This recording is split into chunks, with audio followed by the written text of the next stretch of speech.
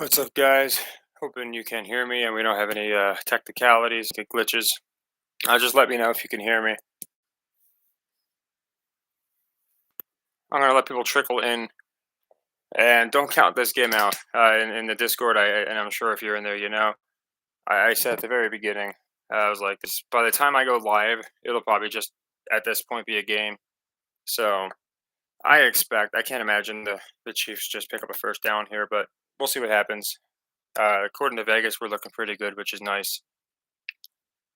But yeah, I want to make sure first off. I'm guessing the sound should be good. I don't know why it wouldn't be. And like I said, we're gonna let people flock in. What's up? Can you hear me, Pete? Let me know if you can hear me. Like I said, yeah, CWE. I went with the Chiefs.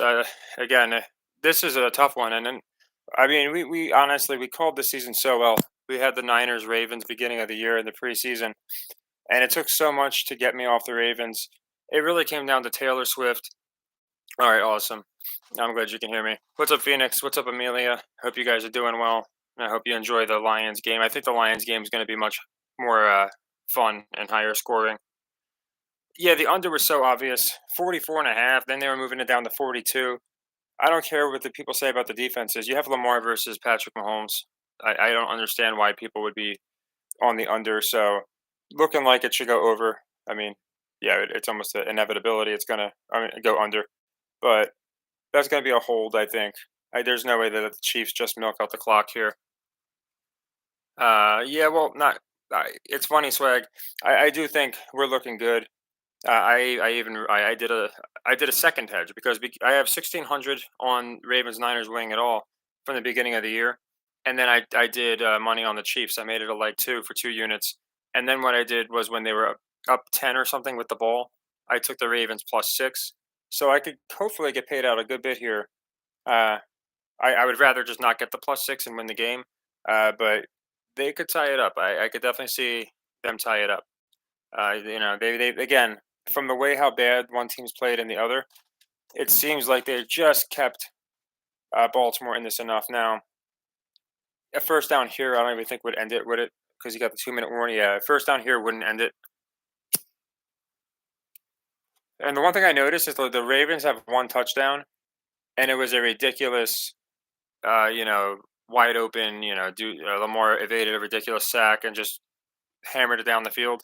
So they could say something like, "Oh man, the Chiefs had the whole game, but the Ravens had these two 10-second touchdowns." I think we got it, but I just never like to crack the champagne. Yeah, swag, and it's interesting. Like I said, I was trying to balance my gut and my intuition, and either way, we did really well because, again, to call the final four, and it's not to be braggadocious, it just shows what kind of read we have. I think. Okay, that should be curtains there. What's up, Shane?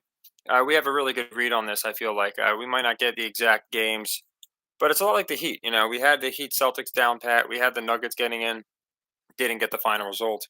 But this year we did way better in the playoffs. I mean, we predicted the exact seedings, who was going to play and why, a long time ago. So I'll go into why I ultimately decided to take the Lions here.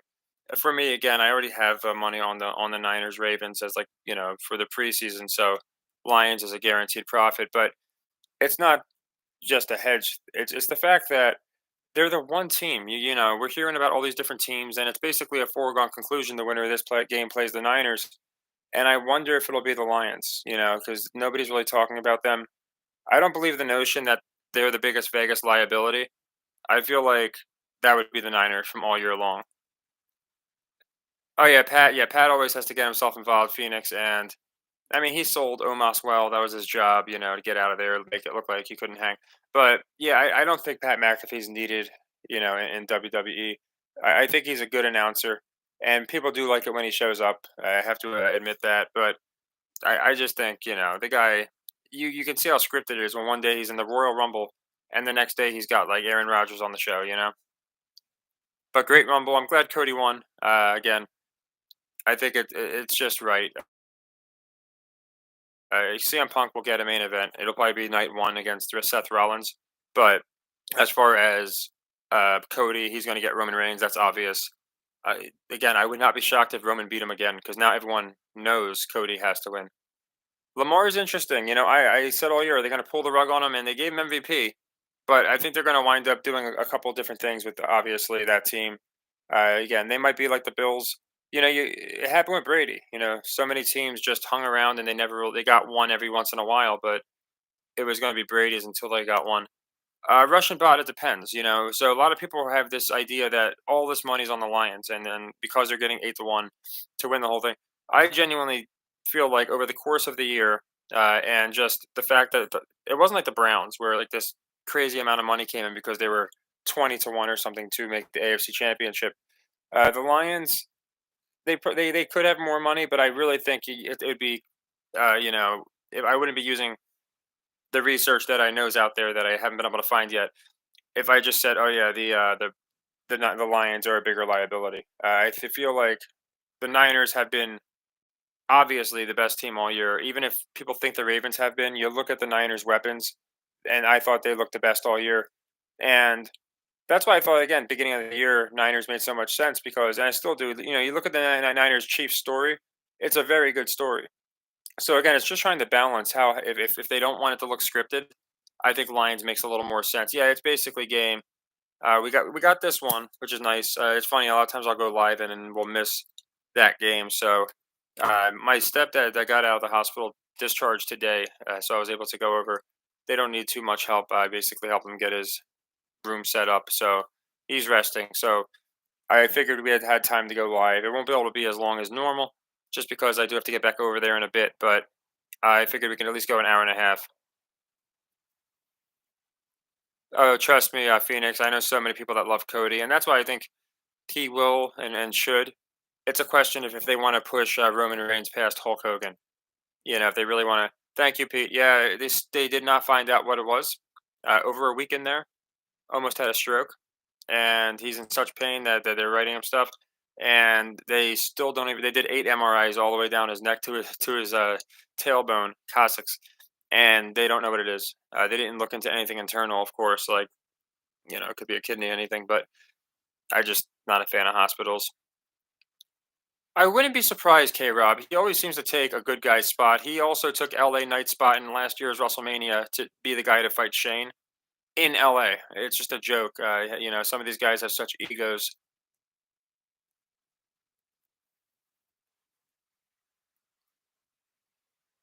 I don't know. Again, Whittleman, it's not you can't look at favorite underdog. You just have to look at. I think people assume just because it's an underdog, they have to pay out more money. We don't know that 80% of the people aren't on the Lions or aren't on the Niners. We just don't know. And with live action, they can do the same deal. They can throw people off. So I look at Vegas, but I also I try and look at everything. And again, Niners again beginning of the year, I thought that they were going to win the Super Bowl because of the Brock Purdy story. So we went into all that. We went into the Chiefs Niners story, and all of that. That's the little video Jakey copied. I put out one of my narratives. Even mentioned how it would make sense you have Taylor Swift at the end, at the end of the game. I said AFC Championship after Kelsey wins, runs over the AFC Championship ring to Taylor Swift, and then apparently in his video he's like, "Oh yeah," and then he's going to win the Super Bowl and run the ring over to and propose to Swift, whatever. So like we went into all this as far as Niners. I understand more than anybody why the Niners are such a draw. But again, in this the way they put out these articles trying to convince people this, that, and the other thing, it also seems like a pretty obvious story. Whereas the Lions is a Cinderella story, but it's just different. They've been kind of not talking about them too much. All this hype's been on Purdy, so it almost feels like it's been set up from Mahomes versus Purdy versus Mr. Irrelevant. Where the Lions, that's not the case. So, yeah, drop the 7. That could be for a lot of reasons. Obviously, you would think it's because more people are on them, but it really could be for a lot of reasons, in my opinion. Thanks, Shane. I appreciate that. Yeah, we're doing well as far as analytics. To be honest, it's the best we've been doing, and that's why we get copied. It's that simple. Every time we start doing really good, we get copied, and then videos made about us, all these different things. I appreciate it, Andrew, and it was a tough one because, as you know, my preseason pick was the Ravens, and I not to keep repeating it, just I liked them both for different reasons. I liked the Ravens because the sacrifices. I liked the Niners because of the Brock Purdy story, but you have to reassess. And once I saw the logo theory and okay, they can still put Patrick Mahomes in there, and Lions Chiefs and Niners Chiefs make sense. For me, the logo theory had to be ruled out, and I did not see Ravens Lions. That's not a draw at all. So it kind of narrowed it down a little bit where I thought Chiefs made more sense than the Ravens. Now, as far as the over under, again, what a trap that was. That was a good one. It could be his back to back. So Snoopy, I had it reversed. I thought he was going to win a Super Bowl. Well, he already got two, but after last year, missed the playoffs, and then win two more. Maybe he wins two, and then misses a Super Bowl like Brady, or misses the playoffs like Brady did. Because I know he's going to miss the playoffs pretty soon here. That could happen, Jarl. Again, Pat McAfee brought it up last year. People think it's scripted for Mahomes to be the next Brady. So I'm like, are they really going to run it after people think it's scripted for that reason? Before the logo theory, that was why people were saying it was scripted. Look at this game. They're officiating now. I think they did it on purpose so people will blame the refs and not the NFL. But goodness gracious, I mean, I'll take it. But the referees gave us so many free calls. It was insane. It is very similar to Brady. And here's the thing with Russian bot.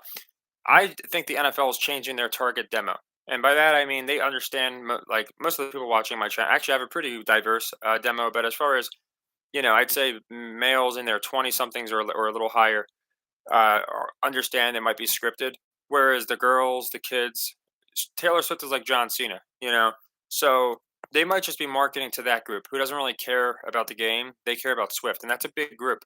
So they might not care at all if a bunch of people are saying, "Oh, it's scripted," this and that. It's like Bud Light, they just said, "Oh, well, screw this group of people who don't care about us. We'll market to other people." I genuinely think that's what's happening, and I could be wrong, but it just seems that way. Yeah, it was terrible. They purposely missed him, and then they called like every roughing the passer on Mahomes. Again, very similar to Brady, so I can see why people are saying that. And yeah, so Ray, another one of the reasons I liked Mahomes here, and I pushed this all year long. This Mahomes versus the world nonsense. Like he is this underdog in every game somehow, and they did it with the Warriors and against the Celtics, and in that whole year. And this year they were just teasing it, and then he had to go on the road and beat three teams that he was an underdog against. And that's where Vegas won't care to pay out the underdog. I said this before. They're psychological numbers. These Vegas lines. It has nothing to do with movement, in my opinion. It's psychological numbers to throw people off. And so many people thought the Ravens were going to cover, to be honest. So the NFL did a good job of convincing people that Mahomes himself wouldn't be enough. So that's why in the beginning of the year, in week 5, I said, l- the obvious story is Mahomes versus Niners. It's just Mr. Irrelevant, but they're the better team versus Mahomes, who has gone through everybody and beat him on the road. But they put out all these articles, all these things. If it was scripted, this would happen, that would happen. And the Lions were just kind of kept in the corner. So while all of my logic was telling me it's going to be Niners Chiefs, I went with my gut, and we're hoping the gut's going to be right. Otherwise, I'm going to give my gut a piece of my mind. Have a nice little moment of self reflection. Yeah, that's what I'm thinking. Like, if you have Kansas City and San Francisco again, it's the man versus the world, right? Now, one thing for the Lions here, because again, more of the story points to the Niners. The Lions is more if again we're trying to see what the NFL is doing. If they're playing 5D chess, and they're not doing too good of a job because we predicted the Final Four, but they're doing a good enough job. I said if they gave us the logo theory, I would have stood up here and I would have just given them the biggest round of applause. I would have tipped my beanie. I would have offered them a smoke of a cigar if I had it available because that would have been the ultimate just badass move, just going with the logo theory and saying screw you fans, think what you want. But I didn't think they were going to do that. Yeah, Jarl. People brought up the fact that Brady openly admitted his wife was a witch, and Taylor Swift is probably the same type of deal. And they do. They have like handlers. She's like his handler, and they I don't know why they do it. It's a weird, ritualistic type deal. But that's what she is. She's his handler. And, I heard a lot of people saying Chiefs win because it's like this feminist movement, which speaking of, it's not really a feminist thing, but if you can name the person on my shirt, I'd be impressed because it's not the greatest picture, but this might help. She's standing on the Constitution. I got this shirt a while back, but I don't know if people will know who it is. It was another custom order. What's up, Eric? It's good to see you here, man. I'm glad that you're able to come by, and I agree, Phoenix.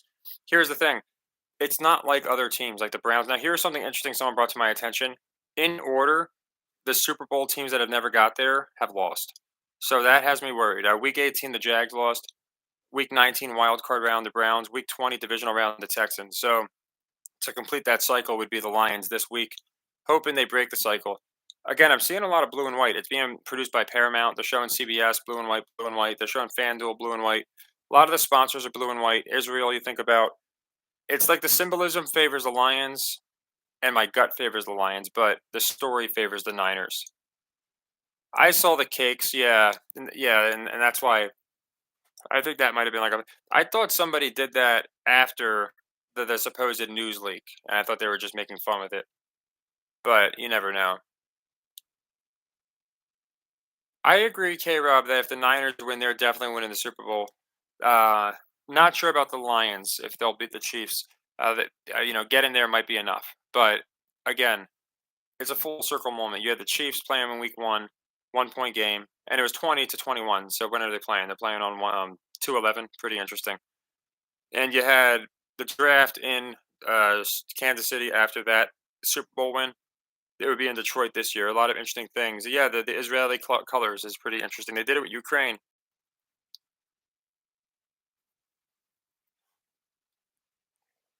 So yeah, Ray, that's what I've been trying to say. It's like they'll use the same teams, but they'll flip it. And the only way I can explain it is Project Looking Glass, because I'll see it in wrestling. 2013 was when I believe. Trying to think was when we had that blackout bowl. I think it was in Louisiana. That in Louisiana was when Brock ended Undertaker's streak. And then CM Punk just came out yesterday in the Rumble and he's like, I'm not losing 10 years later to Dusty's kid. Where you go back 10 years, kind of takes you to the Blackout Bowl. So there's all these connections with like wrestling and just look at the winners of the Rumble. And it's really interesting in my opinion. You got the tribal chief, for goodness sake, Roman Reigns, and the Chiefs. It's very, very interesting. If they're going to put Pat in the Super Bowl, I would agree. You might as well give him his ring. That way he can miss a year, miss another year. Having him have a low percentage in, maybe they're making him like the LeBron James and Brady like the Jordan. It really depends. But Brady kind of had both. So, I mean, I don't know if they would have him lose. I'd have to see the Lions. I don't want to overthink it. Whether they play the Ravens or Lions, I don't have like a definitive on that one. It's just, as a political pundit would say, it's too close to call right now. That could be it. It could be as simple as that, Chris. You never know. There's a million reasons that could happen. Mo, they talked about it last year. If Kelsey retires, then yeah, they could definitely send him off well. And they haven't done it back to back in a while. So the it's not like, oh, it's so obvious, happens every year. It really hasn't happened in a while. Yeah, thank you, David. So now that it's been busted, people think everyone's going to slam the Lions, which might be the case, but I'm not sure. I'd go over in the Lions game. And yeah, this under looks so obvious. I mean, 44.5, come on. And I thought the same last week and I was wrong. So I'm like, they're not doing it twice in a row. People saw what Allen and Mahomes did. They're going to expect Lamar and Allen to do the same, or Lamar and Mahomes to do the same thing. Yeah, I did well because I parlayed the under and the Chiefs money line. And then I have the hedge of the Niners winning the Super Bowl. So I'm in amazing shape. If anyone tailed that earlier this year, we should all be sitting pretty no matter what happens. But either way, obviously, I'd like to get the win today as well. It's not only a tribute to Brady, but a tribute to Montana. It's the two teams Montana played for. He played for the Niners and he played for the Chiefs. They talked about Purdy being the new Montana and the new Brady. So you can see. To me, it all seems so darn obvious. That's why I'm like, it's got to be the Lions. But maybe to a lot of people, it's not. But yeah, the Brady connection, where you got his two stepsons, and then his third stepson. It's in his home. It's all very interesting. Yeah, Jay and Jimmy came out first and second. And if you watch the final four of the Rumble, it's very similar to how they do the final four of NBA or NFL. Like they kind of just have these other guys get their way, and then the final four just emerge, and then all of a sudden it becomes a match. Watching the Rumble made me think of the AFC and NFC Championship. Yeah, I thought of that. So we had a sacrifice at the beginning of the year for the Ravens, and maybe that's why they had the best regular season. And then we had a postseason sacrifice for the Chiefs. Again, 3-3. They were both had three sacrifices. That's why a lot of people like the Lions. Yeah, I did good T, and I did good because I took Sinner when he was down 2 sets. I told people, "There's no way this guy's getting to a major and losing." He just beat Djokovic. You got to beat Medi too. It was Medi. The only thing that made me a little trepidatious was Medi's birthday is the Super Bowl, so I was like, "Oh, that's a little worrisome." But I took Sinner down 1 set and then some more down 2 sets, and he paid me well. Yeah, Joe Montana. He went to the Niners and he went to the Chiefs. There's a lot of connections there, so you can see where my mind's been the last couple weeks. It was hard going against my preseason pick of the Ravens, and it's the same deal with the Lions Niners. See CBS and I know CBS has blue and white, but I see so many like they're showing like FanDuel, they're showing Paramount, they're showing Bud Light, and it's all blue and white. Just made me wonder. Yep, Mr. Vax. Yep, Mr. Pfizer. He's going to get rewarded for that. They give him Taylor Swift. They give him a ring. He give him 2 rings, maybe. We'll have to see what happens. If he gets the Super Bowl. But it is very interesting, and they're being quiet about Eminem. He kind of, oh, look at this, 11, 11, 1, 116. Okay, I was gonna say if he had 111 yards, come on, William. I honestly, I'm gonna have to wait until the Super Bowl happens to go with it because I don't know who's gonna be in it. I can tell you, beginning of the year, my pick was the Niners. And it was just because I thought Brock Purdy's story made sense. If we get Chiefs Niners, I really like the Niners. I think it just makes sense. Chiefs Lions is a much different animal. I think a lot of interesting things could happen. Oh, I didn't see that. I'm just seeing a lot of blue. Now, again, they could be doing that for the same reason they did the logo theory, although this one they're not talking about, so it's a little different. But it's really interesting as far as the blue we're seeing. Yeah, good job, Mel. I think we did a good job. We got the Chiefs. We already had a good day because we got the Chiefs and we got the under, which were our biggest play was the under. We got the hedge. I got the hedge preseason. Marcos, no, someone told me he copied me again right after I brought up all the reasons that Niners Chiefs had all these connections. He did the exact same video. Basically just changed I guess a few words. He does it all the time. Like, and the dude is delusional because people, his own audience, will come over and say, "Yeah, we know he copies people. It's been a story for years. He's been copying people for a while now." So like, I don't know. How those guys, those trolls, they'll do pranks online and I think there's that one guy like Jack Doherty. They don't mind if they're a punching bag because they know it's going to get them views. They know people are going to subscribe to it.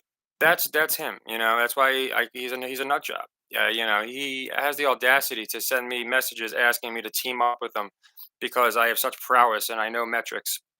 And then, oh man, I tailed your picks and did so good. You really know your stuff. And then turns around and he's like, "Oh yeah, this dude's an exploit. He copies me." When our videos are always out first, the guy is outright delusional. So it is what it is. I mean, we've already again. He he's one of those breakdown guys who waits for an obvious trending algorithm and then says, "Hey, look, this is what's going to happen," and then he'll show a couple breakdowns, and that's fine. And like I said, he might have completely changed it up. This is like a year ago he was doing breakdowns. Once we did the picks, he just started copying and pasting our picks. But he's just such a projection artist. I just really I give him such little energy, and when I do, he always just explodes for the little bit of truth that I drop. Yeah, that's cool, Marcos. A lot of people think he's entertaining, and that's fine. My goal is not to like be entertaining. My goal is to help people make money. But at the end of the day, I don't respect the guy. I can't respect somebody who can't even admit, okay, yeah, I did. Even when I show the screenshot, can't even admit, okay, yeah, I took some inspiration from you. There's nothing wrong with that. And then to turn around and again attack us when we didn't attack him. I mean, all we did was tell the truth. It's just, to me, in my opinion, very salty. A grown man shouldn't be acting that way. And I'm not the only person that this guy has had issues with. This guy's had issues with everybody because, again, it's just, I think he wants to be a punching bag. But nothing wrong with, yeah, when people say they like Jake, I don't get mad. When people tell him, apparently, "Yeah, yeah, I like NSC," the dude just goes on a complete spiral. Yeah, Bulldog, I don't think he's as much a hater as he is a narcissist. He wants to believe he was the first guy to ever think that football could be rigged, even though people were out way before him. And I think it really bothers him that we've called the season better. It's as simple as that, because that's when he goes after us. Is when we're just on this heater. We've called these picks that he hasn't even come close to, like the Lions going to the NFC Championship. And He tries to turn it into like some kind of like contest every single time, like writing rants on my thing about, oh yeah, you copy me, all these things. I don't pay the guy any mind. It's only when he's brought to my attention. Yeah, Shane, he waits until after our videos are out, and he waits until sometimes like it's insane because I'll put a video out, and it's like within 15 minutes, this dude is getting the work from. If you just check the timestamp, so he's still trying to comment on my videos under with different names, defending the name of Jake. Like, oh no, Jake's a great man, all these different things, and it turns out to be him every time. Sometimes he gets a defender or two, but I had to ban 5 different Jake accounts. That's how much obsessed with us he is. It's good to see you, Creaky man. I'm glad you're in here. I know you're on the Aussie schedule. I got Sinner on the Aussie Open. I'm not sure if you paid attention to that, but I thought you might have liked that pick. He was really being pushed going into it first major, so I really thought it was interesting. Yeah, I hate Lakers. I haven't seen him since I watched him, and gosh, the last video I saw of this guy, because he did this whole thing. He's done 4 videos on us now, I guess, because the last it was I was told it was 3, and someone else just said he's talking about us again. And him and Pat Trudner, before I even launched my channel, I would watch these different people, and they'd always get recommended to me, which tells you something when YouTube's recommending certain people and not recommending others. And they're all right, but they just point out the obvious. And after like the first video or two, it gets pretty stale. It's like, okay, yeah, these guys are blowing sacks. I could have made 10 videos today on how many times they blew sacks on Lamar, how many times that the referees came in and screwed something up, how they let the guy get wide open on Lamar's play, all these different things. It's so obvious. So I decided to go the vet route of, okay, let's try and make some money. And I don't know why, but ever since we started doing that is when these other channels started going after us. Pat did it. Now he's gone. Jake did it. The analytics kind of flipped since he started going after us. More people are tuning into us, especially subscriber to view ratio than him. And I think it's just really making him salty.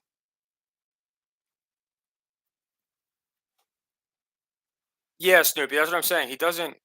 He's either unhinged, which in case I again he needs help, which is not an insult. I recommended to him. You reach out to a place. You could probably get help if somebody will take you. But if it's not that, it's just him playing a character. Jake the asshole. Again, if I came out, hey, I'm John the jerk, I might be leading. Showing my hand a little bit. So it just as interesting as it's just to me interesting when somebody puts their name as that. And again, it's not a proof, but then when he proceeds to act like an asshole and a complete nut job, it kind of walks like a duck, talks like a duck. Andrew, it's not easy to do, and this is not tooting my own horn. You know how many times, it would be so nice to pull an Andrew Tate and just completely flex on this dude because it's like, man, we fucking nailed you. We beat you every week. People following us made money. You put out a video about us and 100 people subscribe to my channel. I could do that all day. I mean, this guy, but he does a great enough job of just bodying himself. If this was a battle rap, he would it's the equivalent of choking through all 3 rounds. It's like the other guy doesn't even need to say the word. He's just he bodies himself every time he speaks, and maybe it's on purpose. I don't know. But people like Shane that have been here for a while, a lot of you guys got recommended from Jake. So you're gonna have just we're all gonna have bias to the first person we see, and most people are telling me the same thing. Like this guy's a nut job. Like don't listen to him. You keep doing you, and you're taking the high road. And it is hard because you're constantly getting bombarded with these people. It's not just him that just are so mad that how dare people want to watch other channels. So it is what it is. But I feel like they just they push some of these controlled oppo channels. Yeah, that's what I'm saying, Bob, and that's why I liked the Niners, the what's their names, the Chiefs to win because it just made sense. Because again, the Niners had the sacrifice at the beginning of the year, which is why I like them. But the Chiefs have the oh my gosh, this is them versus the world, and what better way than win 3 playoff road games? You got Swift, you have all these different things. It just lined up too well. That's what I'm saying, Mo. But everyone's telling me all this money's on the Lions, so I don't think that's the case. Now, it doesn't mean the Lions are definitely going to win. Again, both matchups make a lot of sense, and we called it so well that I'm proud of no matter what happens. To call the Super Bowl teams is not easy. Now, if you wait till the NFC Championship and the AFC Championship, it's very easy. But to call them in the season, in my opinion, is not.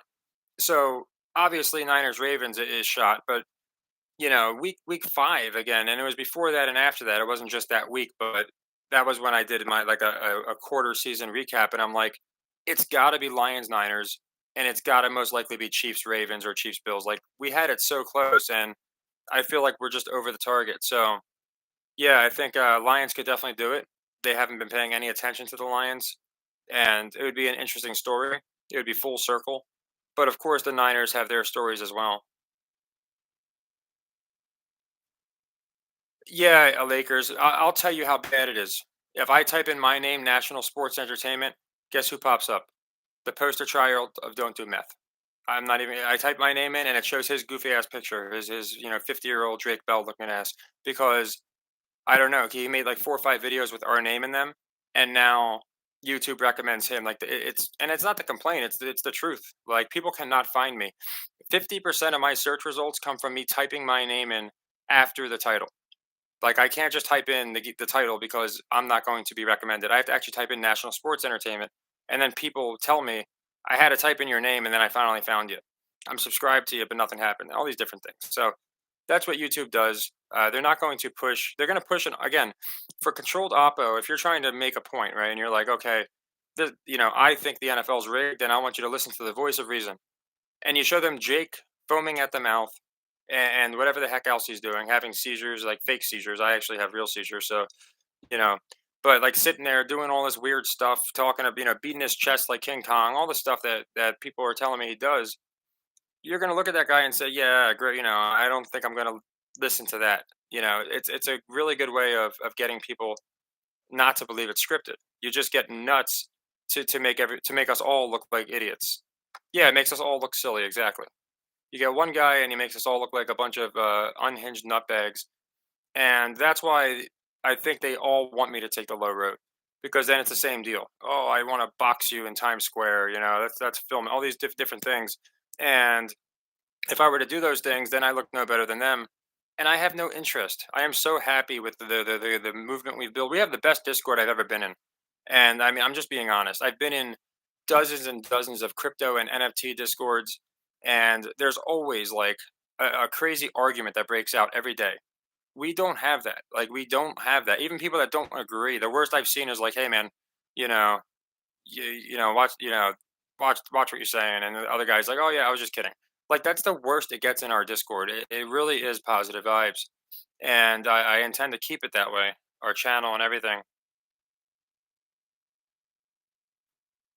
Yeah, Peter, we finally it took forever. I'm surprised they allowed it to happen. And I mean, it's nothing. Like these do like $3, but yeah, we finally were accepted as a YouTube partner. We were able to fly under the radar just good enough. So that's always nice. They still do things, but yeah, the ads. I'm guessing that's why. I set them to conservative. I can't do like an exact thing, but you last live. I think it was like every hour an ad came up or something like that. Well, yeah, Peter, that's all it is. They don't want people hearing like that's why K Reno, I bring him up a lot, is silenced while Tom McDonald is all over. Tom McDonald says a lot of true things, but he can be divisive. He can do things that are like anchoring where he actually has like a subliminal message. K Reno just spits facts, man. This guy is the greatest rapper of all time, completely buried. And it's for a reason. You type in the name of one of his songs, won't come up. No redemption, it just comes up with something else. You have to type in K Reno, no redemption. But you gotta listen to K Reno if you've never heard him. I know I told you a few of the people that were watching last time. He's the greatest rapper to ever exist, and people don't believe me because they never heard of him. Hear a few of his songs, it's like, yeah, he's the greatest to ever exist. Yeah, Lakers. Now he's doing stuff with Ben Shapiro, who I think's controlled Oppo. Nova Rockefeller. That should give some of it away. At the end of the day, they do wake people up, but again, they're just trying to ride algorithms and also create little messages. So if you notice, Tom McDonald will push MAGA, but then he'll also push like violence. MAGA doesn't really push violence. If you look on a MAGA board, they're just talking about freedom. So he'll do these little things where people assume like people that support MAGA movement, the Trump movement, are these people that are militia like storming the streets, and that's just not the case. I think they will CWE. Again, Vegas doesn't care. I feel like they just want to convince people that they are underdogs, and I don't see how they can justify making them favorites after making them underdogs this bad against the Ravens, 4.5 points.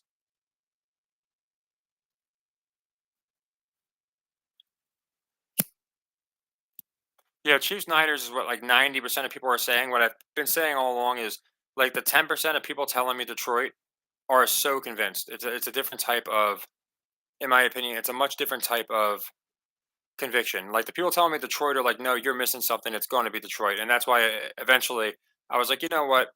They've changed this darn script up so many times. We got it so darn close anyway.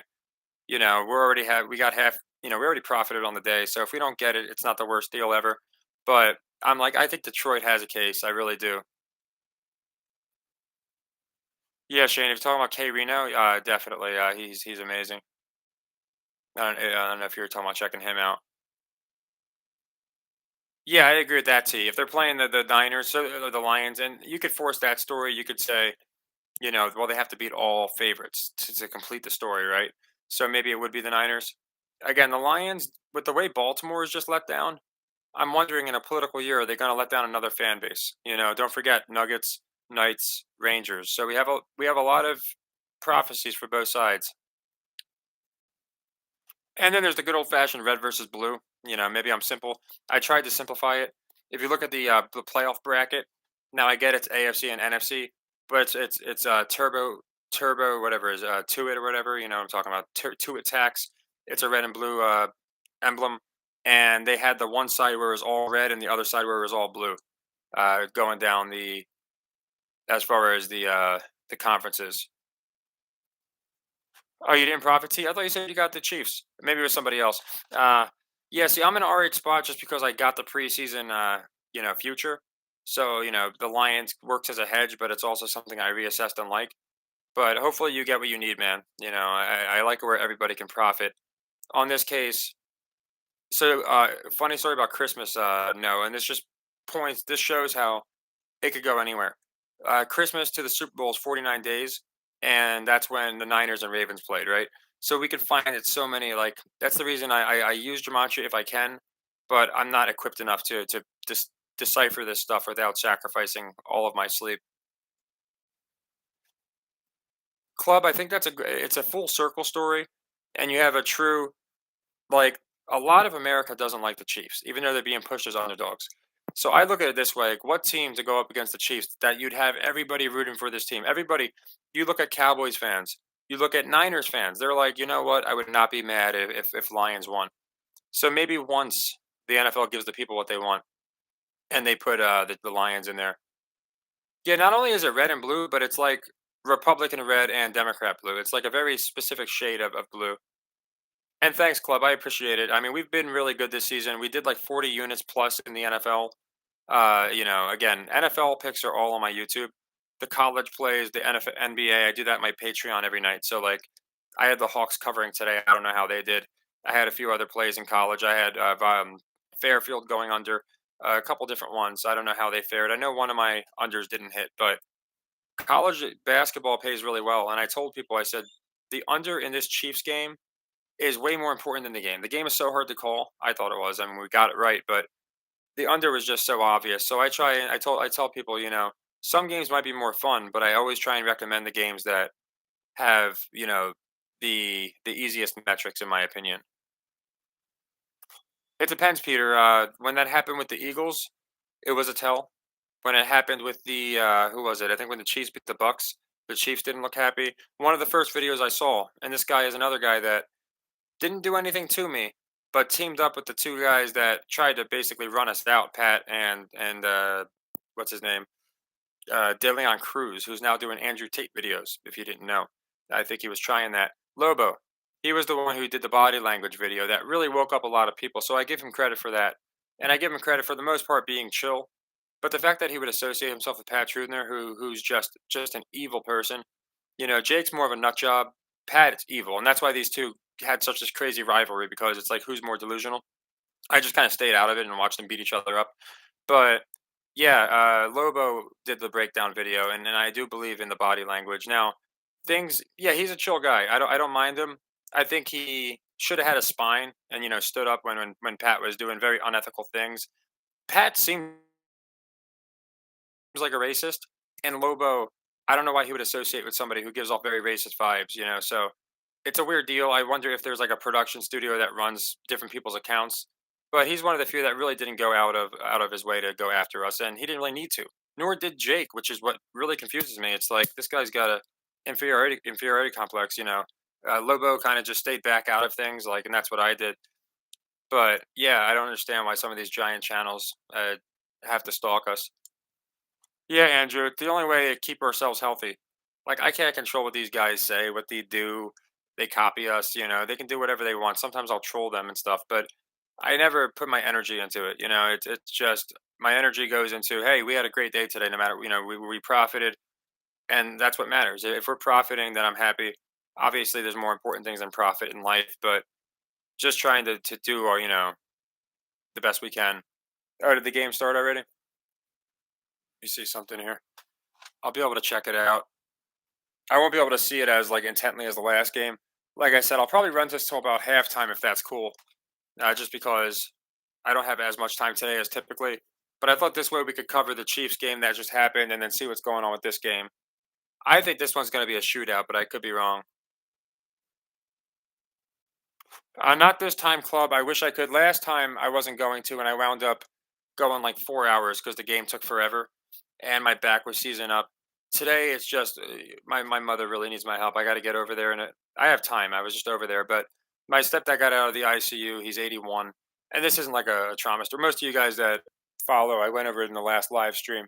They had no idea what to do. They had no idea what's wrong, and now he's out and such. But obviously, can't really move around too well on his own, a little heavier, so I don't want my mom breaking her back trying to do all these things. So I'll have to be head over there a little bit and help. But I definitely had a little bit of a window, so I thought, you know what, let's go ahead and go live for a bit.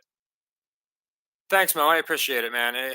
Like I said, it's been tough. My mother's one of those 5 foot tall, and it's funny because me and my sister are both like over 6 foot, and she's like 5 foot tall. My grandmother was 4'11", but my mom's like 5 foot tall, and she moves around like the Energizer Bunny, and she does things she shouldn't do, as far as lifting things and all that stuff. So I try my best to help, but when you're not around, you don't know what's going on. So with my stepdad not doing too well, I want to kind of get over there and just for the next couple days make sure they're good. Thanks, Andrew. Like I said, they've been good to me. Great life. We all had problems growing up in life, but it could always be a lot worse. And I don't come from some kind of horrible. My stepdad's always been good to me. My mom's always been great to me. So yeah, I mean, they're trying to turn the world against their parents, which is a weird thing where they want people to just turn against their families. It's really weird. Yeah, that's good for the Lions. Like I said, very early on. So like they might look like they're just going to cook the Niners. And like I said, I wouldn't sleep on this team. At the absolute worst, we're going to have hedge value. We're going to have hedge value because the Lions. Yeah, that's what I'm wondering, Ron. That's what I'm wondering. There's no way. This might be people seeing. Oh man, now I'm going to jump on the Lions at even odds. And now the Niners come right back. And there's so many things that can happen, but I just feel like too many people slept on the Lions, including myself, who I said I can't see myself bumping off the Niners, and then it took the Lions to do it. Yeah, wasn't that some missed tackling? I'll take it all day, J. But I'll point out how ridiculously, and that's what these breakdown guys do. They'll show that one play, say it was scripted for the Lions, and try and claim that oh yeah, we've been calling it from the beginning of the year, and it's like we knew this stuff. So I try and point out the stuff that we don't know yet, and again, it's not to be braggadocious, but it's just because that's the only thing that's going to help us. Live bet triple, Mike. Well, it wouldn't hurt to hedge. You're probably looking at even odds, right? So I mean, it's a guaranteed profit, but or your break even or a profit. But I would let it ride for a bit. I do think that touchdown was to throw people off. Again, I said this. I think this is going to go over. I think it's going to be a shootout. I think we're going to get some swings. So knowing when to live bet, not easy. I just like the over. The cover, I think, is a guarantee. I think I went into that, and I think the Lions will pull it out. That's what I'm saying, Mo. Like people forget about the handles at the beginning of the year. If you took the Niners Chiefs, you were getting like plus 600, 700, the same amount the Lions are getting now. So it's not like there isn't a ton of money on those two teams. So it goes both ways. And yeah, you have the Niners. Again, I kind of it's weird, if they hit my 1600 comes through as far as my Super Bowl matchup, but it's just a case of you have to reassess like every day in this league now. They're blatantly laughing about scripts. They're giving us scripts for every team. They're doing everything to try and get us on this guy, get us on that guy. It's like wrestling, you know. They try and get you on LA Knight, and then when you think it's going to be CM Punk, they do Cody, and it's really hard to call. But wrestling is actually, if you watched the Royal Rumble, it looked more realistic than that last playoff game. And anyone who watched both, I don't think they could deny that. Yeah, Jameson Wilson. I've been waiting on him all year long because they've been pushing him like he's a fun guy, and I've been waiting on him all year long. So he finally got some love here. What's up, Brian? I think your name. I think you told me before your name's Brian. I'm glad you're here.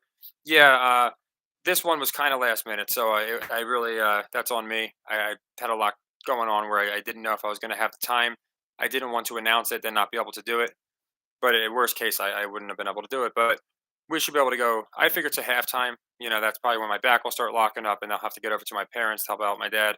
But as far as you know, yeah, you're not too late. We basically just covered the end of the Chiefs game. I actually thought it was going to be much closer. I thought they were going to do some nonsense towards the end, but we got that one pretty clean. You know, was a nice one to get easy. Yeah, Jake, I'm hoping we're good. You know, I'm hoping that now Chiefs got off to an early start. You know, they like their comebacks, and again, down 7-0, you're not even coming back. You didn't even get the ball yet, so you can't even call it a comeback. But they do like, you know, I don't think they want both games to be, in my opinion, where just the winner has a wire to wire. So this one is going to be. I went over this with the Bills Chiefs last week because people like the whole game were like, "Oh no, this is happening, that's happening." I'm like, just think wrestling. You know, at the end of the day, we're probably not going to know until the final 3 minutes. That's kind of what I'm thinking, though. Like you knock out the Chiefs, well, you got the Chiefs in there, right? And you knock out the Niners and Ravens. I get knocking one out kills the logo theory, but there's still so many people that are on board with the Mahomes scripted. And if you put them up against the Niners, it just seems incredibly scripted, in my opinion. And I could be wrong. You know, you could, I mean, Eminem is like the main reason that it would be scripted if it was the Lions, you know. But that's a hard selling point. Whereas the Chiefs versus Mr. Irrelevant. You know, Mahomes just happens to beat all these guys on the road, and they didn't play this year. It's all just too perfect. That's where I feel like people are going to say, "No, there's something going on here." Yeah, if you take the Chiefs and Lions colors and you mix them, you get violet. I noticed that too. The Chiefs and Lions, you'll get like a violet purple shade. You definitely might be right on the Niners there, Lightning.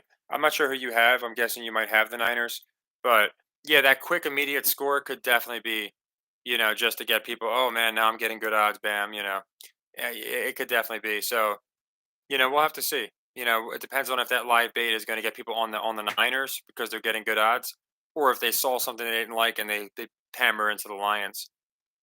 That's another thing. Weren't they like the Portsmouth something, like the Spartans or something like that? And they're from. I thought of you know Detroit. You think of Plymouth, Pilgrims. You know Chiefs natives. So there's a lot of weird connections. You know you can make them for both sides for sure. I agree partially, Ron. I don't think this is going to be a blowout by the Lions. I think the Niners are going to get into it. But I also don't think they're going to blow the Lions out. I mean, they could, but you have so many Lions fans at this game. I'm surprised there's not more blue than red. So I think they're going to keep everybody on their toes. All right, nice job, Lightning. So you did a pre-game, so I'm not sure what odds you got, but hopefully you'll get some hedge potential. You know, the earlier obviously you get it, the more hedge potential you'll have. So hopefully you'll get that, and if you do, then obviously profits always profit. So you got. I notice Ayuk will look really really good a lot of times they win. So we'll have to see what happens there. And yeah, I like the over team myself, just because the first game I liked the under.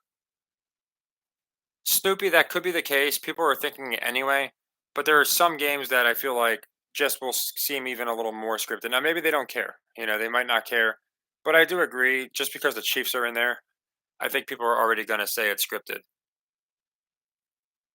Oh, KG, it was ridiculous. Oh, and it was weird because the Chiefs were selling sacks, so I was worried if is that a pick? I don't know. I was worried if the Chiefs were going to they dropped two easy interceptions. So I'm like, it's like they're keeping the Ravens in this, but then the Ravens were just playing so darn bad that yeah, they didn't seem like they had a chance just based off of everything that they were doing. Oh, good job. Yeah, I thought so. I thought 44. just seems way too low. I get that they have good defenses, but they also have the MVP quarterback and the reigning Super Bowl champ, the best quarterback in the league. Why would people be slamming the under? So I did like the under in that game. Yeah, good call. They moved the live to 56 and a half, and people were, like, the undershot. And I'm like, you'll be surprised, you watch, that guy Purdy just took a clobbering. So he's facing some pressure, making some nice throws. That bodes well for the narrative that Purdy can get it done. So we'll have to see what happens there. Justin, yeah, well, I don't want to speak. Well, yes. So basically, had a video about how the Niners Chiefs had such an amazing story because it's Mr. Irrelevant versus Patrick, and how the Chiefs were going to beat the Ravens because then you can have Kelsey proposing to Swift with a ring, and then a couple hours later, Jake's got the exact same analysis. He does it all the time. So, like, to answer, yes, he does. Not the first time, and not to keep bringing it up, but the man literally admitted in a YouTube comment to me a while back. I guess he deleted it right afterwards. I guess he didn't think I'd screenshot it, thanking me for opening his eyes to how rigged this stuff is and how he's been making so much more money since tailing me. Like, so if that doesn't tell you he takes my picks, I don't know what will. But it's just pretty crazy.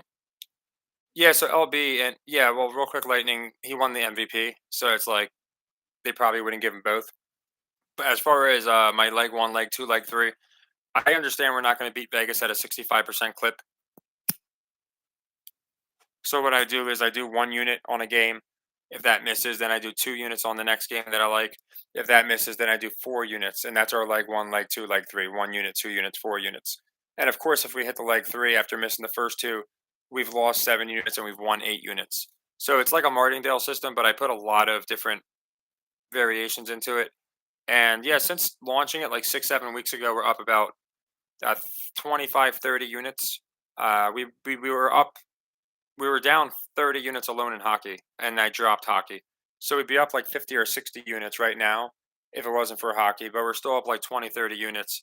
And it just simplifies it because we're not going to beat Vegas at some crazy, in my opinion, 60, 70% rate on the reg. It's just not going to happen.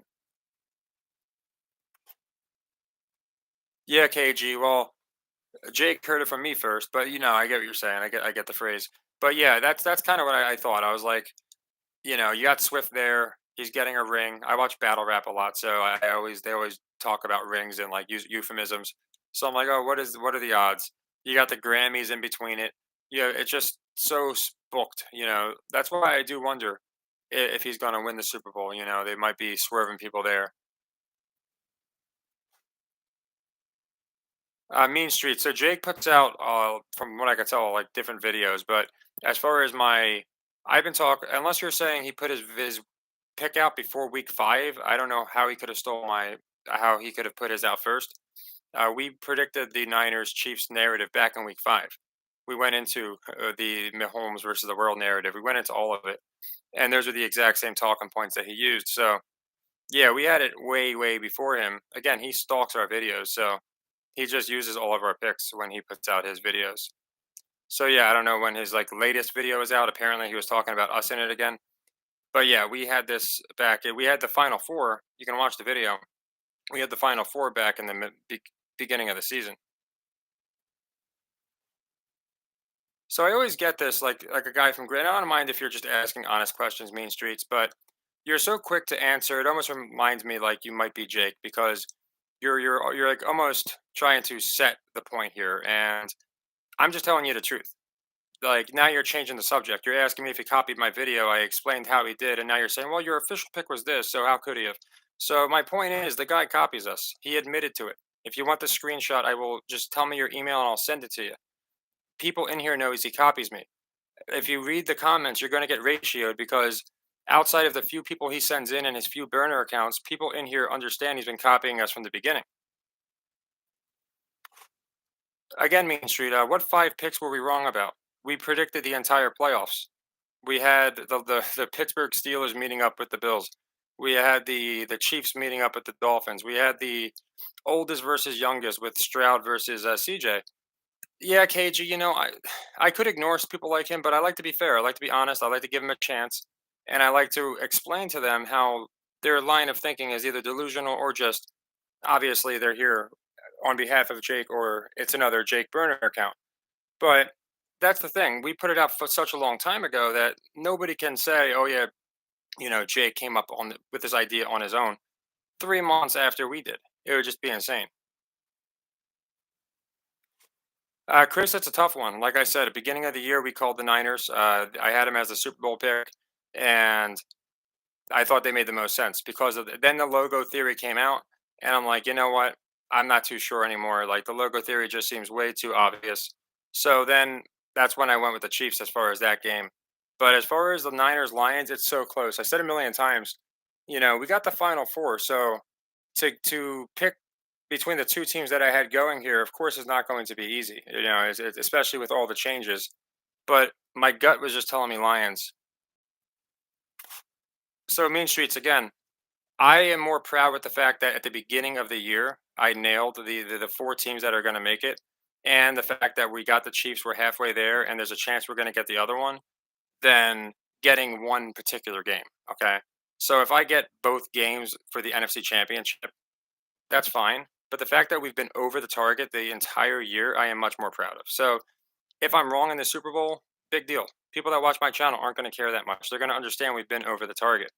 But the fact that again you're playing semantics here with the fact that we openly admitted we reassessed when the logo came out and we correctly reassessed. So yeah, I'm going to take credit. I'm going to actually take a bow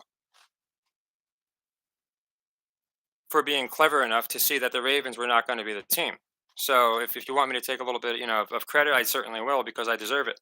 If you can tell me you had those same picks and you had them out even close to the playoffs before the playoffs, that's fine. But you didn't. Jake didn't, and again, people keep trying to defend this guy, but we've been nailing it with ridiculous specificity, and that's why this guy gets so mad, and that's why the few people like you that come in here can't say anything.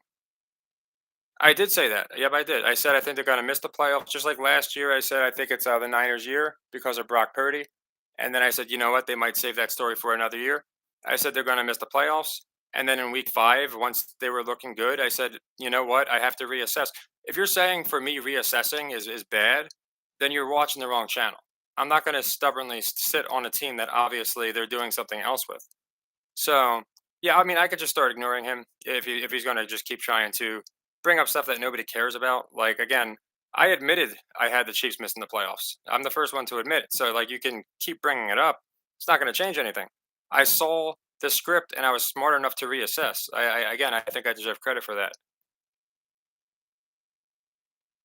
All right, man. I see that you're not happy because nobody's agreeing with you, so you're leaving, and I'm glad that you're doing that. And I don't get why everybody comes on my channel and attacks Zach Hubbard. You know, it's funny, Zach Hubbard. I know a lot of people don't like him because he plays it both ways. Oh, yeah, Andrew. Yeah, that was definitely a. I didn't see the comment in there. I have to start looking at the other comments. But as far as playing both ways, the the people get so mad at Zach, and when I don't attack him, they're like, "Oh, you must love Zach," and I'm like, "No, he's just not a nutbag. He doesn't go out of his way to try and be negative. He doesn't go out of his way to steal picks. So if you're going to defend a pick stealer and get on me because I changed one pick that happened to be right, you're probably the same guy who is mad about Trump's taxes but not Epstein Island. So, you just have to get your priorities in order. I'm John LB, NSE John. Phoenix is just telling me to block him, as a bunch of people are. I feel like blocking, it's like, you know, the last resort type deal. I could just ignore the dude because I've addressed his questions. He's just venting. He's mad because, again, we nailed this at the beginning of the year. It's probably Jake. So I mean, it's probably Jake to be honest, because again, Jake makes the mistake of telling us stuff that only Jake would know. That's the best way I could put it. Yeah, if you think he's ruining the vibe, I think he's gonna leave because he's mad that not everybody agreed with him. He might have a friend or two show up, but these people, they happened with Greg from Texas. He came on here, tried the same thing. Everybody told him to go pound sand. Nobody wanted him here, and he left. It's like the guy that goes to the party and changes the music, and then eventually they leave. Yeah, and I don't know about Zach either way. People can compare me to him. I think I'm nothing like Zach. I think most of you guys would agree with that. I can't stand gematria because it drives me up a wall. I use wrestling logic, and with wrestling logic, it's deep. Good job, T. I'm hoping you hit, man. I'm really hoping you hit. And I'm kind of in the same deal because I was able to hedge. I'm going to skip. I don't know why these. I did conservative ads were about to pop up again. I did the Niners Ravens beginning of the year, and I was able to get a nice little hedge. So I'm hoping you get your hedge as well. Uh, yeah, LB. That's it's not a beef. They're trying like Jake tries so hard to get this back and forth beef going. He's made like four unresponsive videos that I haven't responded to, and it makes him mad when I don't watch and respond to them. And he's done this to other people, and then they challenge him to boxing matches, and it gets them both all these views. But at the end of the day, he's trying to get drama, and you can see one guy in the chat started getting the vibe going. So you can imagine what this guy does to me on a daily basis. After this live chat, he will find a burner account and post rants in the comments about how great Jake is. A, it's because I don't think he has the reaction time to have an actual quick response, and B, it's just because he has nothing better to do. So after like these videos, you read the live chat, and it's all these different. It's like 10, 20 posts from him saying how Jake's the greatest of all time. And thanks, Andrew. I try and be nothing like these other guys. In my opinion, they're just again, I like OG light skins. They're fun. If you guys want to check them out, they don't attack people. They're just fun comedy. They're growing and they deserve to be growing because I think they're doing a good thing. Rig Sports Media seems cool, but a lot of these other people just seem like complete mental patients. Yes, IJ. I noticed a lot of things about him. Like that people are telling me. Apparently, he tastes somebody that was autistic. Like, and again, that's coming from Pat Trudner, so you can take that with a grain of salt. But you can see why I want to stay away from that cesspool. I'm very happy not to be a part of that. Yeah, Shane, like any attack that I do is just me literally listing a complete fact, a quote from other like from the guy, or a very obvious event. Like I've never once gone out of my way and just attack these people. It's when they go after us and I just bring up the truth. Yeah, I would have to look into Zach. I still really because I don't. I think the Gematria is a rabbit hole, so I still just haven't given it. Looked into his stuff too much. But I hear so many things about Zach and about oh, he plays it both ways and this and that, and he might. That's fine. But at the end of the day, again, the beefs that people try and start with me, I avoid. So I'm certainly not going to go out of my way to look into these other guys. And Phoenix, I think Trump's going to win.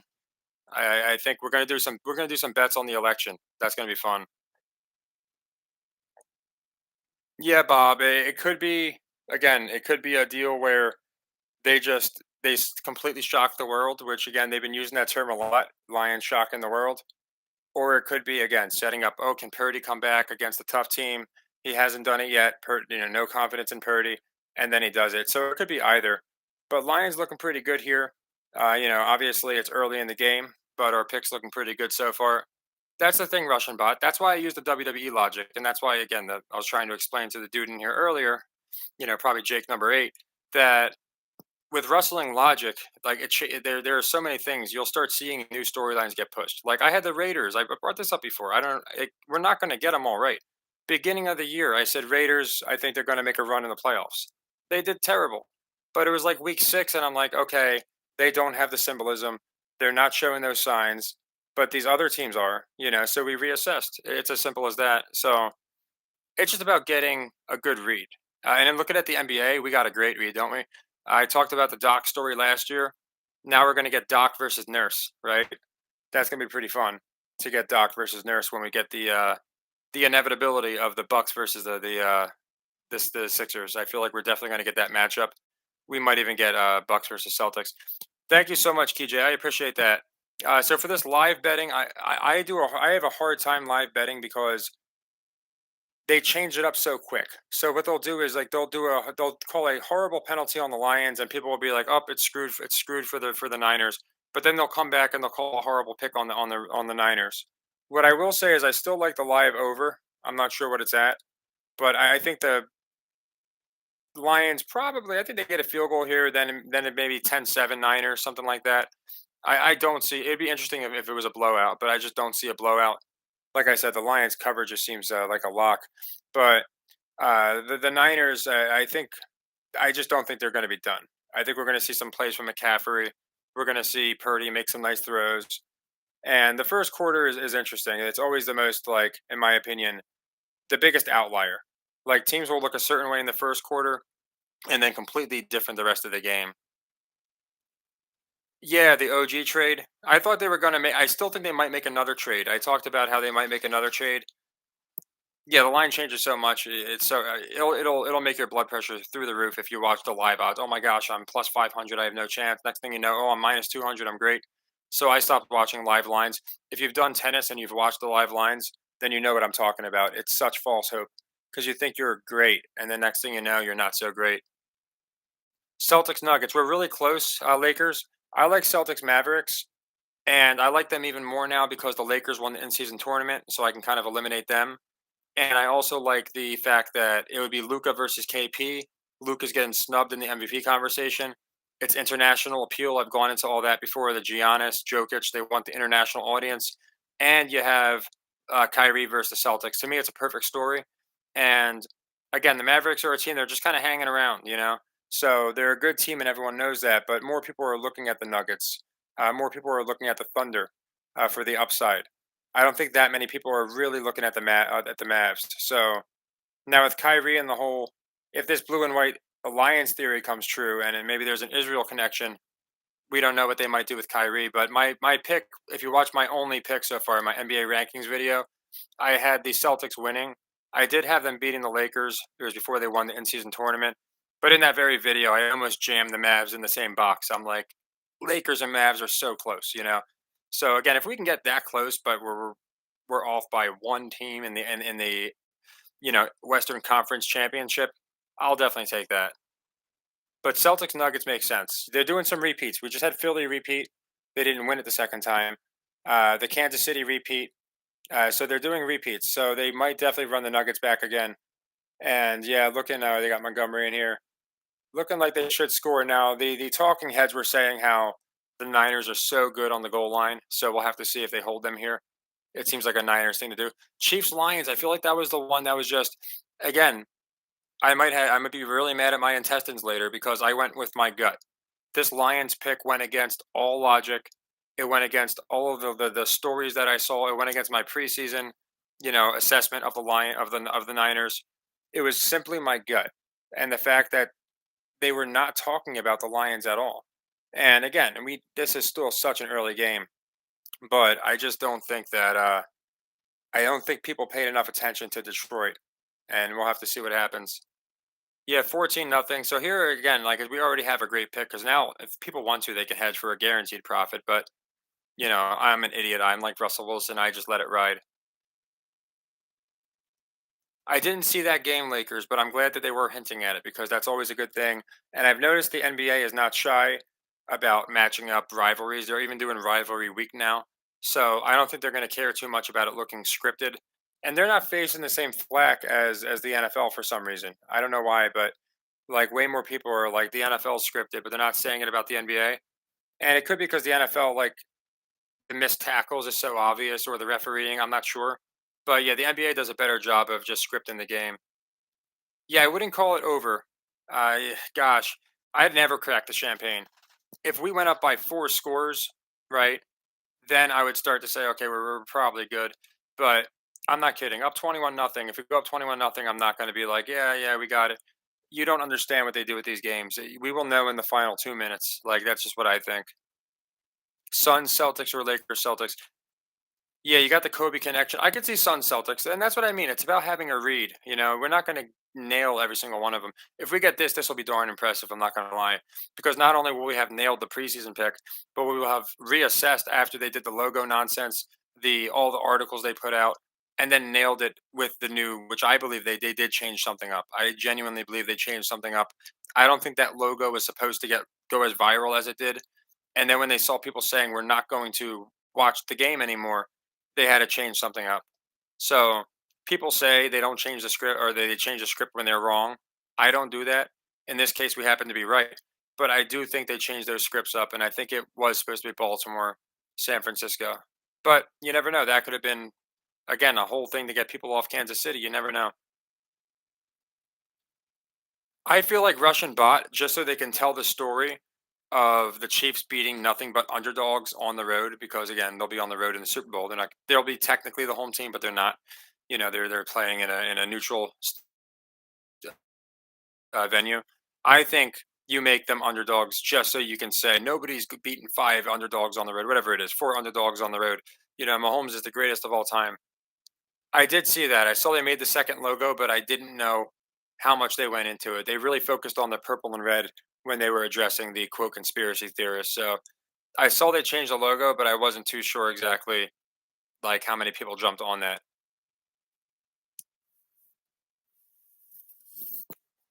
DJ, I brought this up before. If you look at the bracket, the bracket, the colors are red and blue on both sides. Now, again, I get it's the AFC and NFC, but it's not a dark blue. It's a very baby blue. So I thought that was interesting. You're seeing red and blue, and you can even argue the Super Bowl logo might have been a tease at the AFC Championship game. We got red and purple there.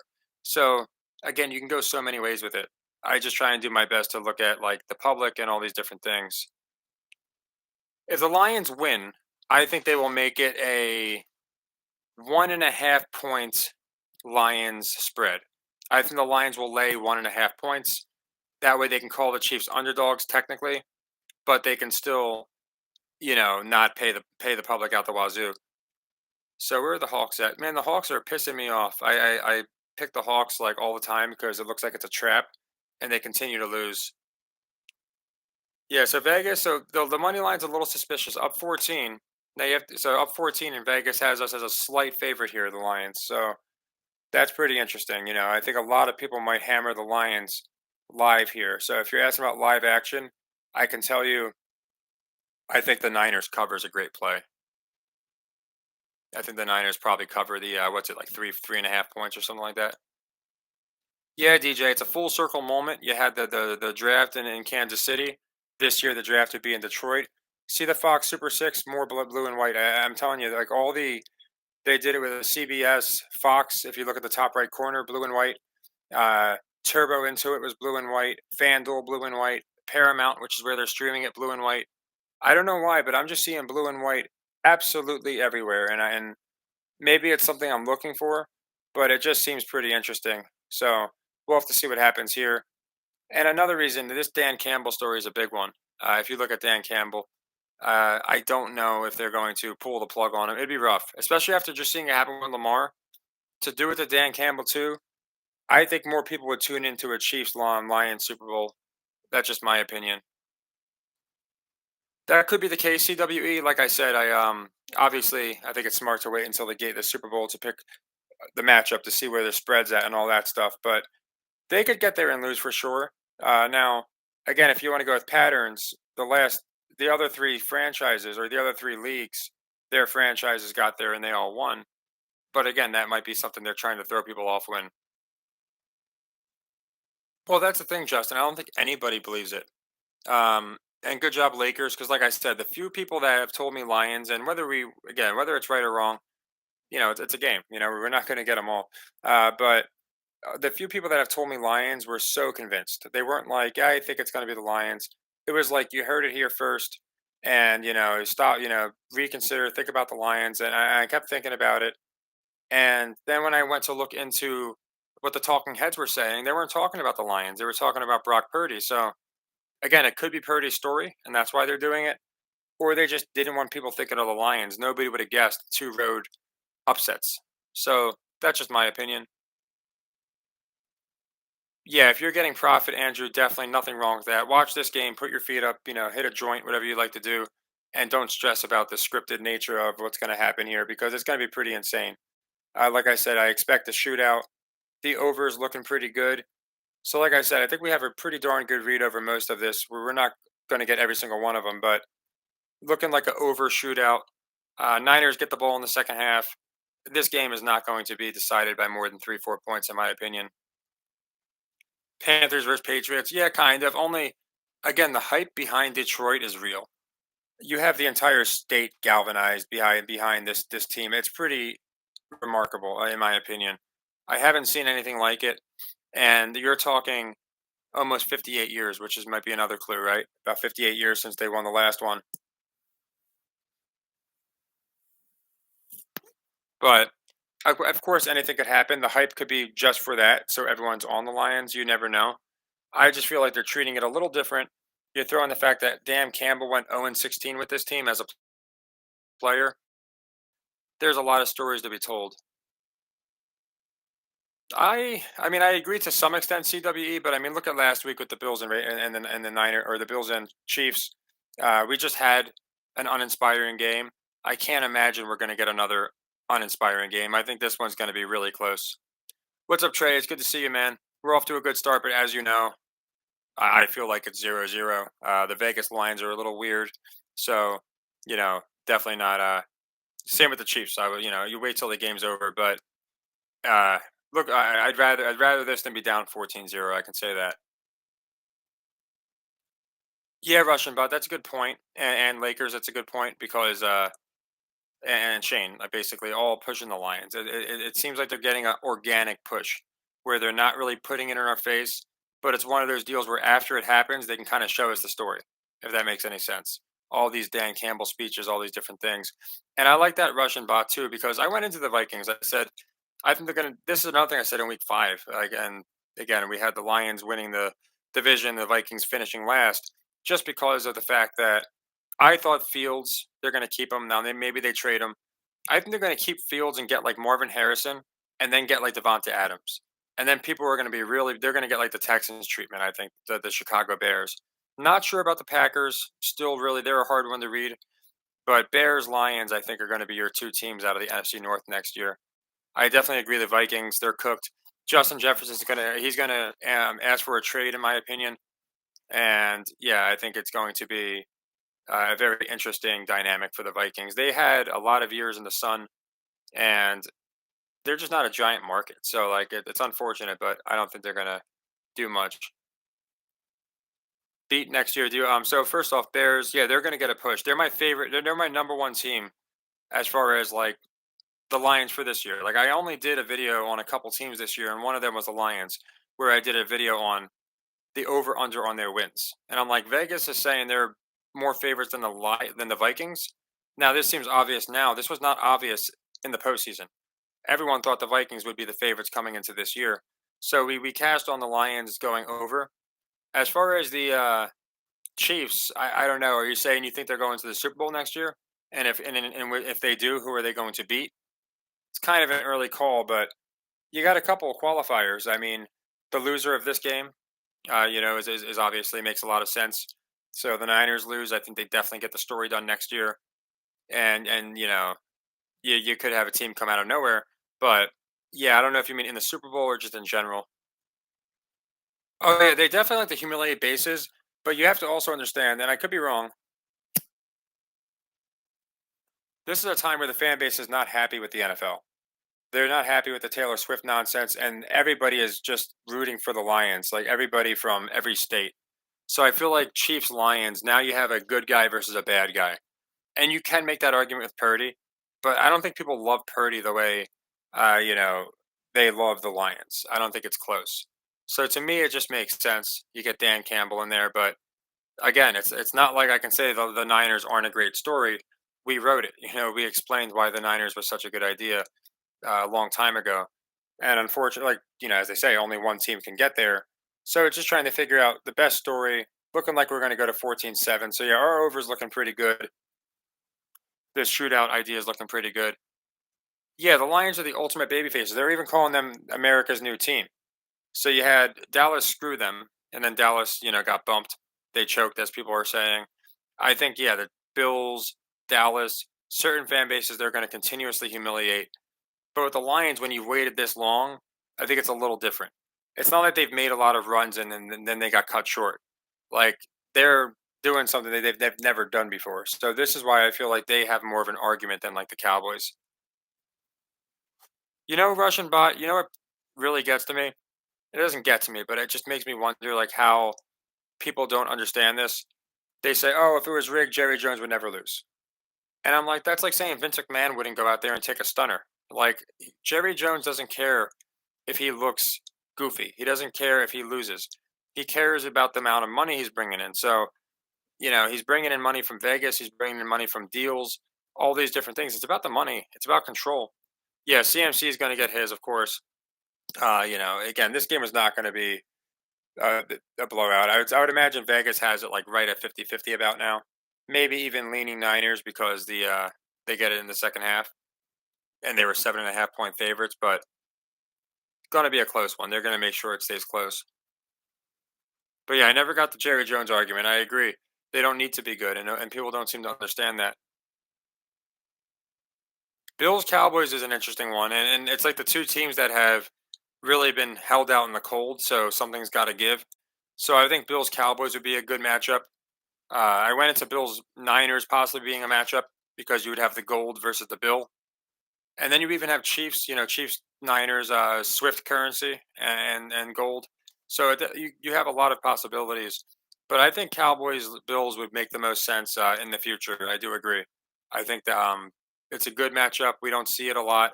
You got the brothers. They like to do the brothers.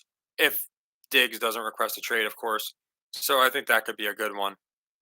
I really think there's like a select amount of teams that we can kind of nail down for next year. And that's what really helped us going into this year. There was like select teams that Eagles made no sense to me. Cowboys made little sense to me. So it just left a few teams and it really helped.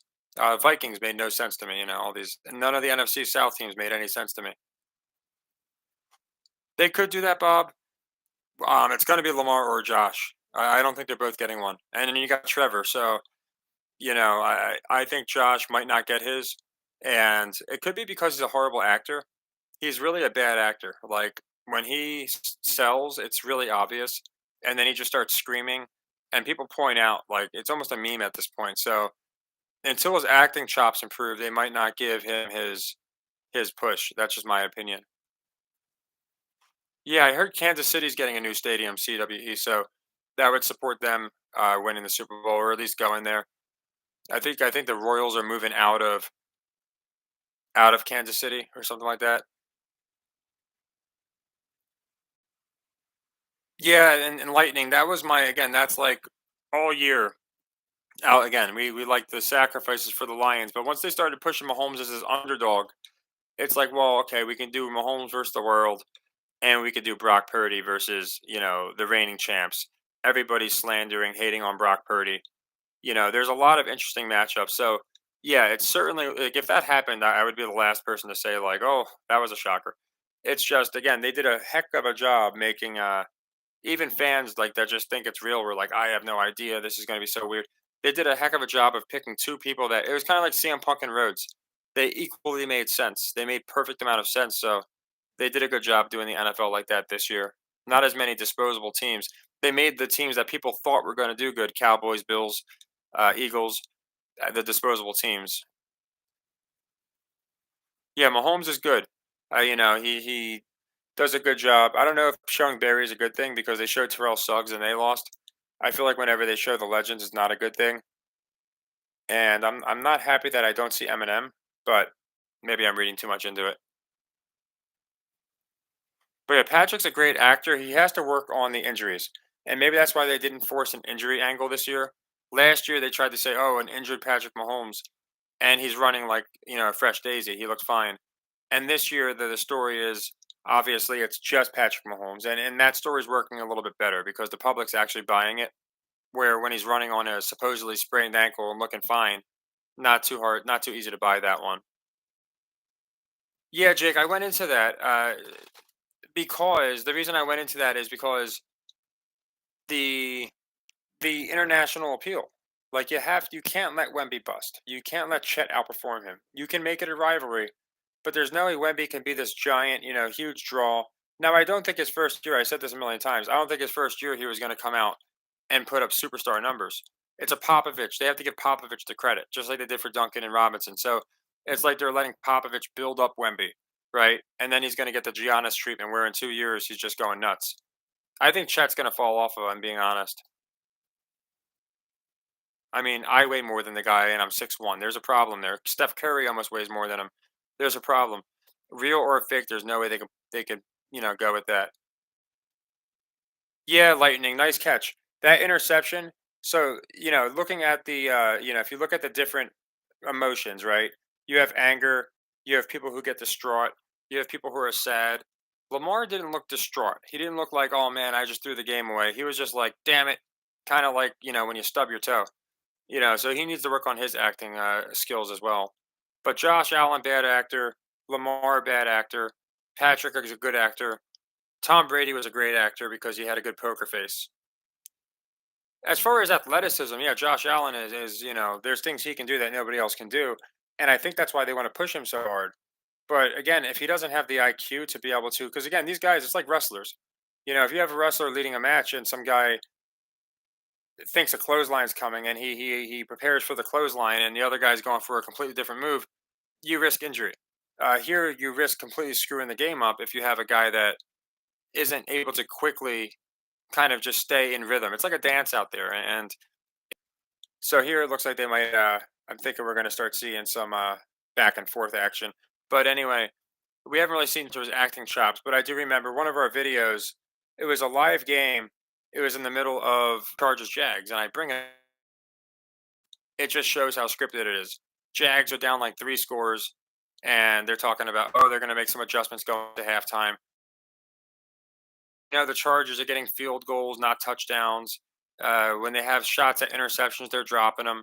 So it's the third quarter, and I'm like, you know what? It's like plus 800 for the Jags. They're down 3 scores.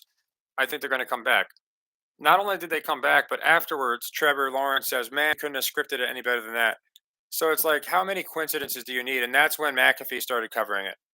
After he said that about the being scripted. Oh, now fans think it's scripted more than ever, and it's like not me, Pat. Pat, I had it before he even said it, but they're trying to make it like that one comment is why people think it's rigged, and it's just not.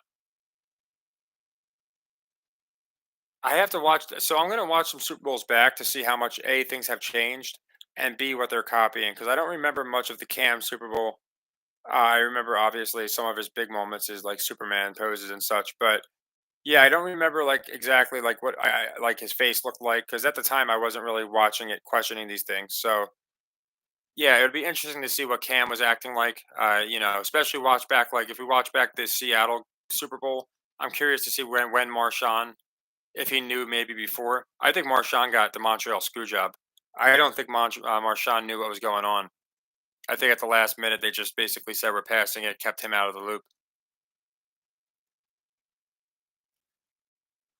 Yeah, CJ's a likable guy. I can say that. They definitely like him. Of all the young quarterbacks, and I include Caleb in that conversation, I think CJ is going to get the biggest push. I think they do really want to do Caleb versus Mahomes, but again, they like CJ. Now he did come out and say he gave Jesus Christ credit. They don't like that, so we'll have to see what happens. But it was one comment. I don't think it's going to be that big of a deal. I do think that's why he got plastered the following week, though. But I do think that yeah, CJ is going to continue to get his push. This is looking like a halftime tie, isn't it? Kind of like a halftime tie game, just back and forth. So something's got to give. They'll probably talk about it's going to be the team that makes the least mistakes. The same old sound bites we always hear. That's kind of what I expect for the halftime show to be. Of course, it could be anything, but that's just my opinion. And yeah, Shane, yeah, he was at the beach hanging. I didn't know that, but yeah, these guys don't care. They get knocked out of the playoffs. The next week they're partying. That's why they have that whole Cancun joke. Like, you think these guys mind going to Cancun? They go there and then they laugh at the fans for thinking it's real. 37-24. I mean, anything can still happen. I think more people again just expected the Niners to roll the Lions. So I thought the cover was a really good play for the Lions. But again, you never know. You could have them come out and just score four unanswered touchdowns. There are so many ways that they can go about doing this where it's hard to read. That early easy touchdown for the Lions definitely could have been to get people on them. You just never know where it's going to go.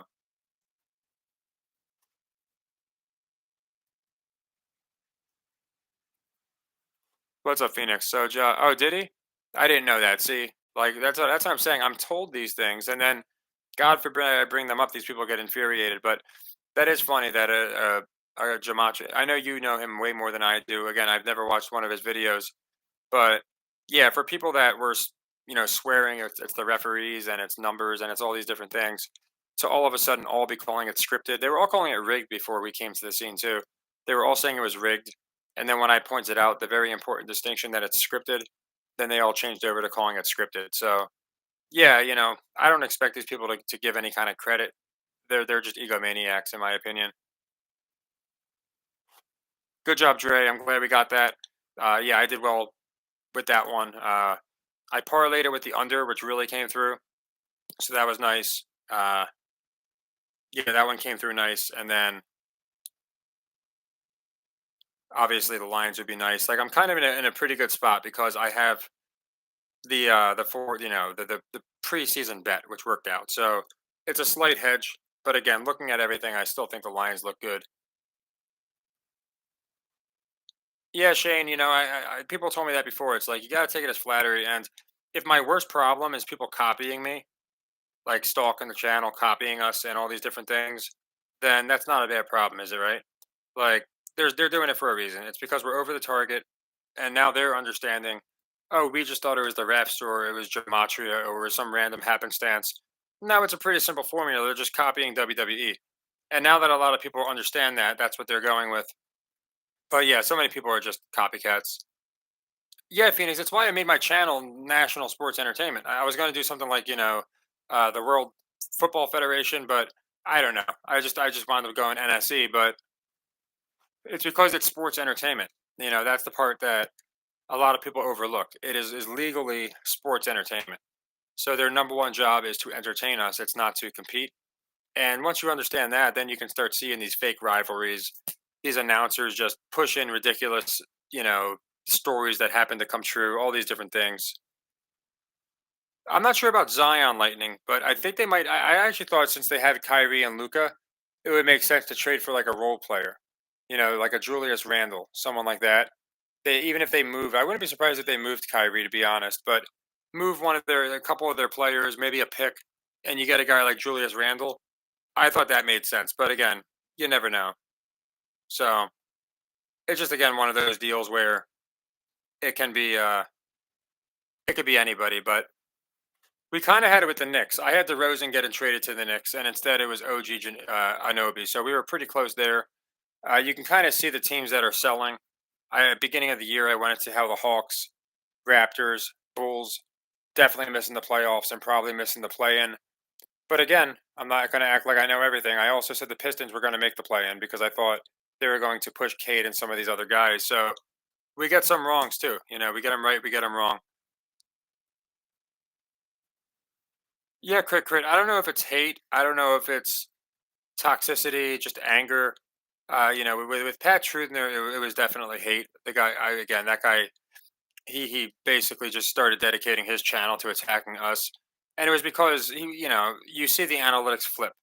And Jake, I think it's kind of the same deal. I mean, here's a guy who has supposedly you can buy these, but like 70,000 subscribers, and he's stealing our ideas, and he's mad because again, subscriber to view, his is dropping, and it's because we share an audience, and a lot of people just prefer this channel. I'm just being honest. Now, a lot of people like us both. I know Neo, I think, said he liked both, but it angers these other channels when they're like, "Oh yeah, I like this guy too."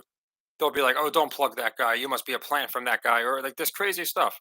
And it's like people can like other channels without you having to tell them like basically watch me or go to hell, and that's what these people do.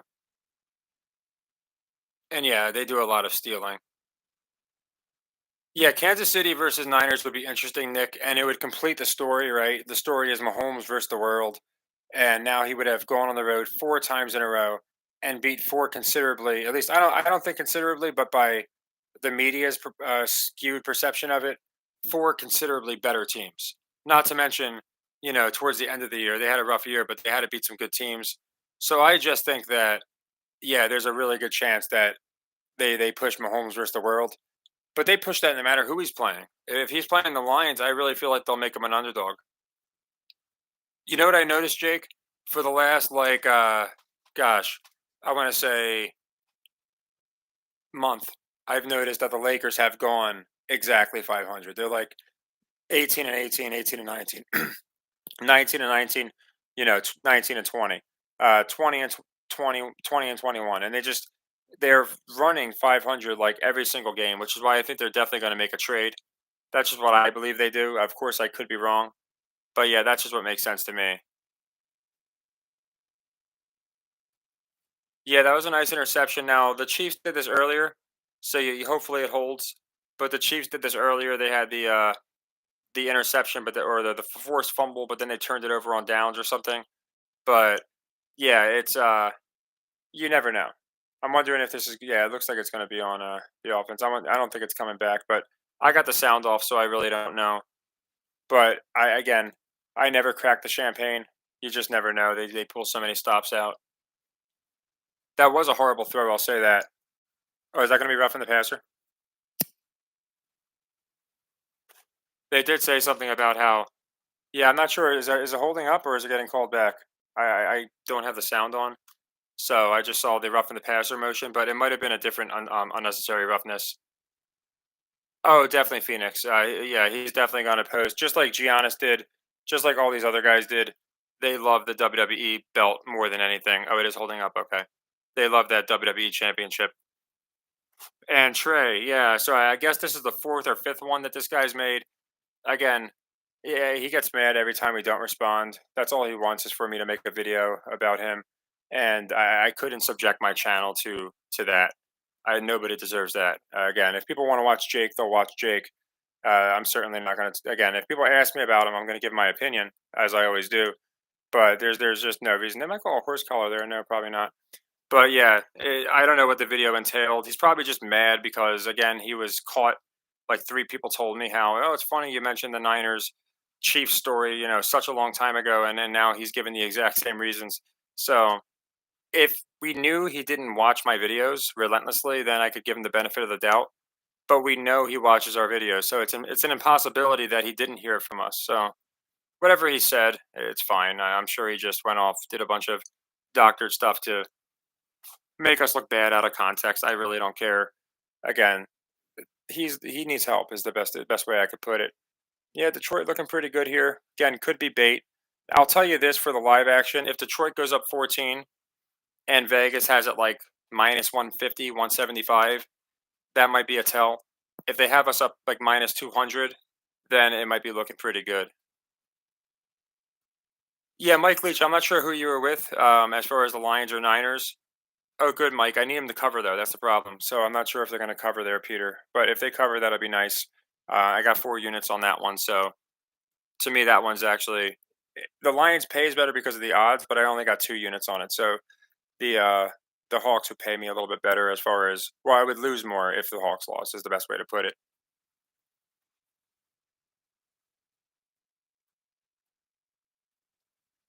Yeah, that. So use the name of your website. So when you search, he pops up. I'm not sure what you mean by that, but I what I was saying earlier is it's been recommended that when you type in my name, his goofy ass picture pops up.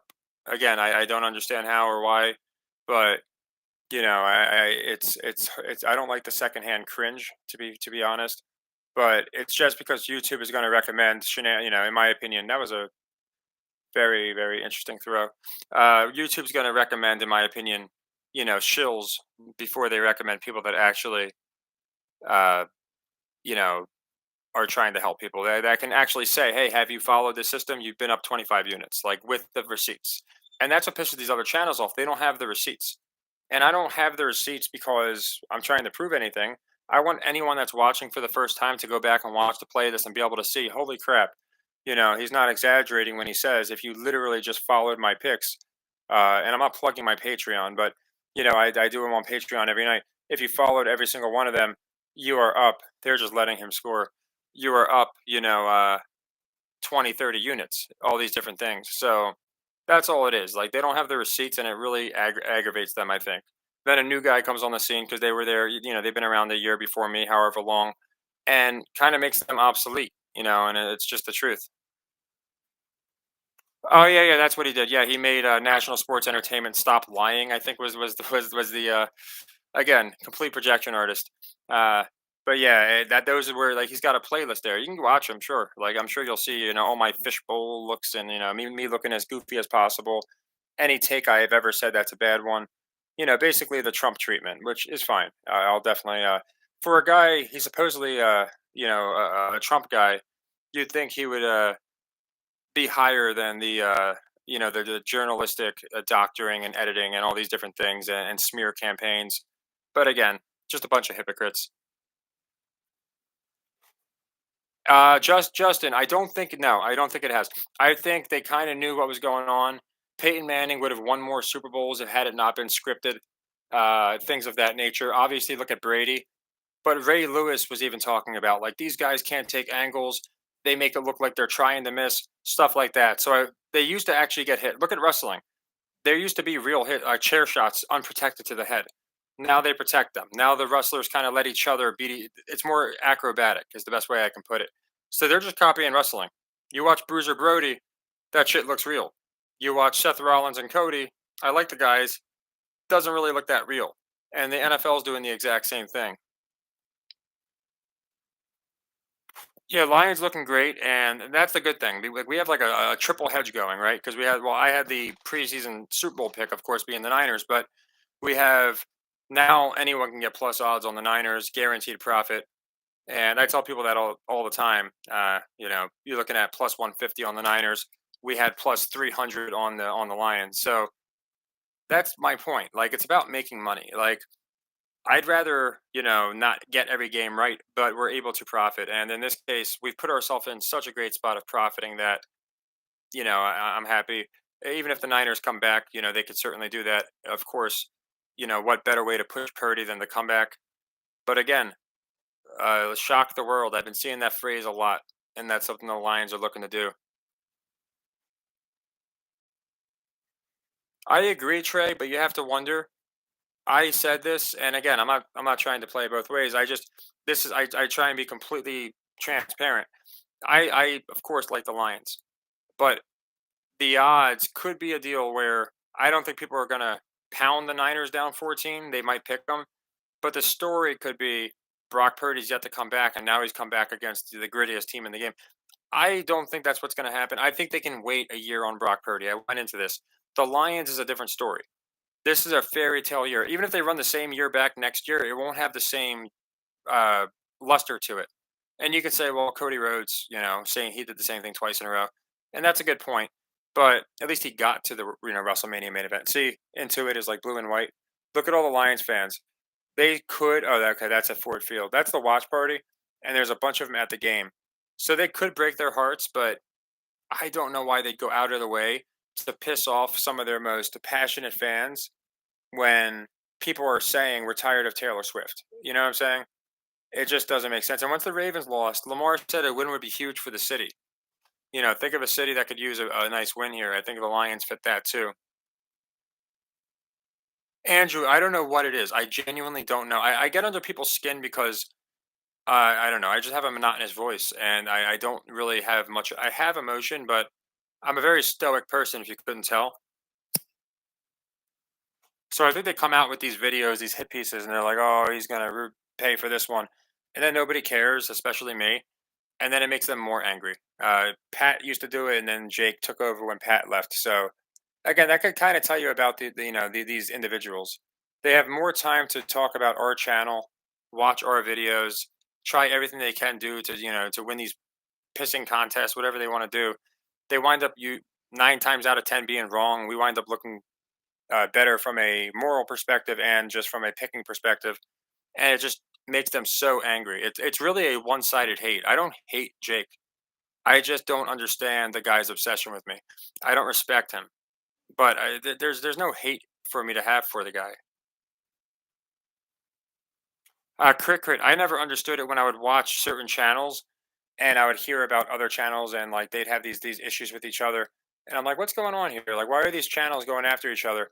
It really is about they want the views. The way that Jake looks at it is if you're watching my live stream, you're not watching his. And he wants you to donate to his and he wants you to and I'm using him as an example because a lot of people operate this way. They want you watching them. They want you giving them views. They want money. They want, attention, whatever it may be. And if they're not the top, they're not the number one. That's why all the guy will do whenever he rants on my page is talk about his subscriber count. He can't talk about views because per subscriber count, it's pretty lackluster.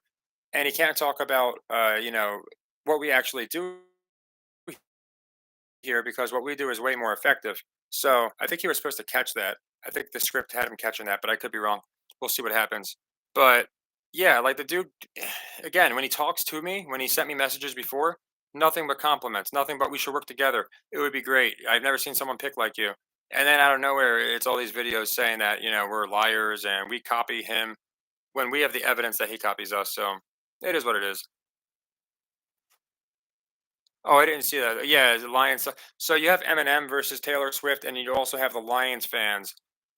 Again, you know, mostly like middle-aged male hype Lions fans that love the game of football, and then you got the Chiefs, which is a complete spectacle. So I feel like you have this perfect dynamic of a balance with the Lions and the Chiefs. So that's just that was an interesting. Yeah, I figured. I was gonna say they called a flag on that one. That'd be interesting. But yeah, the Lions just makes sense to me after seeing everything. But again, it's never easy to call. I could see that crit, but with Barry in attendance, I wonder if Gibbs might get it. Didn't he get a touchdown already? Of course, he'd have to win the Super Bowl, but I wonder if it would go to Gibbs. They've really been pushing those two running backs this year, Gibbs and Montgomery. Yeah, honestly, like depending on what state he lives in, he probably would have been Baker acted. If he lived in Florida, he probably would have been Baker acted by now. Because if look at it this way, if he treats me this way, right, and you can see I've hardly taken liberties on the guy except telling the truth. Imagine how he treats a girl who rejects him. Yikes, right? Imagine the messages she gets. Imagine how he treats a girl who dumps or cheats on him. Like I can only imagine the things this guy does to his enemies. I don't consider myself an enemy of his. Maybe I am. But if he's treating me this way because he's, angry about views or he's angry about the fact that, we came on the scene and more people enjoy us, whatever the reason is, it, it's it's just very telling. And it's not just him. If somebody is going to treat somebody else, take so much time out of their day to make. If I'm going to make 5 videos, they're going to be talking about the games. I'm not going to make videos about other people that I don't know. So it just tells me, like, goodness gracious, like I feel bad for anybody who's ever scorned the guy because they're definitely probably best off getting a restraining order. What's up, internet stress? Why do you hate football, man? I mean, we know it's scripted. I'm not a fan of it. I don't respect them, but I mean, it is what it is. We're doing pretty good today. We got hedge opportunity if we want it. I'm curious how much the line's going to move. If I'm being honest, wow, they got it up to minus 275. That's pretty interesting.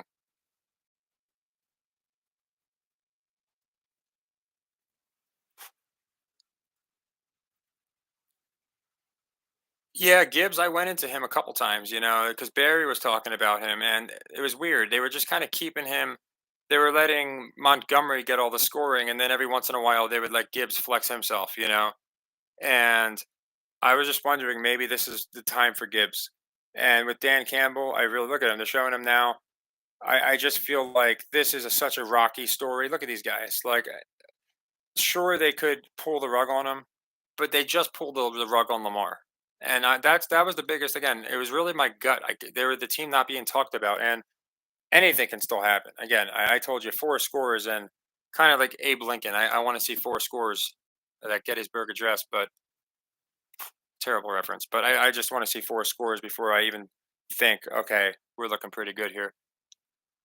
It has got out of hand and it's draining, but that's why I don't even usually watch these games. I did watch the Chiefs game because I thought it would give us some information, and I'm watching this one so I can give you guys my honest analysis of what I'm seeing. I'm seeing the Niners let the Lions run all over them, and I'm kind of weird, and I'm sure a lot of you guys agree with me. I think sometimes you'd rather see a team kind of winning progressively versus this, because this sometimes screams of a comeback, right? When it's like a 3 touchdown game, like you just wonder if they're going to pull another comeback. Wasn't Tom Brady 28-3? So you never know. But yeah, obviously the more we score and the more Vegas favors us, I'll be happy. A, it gives us better hedge opportunities should we want to take it, and B, it just means we're more likely to win. But yeah, the it's draining, man. I tell people I watched the Royal Rumble last night. It was fun. The only thing that wasn't fun was actually my book saved me because it only let me bet $4 on the Rumble winner, and I bid Punk. So I only lost $4. I would have lost a couple hundred if it let me bet as much as I wanted to. Yeah, Shane, it's more fun because I swear, like, look at it this way. Like, on a certain play, right? In the past, say it's like 3rd and 10, and the team's down 2 touchdowns with like 8 minutes left. In the past, we genuinely didn't know what's going to happen. But now, because we know so many of these games are going to go down to the wire, it's like, oh, they're converting. Or our team's got the ball, right? 3rd and 10, and or 3rd and 5, and it's like a 3 point game, and they can milk the clock out. More often than not, okay, they're going to turn it over and punt it because they're going to give the other team their last run. So we can really tell they do set it up like wrestling where you have, so many in my opinion, false finishes. And when you have that, it just makes it where, in my opinion, it's a lot easier to pick. Yeah, the Rumble was great, wasn't it? Or are you talking about the Ravens game? I thought the Ravens game was all right. I thought the Rumble was really good. Actually, the Rumble wasn't great, if I'm being honest. I think the finish was cool. I think Cody winning it was nice. Exactly, Justin. Not only don't they lie, watch Cody versus Seth Rollins Hell in a Cell. The dude's pec was hanging down here. Meanwhile, Joe Tooney just missed a game because of a strained pec. Now these guys are supposed to be playing to win. Cody is having a fake fight, and I understand that there's going you with a fake fight. You're not really getting hit, but you're still taking bumps. This guy, just watch that fight. It's hard to watch the fight. Like wrestling looks so much more real nowadays, which is why I think that wrestling has this like war with like the NFL. I feel like they just have this war at each. That's why Cena made his comments at the ESPYS. Yeah, Andrew, the Eminem versus Taylor Swift is very interesting. Uh, it'd be really cool if the Lions pull it off, just because I think I deserve it after all the freaking crap that the articles they put out. I had my picks just perfectly lined up, and then they're like, "Oh, but what about this script? Oh, and this logo script. Oh, and Eminem and this, and the Niners, Chiefs, and the money's on this team." And they threw everything at us, like to make it as hard to pick as possible. And again, I had to go with my gut. My gut was just like, "Well, they're not talking about Detroit outside of Eminem. Let's roll with them." Well, crit. I don't want to get ahead of ourselves, but I went into this. Should it be Lions Chiefs? I think it's going to be 1.5 points in favor of the Lions. That way, they can say the Chiefs are underdogs in all of these games. Now, whether they win that game, I'm not sure. As you know, at the beginning of the year, I said I do not believe the Chiefs will win the Super Bowl. And as somebody brought up to try and discredit every other good pick I've made, and I still don't think they're going to win. It could change based off the spread, but I genuinely think the winner of this team would beat them. Now, Lions is a little different because them getting there is a big enough story, and the Swift stuff again. And when I said that, Swift hadn't even come onto the scene. So again, like we have to adjust as things come along. So as things come along, I'm the first one to admit, up might have been wrong here. I think this is going to happen.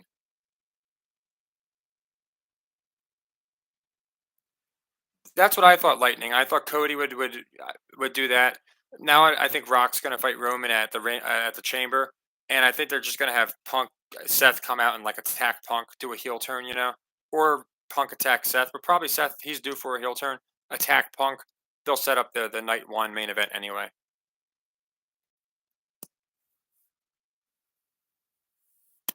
Well, that's the thing. First game of the season, Detroit, Kansas City. Mahomes with the script writer being a Lions fan. You could see that, but you could also see the Niners story. To me, the Niners story, just when they started putting out the fact that all these people think it's scripted, I thought, Lions would get people off of that, in my opinion. Yeah, Reed's kind of the new Belichick. That's a good comparison.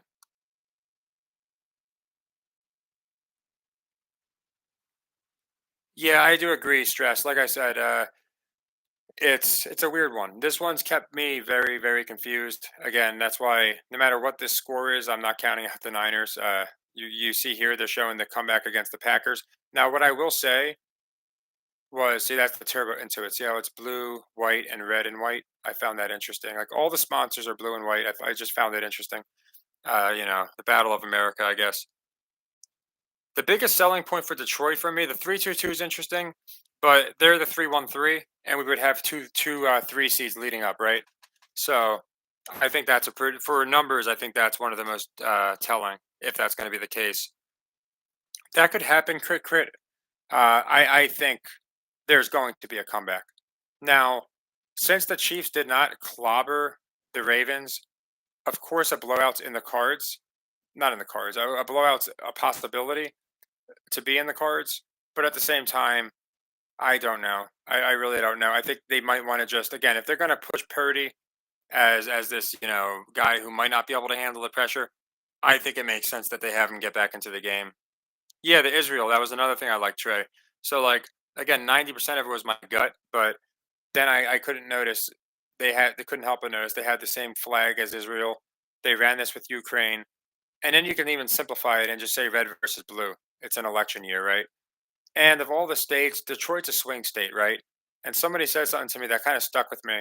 They said, in election years, you want good morale for the fan base. It's more likely for them to vote the incumbents. I don't know how true that is, but I thought about it. I'm like, it would be nice to give the Lions this Super Bowl, or at least get them to this Super Bowl. You got the election year, you got the blue and white with Israel, and again, you look at the top right there, we see some blue and white. So the logo didn't work. So maybe they thought, okay, we're going to put some more little hidden colors in their face.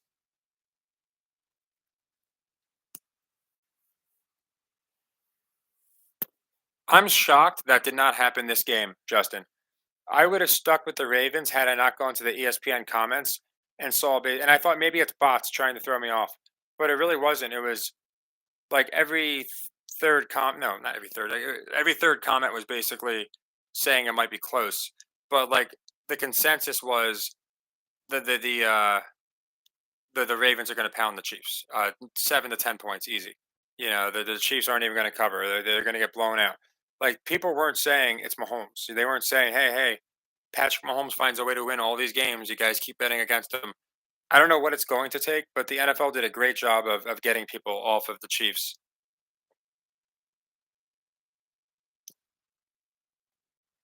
Yeah, they got the Israel colors. They got the numbers. They got the gematria. I mean, as of this minute, they're the Vegas favorites. Of course, that can change with one throw, one pick six. I don't like the fact that Golf just got sacked out of field goal range. A lot of people look at like bad interceptions or stupid fumbles like Lamar, but they ignore that sack that might have just that could be a 10-point swing. I mean, you get sacked out of field goal range if the Niners get a touchdown. So I like to watch and see what happens. But those are the things I pay attention to. There are overs looking pretty darn good. We're more than halfway there. The Niners, I think the Niners might drive before the half and cut this to a one score game. Chiefs are 3.5 faves. Is that against the Lions? Okay, so they already have that matchup. Hmm, that'll be an interesting one. I thought they would have made it closer, but then again, it could be a deal where nobody's going to take the Lions, in my opinion. If that's I mean, you might get people on them for the plus odds, but again, you just had the Chiefs beat three really good teams. I think pretty good teams on the road. The three best teams in the AFC besides themselves, I think everybody could agree. And it would make sense that against the Lions, they would go 3.5. I thought it'd be closer to 1.5 if I was being, if I had a guess. Now, Chiefs Lions matchup was plus 1600. That exact matchup. It was the least most likely matchup of all of them, and I thought about that as well. I'm like, if they really don't want people to think it's scripted, why don't they give us just a complete swerve? Plus 2500 for the Lions to beat the Chiefs. I actually put a little bit on that because I thought, well, I got my preseason one, and then I can always hedge in the Super Bowl. Yeah, the Chiefs. I swear, it's like always. I'm surprised this game with the Ravens wasn't a 3 point game. It's always a 3 point game with the Chiefs. It just feels like. Yeah, Justin, the line could move if they get a blowout. They can move the line and say, well, they just blew out the Niners. The Chiefs. They only put up 17 points. Then the Lions had that at halftime. So there's so many ways they could go with it. Yeah, 3-3-3-3. That's another one in favor of the Lions. The I don't check the Vegas odds too much, like live odds, but I do find plus 300 for the Niners is a little suspect. It's starting to make me wonder if the Lions are just going to run away with it because I at plus 200 I would say that's too short, but plus 300 starting to move. Two touchdowns. Now I get they're probably factoring in the fact that they're close to the red zone, but pretty big, pretty long lines. The Lions are twice as likely to win right now than the Niners were coming into the game, if that's a good way I can put it. So it's an interesting line. But the watching the live lines will drive you nuts because I've done it with tennis, and in tennis, a break point will flip it so bad. So it's like, hey man, I'm minus 800, and then seconds later, it's like, holy crap, I'm minus 180. What the hell? And you can start panicking. So that's why I stick to my system. I never really double down, triple down, and at the same time, I always try and make sure that again, I don't really focus on the Vegas lines. I try and see if I see an obvious comeback. If I can hedge and guarantee myself a nice profit, of course I'll do that. So like, again, anybody could hedge this right now, but that's obviously your call. My Discord, well, it's just national. Like I don't know, like it's my name, National Sports Entertainment. But what I usually do is I send links and people can just click on them and join. If you Google it, it might come up. But yeah, I always post. I always try to, at least. Sometimes I forget. At the end of the live chat, I always post a Discord link in the description or just in the messages because a few people will ask me the Discord. So yeah, I would love you to join, man. We have a great group in there. Just a lot of people that are really over the pulse. To the point where you know we'll have so many people say, "Take this prop live," and it'll be plus 300 or whatever, and people will get it. I'll get it, and it'll come through. Mahomes to throw an interception. This didn't happen today, but just an example. It's plus 220. Usually will come through. We have a lot of good people that I think we have people that focus on gematria. We have people that understand the lines. We have people that understand symbolism. So it's a great think tank. I've used the word think tank from the beginning, and I think that's the best way to describe it because that's all it is. It's a bunch of people thinking. One thing I'm not loving about that gives me very eerie vibes of Josh Allen missing Diggs. That was a gimme touchdown, and he just completely missed it. So those are the things I look out for. And thanks, Crit Crit. Yeah, we nailed this season. I have to be honest. I would love for the cherry on top to be able to, we had to reassess and the Lions to come through, and we got every single game basically in the playoffs. I think the Browns Texans was like really our only bad beat. Every other one we basically nailed exactly. We got the Bucks beating the Eagles. We did really really well. So it'd be nice to finish it off nice, but we can't get them all obviously. So we just have to hope that it goes our way. This is looking pretty good, but of course you could always see that tail of the halves. NBA, I'm looking forward to that because we're going to get Doc versus Nurse. And thanks, Andrew. I do appreciate it. Yeah, I think, and I'm glad I was able to help. Honestly, like for me, I just think being a lifelong wrestling fan, and I can't fault the other channels for maybe now just understanding it. Like I'm not saying they copied me, but being a lifelong wrestling fan, once because I stopped watching football for a few years and then watched it again, I'm like, wait a second, my wrestling's more believable, and they seem to copy a lot of what wrestling does. So once I saw that, I really started like just understanding this is WWE. They book like WWE. The announcers are Jim Ross and King, or I guess Michael Cole and Pat McAfee, whoever you want to call them. The coaches, they're like the managers. It really reminds me of wrestling. They cut promos, and that's just my opinion. I even like you look at the tribal chief. It's just too much of a coincidence. You got the tribal chief, and then you have the Chiefs over here. And Roman literally carries two belts around. He only has one championship, but since it's like an undisputed belt that he like merged together, he uh he wears both of them. And Mahomes is a two-time champion. So like it's a lot of crazy coincidences between the NFL and wrestling. But I agree, the NBA is going to be very interesting. So now they're going to the golf. Some more blue and white. I don't know if they're doing that on purpose. Obviously, it's water, but I'm telling you, I'm seeing blue and white everywhere. Now that might just be me, you know, uh, some confirmation bias, but let me know what you guys think. If you've noticed a heck of a lot of blue and white, CBS, Fox, and all of them. And I get it for a lot of them, it's their logos, but Intuit, TurboTax, FanDuel, all these companies. Yeah, I think that makes sense. It keeps the Niners in it enough. And they ranted about the Niners goal line defense here, how like they're so hard to stop. You could see Laporta or somebody. Oh, let's see. Yeah, I think they're going to stop them unless Gibbs does something crazy. Now this will be interesting, right? Whether they go for it or kick the field goal. You think you make it a three score game? I think the call. Oh, it's Dan Campbell. Uh-oh. I think we're in trouble, guys. Dan Campbell's about to go for this and not get it. Yeah, Justin, it's like they're trying to get ahead of the story and joke about it, but they don't want to come out and say, "Hey, we are completely going WrestleMania with our games."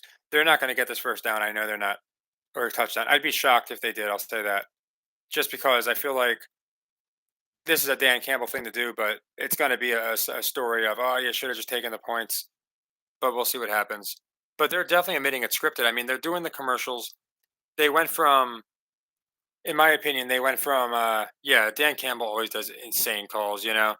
Yeah, I think you got to do the field goal. I'm a little behind you guys, but oh, they are kicking the field goal. Okay. That's a crazy call. Dan Campbell kicking a field goal from the 2 yard line. That's a crazy call. That's one that, they shocked me on that one. Now we'll see what Kittle does. I also thought of Kittle and Kelsey. That always worried me. Uh, you know, uh, they have like so much in common and they don't play too much. But yeah, we're looking pretty darn good here, aren't we? I think, yeah, yeah, Dan Campbell. I think the smart call is the field goal, just because you're playing the Niners. They're getting the ball. You could be up 3 scores now. So the greatest. I went into this. This kind of remind you of Deion Sanders a little bit. Really reminds me of Deion Sanders. A lot of people don't like. I don't know. Might not see it. They have different styles, of course, but I think they're trying to push. And I went into this as to why I thought Belichick was being shamed. They're trying to push the Dion, and it's not a direct coaching tree, but people that are like Deion Sanders as far as the way they play, the way they coach, and to me that would make sense. They're trying to show the coaches that, like, how important the coaching aspect is. That's just what I've been noticing a lot. You got Jim Harbaugh back. You got a lot of things. I think it is. You have two similar but very different coaches, right? Like Dan Campbell's unhinged as far as, and I mean that in a good way, in the complete opposite way as I used it earlier. But he's just absolutely nuts as far as, he doesn't listen to the analytics. He just does what he's going to do. And then Andy Reid, he's pretty aggressive too, but he's your more old school style coach. So it's like a complete balance of old school and new school. I wonder if there's, I wonder what that flag is going to be. Uh, yeah, the Kobe numbers. I'm not too sure about them. I know about the 313 possibly hitting. Oh, you're talking about the 24. What would it be? Like, oh, total. You're talking about, I guess, something. But I know 26 is a big Kobe number. As far as I don't know who the last NBA game is. If you tell me who it is, I'll tell you who I like. I think they control the field goals a few ways. I think the kickers can make them or miss them basically pretty easily, just like basketball players. But when they need it, look at that Bills game. There was no wind, and that ball just took a. It looked like someone threw a slider. So I think everyone says that they're magnetic field goal post. I think they're half right. I think those nets that you really don't need the net. I think they have magnetic atomic particles in them, and the nets behind the post are what helps the flow. The trajectory of the ball. So I think it's magnets, but I think it's in the net, not on the what's it called? The post themselves. Now the post might work with the net, but yeah, I think they use magnets. Yeah, SL82. I mean, they could have bet big on them for the game for the first half. They could have pounded them as a future bet. Like, again, I had them in the preseason as a future bet. So you have to imagine the amount of money that they'd have to pay out back when the Niners Chiefs might have been like plus 800. So that's what I'm looking at. Nobody had Niners Lions. So for futures, Niners are the biggest liability. As far as this particular game, and in the next game, the Lions might be a slightly bigger liability. Yeah, it's moving. It's moving. We were 400, now we're almost 500. You know, you compare it to some other lines. I mean, basically, the Niners are getting Detroit Pistons numbers, so it should be interesting. Like I said, I think we've had a really really good read. It would be nice to finish it off strong, get the win, have the exact matchup with the noise that the NFL is throwing at us. Again, you have no idea how hard it was to buck from the Ravens Niners. Imagine a pick you all year. You had it in the preseason, and you're like, this looks solid, and then they're one game away, and having to say, you know what, it's not making sense. I think it's these two teams. That was so, it's rough to do because it's a kick in the gonads if it would have been the original pick that I had all year long. But I have to reassess, and it just what made sense to me. Yeah, I see people talking about the Dan Campbell anniversary or the birthday, these type of things. To me, what's interesting is Dan Campbell. Again, he played defense when they were 0-16. Like, this is a different Cinderella story than the Heat. It's a different Cinderella story than any of these other teams that shouldn't have gone into the playoffs. It's 50 almost 58 years in the making. It's really crazy. What's up, NBA fanboy? I hopefully you're rooting for the Hawks for me because I see Peter says they're up 5. I need them to cover 6. So hopefully you're a fan of the Hawks. Yeah, baseballs. They can use them with they can. I think the baseball fields. I think they help the balls carry. I think the stadium has technology. They've even talked about it how certain parks the ball will carry more. Obviously, wind plays a factor, but I think they have artificial wind. I think they have it all. Tennis, I think they could do it with. I think it's all rigged. I think they do it with golf. You know how easy it would be to put a little magnet in the bottom of the hole. So, yeah, that's just my opinion. Thanks, Johnny. Again, we're not out of the woods yet. According to Vegas, we're looking darn good. Anybody could hedge and have guaranteed profit, so we're looking good there. But uh, I don't crack the champagne until like I start seeing some conclusive results. And we're up 17. Nothing crazy. Nothing crazy. You're talking about a score and a stop, and next thing you know, Vegas is going to have it back to close to even. And now, hopefully, good. You took the first half, so you already won. That's good. But yeah, you never know what's going to happen. But I swear, just between everything I've seen, and again, I had to go with my gut, and maybe my gut lied to me, but it was the Lions were the one team that my brain wasn't going to. It was just kind of like poking me, like, "Hey, the Lions! Don't forget about the Lions. Hey, the Lions are still there. They're not talking about the Lions. Nobody expects the Lions." And just for some reason, it wasn't like the Packers and these other teams where we knew they weren't going to have a shot. The Bucks, the Lions actually made sense. Thanks, Andrew. Like I said, hopefully it holds. I think we're looking good, but I'm going to be the last one to like get up here and celebrate. Uh, I had joked in my video, and this is what set Jake off so much. And if it winds up, aging bad on my part, I don't care that much. I'm sure Jake will throw a fucking a victory party. But in my video, I mentioned how I like the Lions for a few different reasons, but ultimately, between my gut and what I believe to be the gambling gods smiting down a copycat, it would be fitting as heck for the Lions to win. Now, of course, again, the Niners could win, and then Jake's gonna be the happiest man ever. I'll be sleeping like a baby. I really don't care. We had a good day, but I did make that in jest comment, just joking around. So, maybe the gambling gods are a part of the reason too. It could be a lot of reasons. That's the thing, Russian bot. So many people, and that was another thing. It's like nobody wants to pick the Lions. They want them to win, but nobody had like really wanted to put money on the Lions, and that's what I thought. The Niners have to be a bigger liability, like just in my opinion. So I'm not sure what these halftime schmucks are saying. Hopefully, it's similar to the first game because that'll mean we probably get a similar result. But we'll have to see what they say. But I'm hoping, it's just a simple Brock Purdy's not as good as we thought he was type deal.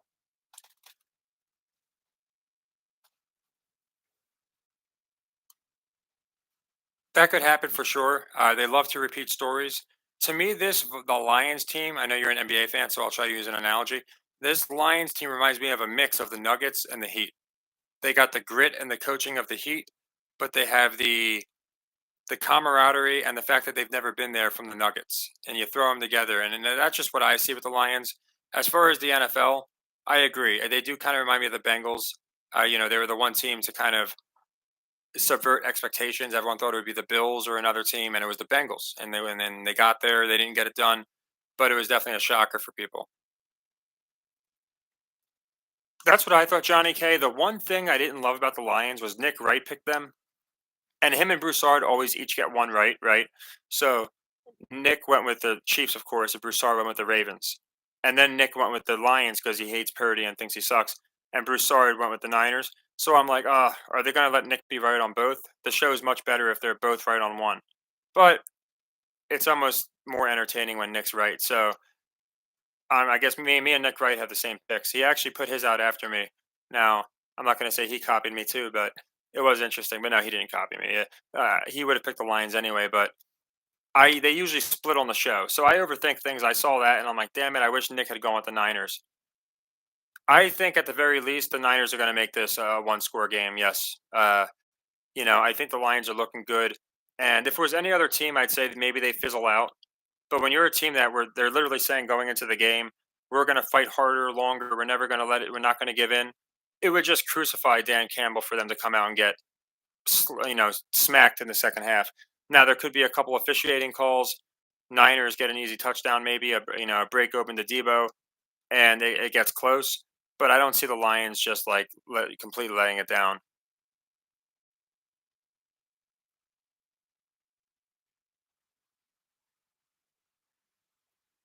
That's what I'm thinking. Tropic Aces, 6.5. It makes sense because they probably expect the second half to go to the Niners, right? It would make sense. They have the favorites doing better in the second half. The first game wasn't much of an indicator though, because they had the Ravens doing the same thing, and that didn't happen. But I do think they're going to make it a game. Yes, I don't think it's going to be a complete blowout. That could happen, Johnny K. People might double down on the Niners. That's why live action throws me off so much sometimes. I think we're going to get Rock versus Roman, but I think we're going to get it in the elimination chamber. And yeah, Nick Wright's awesome. Yeah, so that's the thing, Lakers. Jake, what he said in his video, or one of his reasons was it's 700. They're not going to pay that. Again, you have to look at the entire year, right? So it's just like the Chiefs. People are like, oh, they're not going to pay plus 200. But if you look at how they got people on the Ravens, then it makes sense. If you look at the live action, how they hosed people on the under. Lamar was the biggest prop guy to score a touchdown, or all you add all these things. They said how Lamar hadn't turned the ball over, so people probably picked the under on his turnovers. So they can make up all this money with props and still tell their story. Now, are they going to pay out a gigantic liability like the Browns, who were 30% of the handle at 20 to 1? No, but might they put the Lions past the Niners? That's definitely something I think they would do. Yeah, so they're saying it's a close game. Like Vegas has it close. Like I said, the money line's interesting, but again, one touchdown would cut it right in half. That's why I really don't hyper fixate on the live odds. I feel like they can just be very, very deceiving, and they can give you a little bit of false hope. But I do like to if I can get a hedge opportunity or something.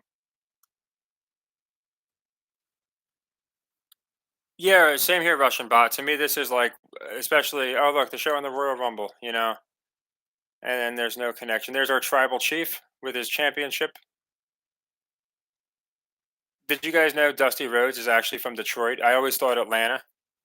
Now, LA Knight's from California, so anything can happen. But Dusty Rhodes is from Detroit.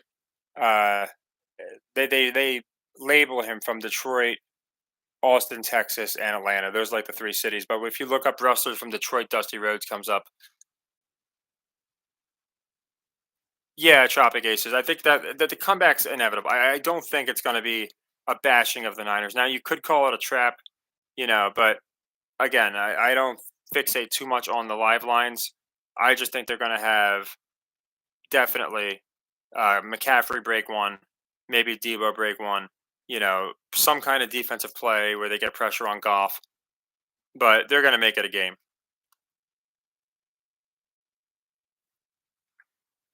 He did, I'll be honest, Justin. He looked younger when he first came back. He looked great. He looked so shiny, and he is older. I think he's in his mid 40s or something. So, and that's not older, but for wrestling, it is.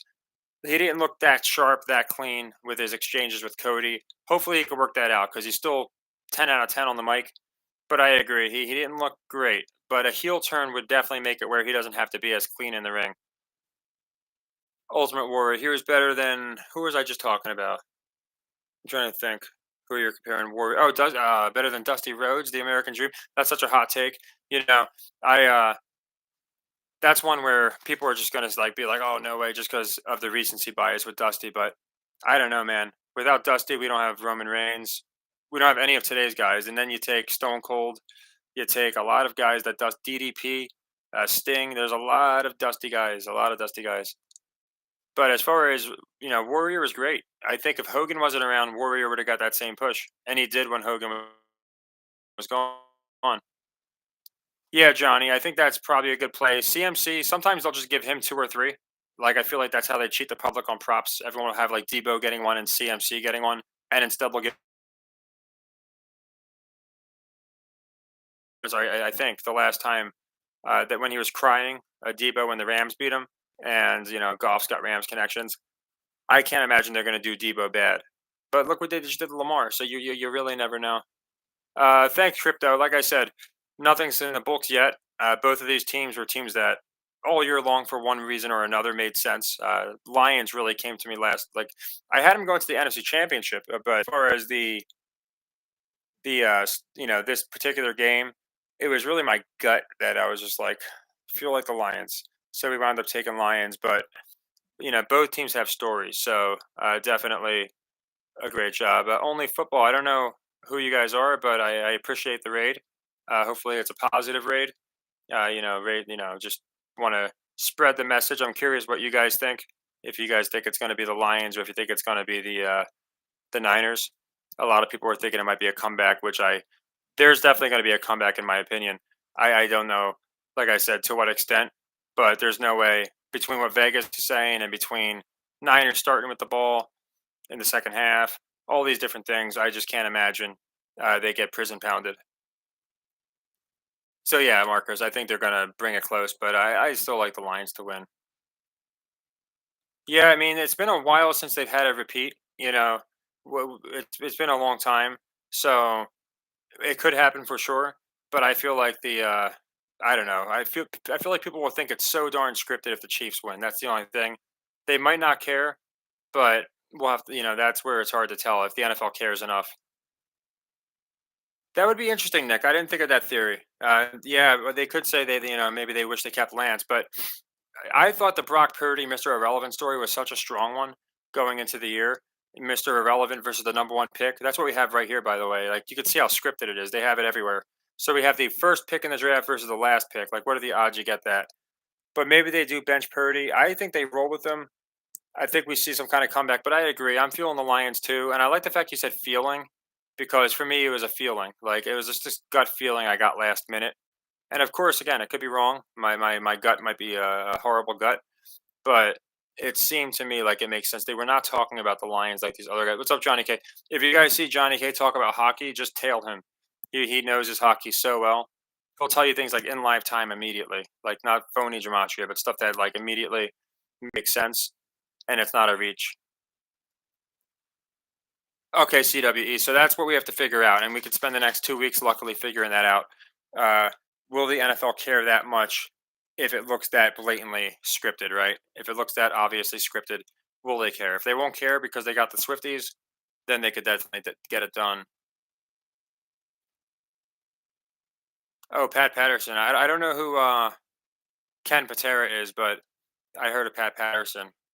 Yeah, Kelsey. Yeah, he's Mr. Pfizer, so we knew he was going to get some love. Of course, definitely. They gave him Swift. They gave him the AFC Championship.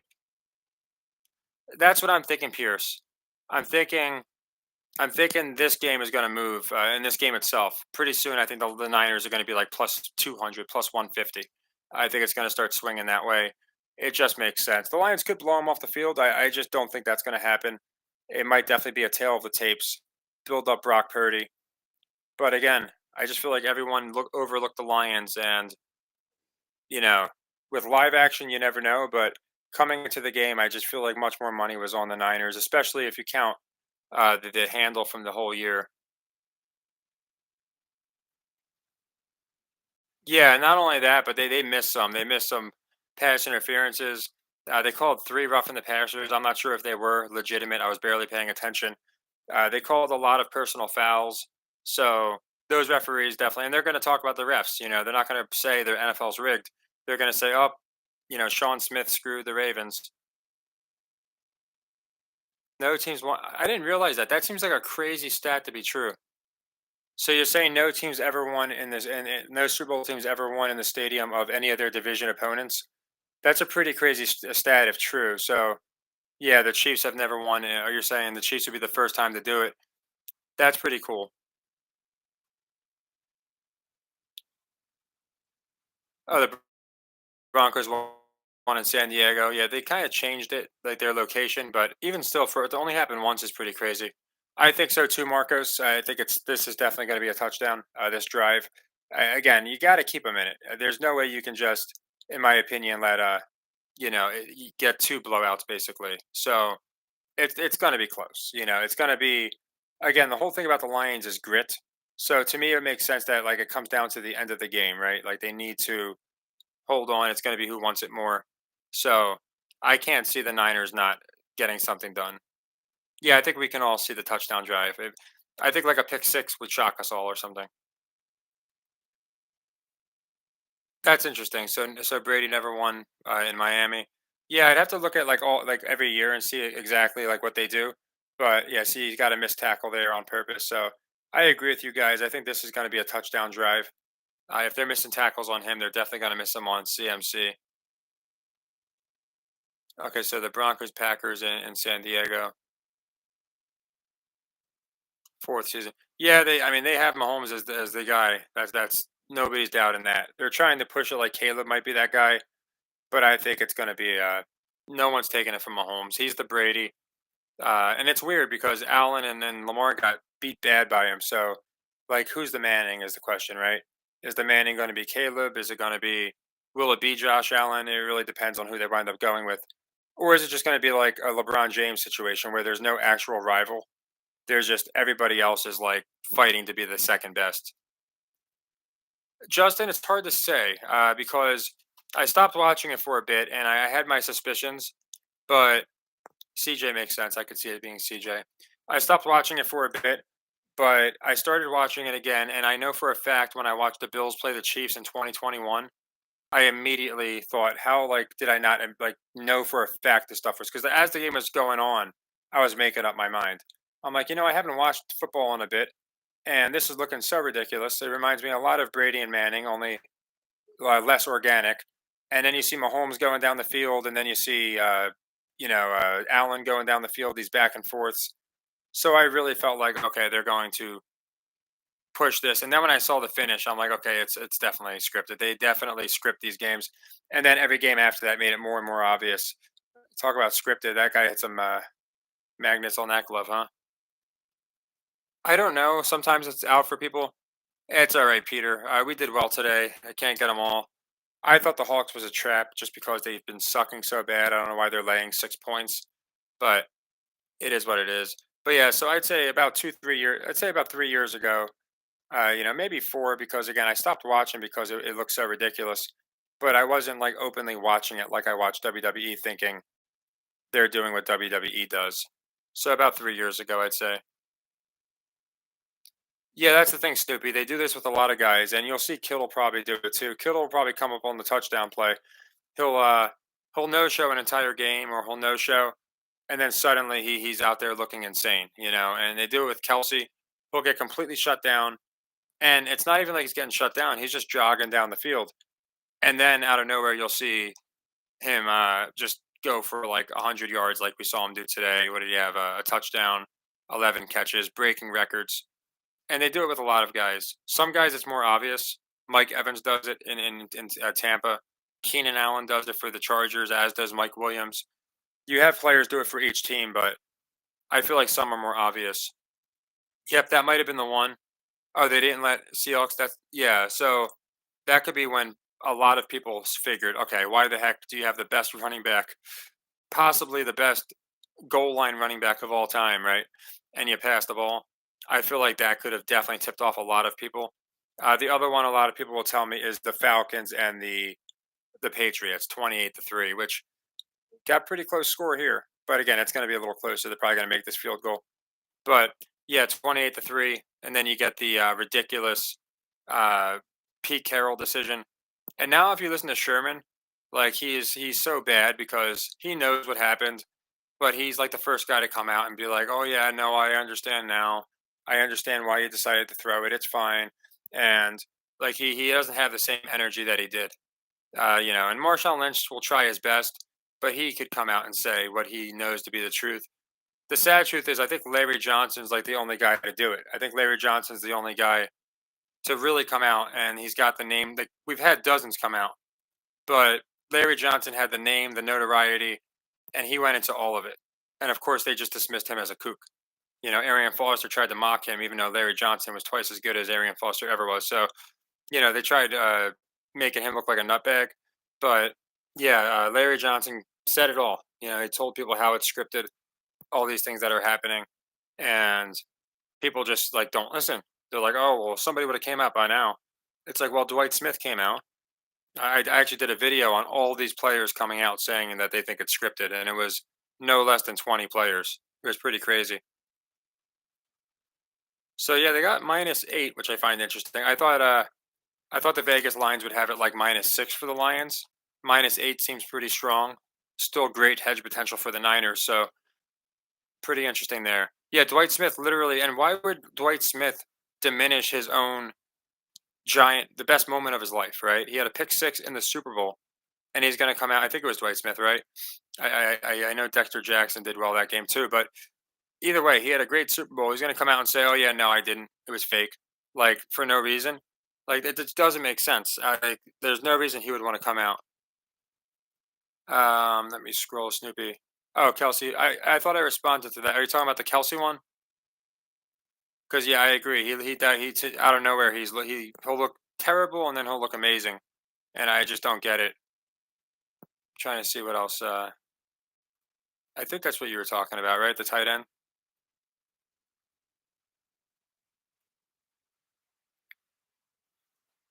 Of course, yeah, 126. Oh, they got the win, no cover. So yeah, I figured the Pats. Oh yeah, are you talking about when they beat the Falcons? Sorry, there's like it's kind of like buried. I can't see that one, but sometimes certain ones won't show up. It's weird. Like the same person will have like five comments, and one of them I'll check it in the live recap. Won't see it, but it's weird. Oh yeah, no, it means nothing. So many people know it's scripted. I brought this up in like a recent video. I wouldn't be surprised if by 2025 they openly admitted, like, hey, we do try and compete, but at the end of the day, we want to entertain you guys. We don't want people. Sometimes, yeah, they certain trigger words they'll delete. We don't want people getting hurt. So it's not exactly 100% competition, but we are trying to win, and we're not, choreographing games. Like they're going to make some concessions soon, in my opinion. Yeah, Kelsey sucks all year, then he's great in the playoffs. And yeah, Justin, Benny Cunningham came out. He was a running back for the Bears. He came out and he said, they make us sign NDAs. It's completely scripted. I'm going to go into more. And basically, the second he did, they shut down his Twitter account, they shut down his Instagram, they shut down his Facebook. They made it where he was just completely silenced. So it's like it's preposterous to say, "Oh, this is great. Oh, this is the last time." Okay, I thought they were going to show the 1957 matchup. But it's preposterous to say that nobody has come out, in my opinion. Yeah, the awards don't mean anything. It's no different than wrestling titles, except with wrestling titles, people can kind of suspend their disbelief. And at least again, at least wrestlers aren't pretending it's real like they used to back in like the 80s, but they don't pretend that they actually hate each other and that they're actually getting hurt. And they actually do very often fight through real injuries, which is something you just don't see with NFL players. You see NFL players not being able to fight through fake injuries. Okay, yeah, that comment did not come up, probably because of the NWO.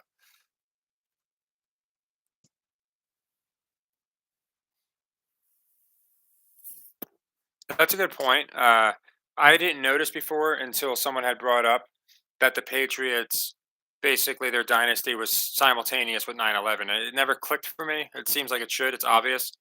And a jet here to make it further. It was a Jets captain, so like a captain of a plane, right? A pilot. It was a Jets captain, Mo Lewis, that injured Bledsoe, bringing in Brady. So you throw that together, and that's some Project Looking Glass stuff. Yeah, Marcos. I think that's why they get guaranteed money and not incentives.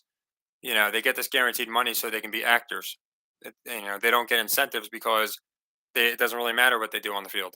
So, yeah, I think they get guaranteed money if they play their role well. I think probably depending, they probably get merch, yeah, kickbacks. Just like wrestlers get kickbacks from the gate, all these different things. I think they're independent contractors, much like the NFL or much like the WWE. That's just my opinion on it.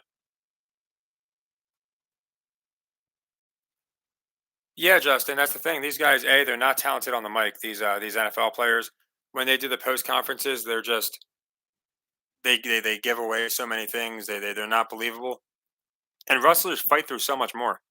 Like these guys practice every day. Let's just say they practice. Wrestlers are literally on the day, on the road, 300 days out of the year. They're wrestling a match Tuesday night. They're in the gym the next morning.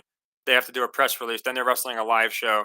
Then the next day they're in front of a live audience, and and on for SmackDown. Like they genuinely wrestle like 300 days a year. These guys play 17 games a year. Like the difference is polarizing. Like wrestlers, in my opinion, deserve so much respect. Yeah, the towers, the captain. It's very interesting. Like the whole thing really it seems like some Project Looking Glass stuff. How much do I think? Goodness, I think Mahomes is getting. I think the money that's in their contracts, their guaranteed money, I think that's basically their kickback. Now they might get more. I'd say at least a few million if you're a guy like. I mean, gosh, if you're throwing games and you're doing all this and you're Patrick Mahomes or it's the games are being thrown for you, like let's just say Fred Warner's throwing this game, right? Missing assignments. He's going to get probably 5 million or something. Like it's got to be a crazy amount of money. Yeah, they give the family money. They give. I think half the families are fake, to be honest.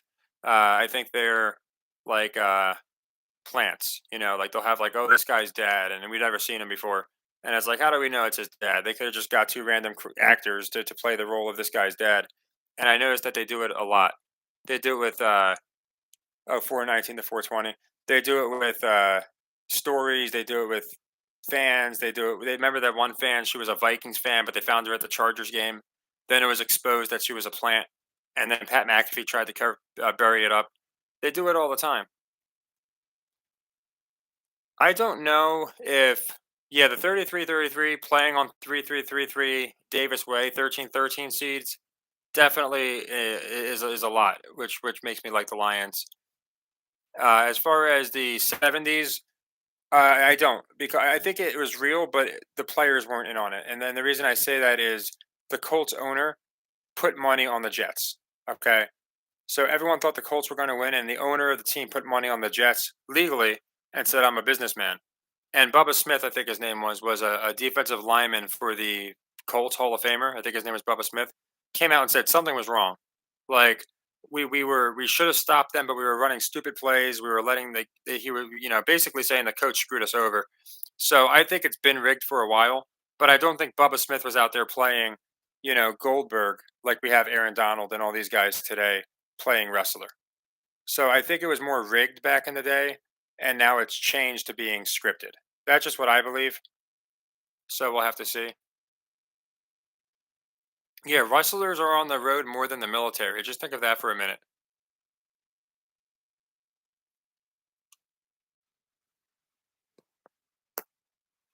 Whose birthday? McCaffrey shares the 6-7 birthday. Monty. Yeah, there's so many people that share birthdays or share death days. Oh, this is a weird call. Don't you guys agree? How deep are they? Yeah, wouldn't you think go up 17? I feel like they're definitely not. If they don't get stuffed here, I'd be surprised. If they don't get stuffed here, it bodes really, really well for the Lions because this is one of those critical plays where the field goal made more sense in my opinion. So we'll have to see. Yeah, there's the drop. So this one might be Niners. That was a yeah. Well, he didn't though. At the end of the half, with the exact same scenario, he kicked the field goal. So here he could have kicked the field goal and been up the same score as halftime, but they went for it. So a really weird call. I'd be surprised if the Niners didn't run down the field and score here, making it a touchdown game. Vegas, I'm going to see what Vegas adjusted it to, because again, I think Vegas understands all this stuff. Yeah, they moved it to 6.5. You're looking at 250 on the Niners, minus 350 still. The good thing is they built such a great lead. People have like basically the whole game for hedge potential, which is always good. But yeah, that was a weird call. I think he kicked the field goal there, but if it was again, if they didn't go, if they didn't kick the field goal at the end of the half, I could say, okay, yeah, it's Dan Campbell. But again, you hold them to a field goal, 4th and 2, even if you get the first down, the odds in scoring. I thought that was a weird call, but we knew we were going to get that. That's the easiest way that they can kind of make these games go a certain way is just the calls. Yeah, Marcos, people are going to call you crazy, even if you have undeniable proof. Yeah, Shane, it's no different than halftime. I don't know why he changed his mind and went for it here. Uh, again, if you're up, maybe you're up 10, you want to make it 13, I get it. But not when you're up 14 and you can go up three scores. But yeah, and most people aren't even going to entertain that it's scripted. They just automatically go to, oh, do you know how many people would have to be in on it? And it's like, really? No. You get the captains in on it. Dan Campbell just by himself could have screwed that up. Just called a stupid play. So like, you don't need all. It doesn't have to be a group of people sitting around the table all scripting everything out. It could be very simple instructions, and that's what people don't get. I could see that side, Jay. I definitely could. I could see it not. Again, they could run it to 24-21. They could run it to 24-24, and then we get an overtime game. I don't believe we've got one in the playoffs. We've teased a few, so that makes sense. And yeah, you can't really convince people that, even if you sit them down and show them, like, okay, here's an expert calling the games, and here's somebody who thinks it's rigged calling the games. And let's see whose was more accurate for the season. And obviously, ours were way more accurate than these experts who had like the Cowboys and the Eagles going back. And yeah, they'll still say, oh, well, it doesn't mean it's rigged. You really can't do anything.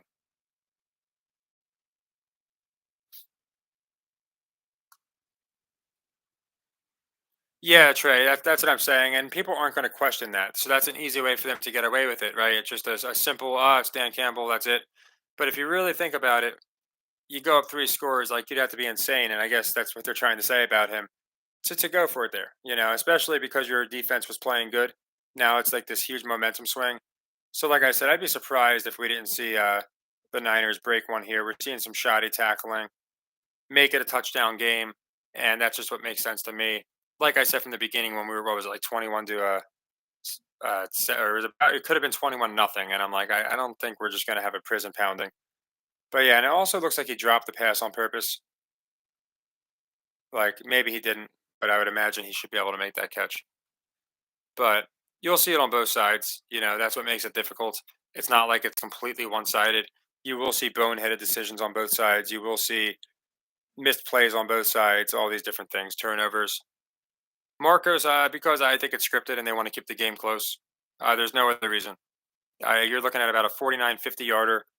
You're actually in great weather, San Francisco, so it doesn't make sense. I could see if you're in Detroit, but there's no reason not to kick the field goal there outside if they want to keep it close.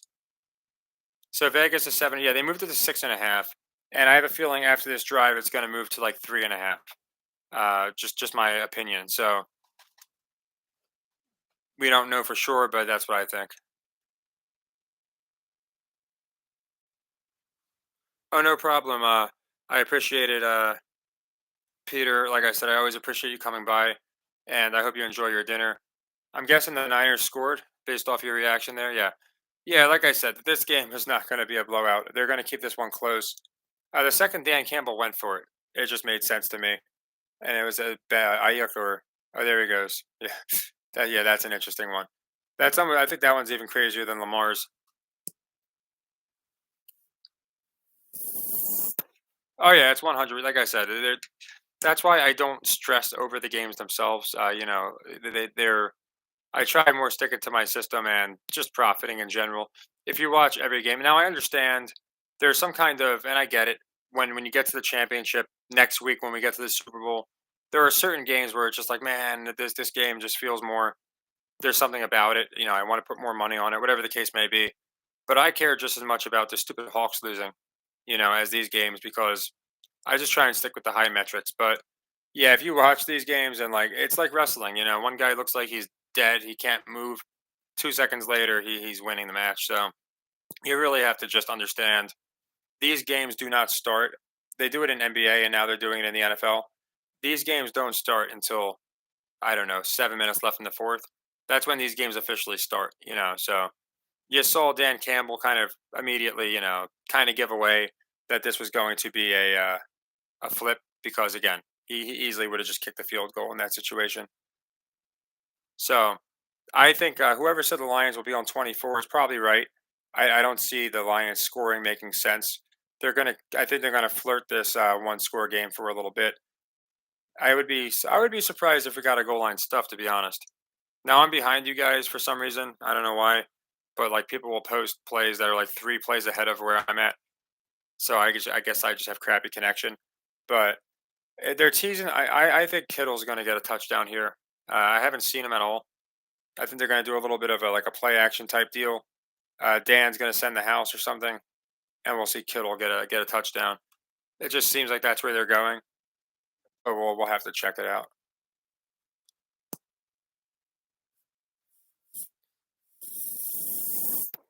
Okay, so they went to Ayuk again on that one.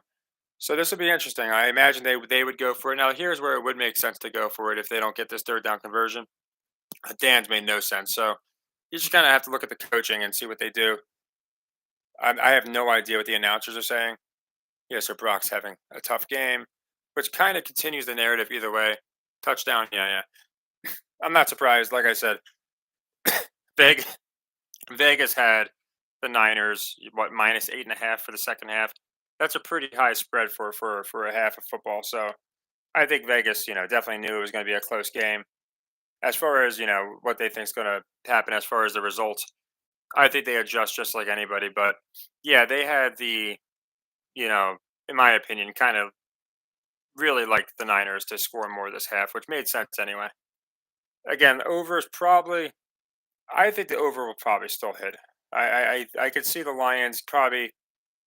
I could see it going 24-24, and then the Lions scoring. I don't know. I think that makes sense.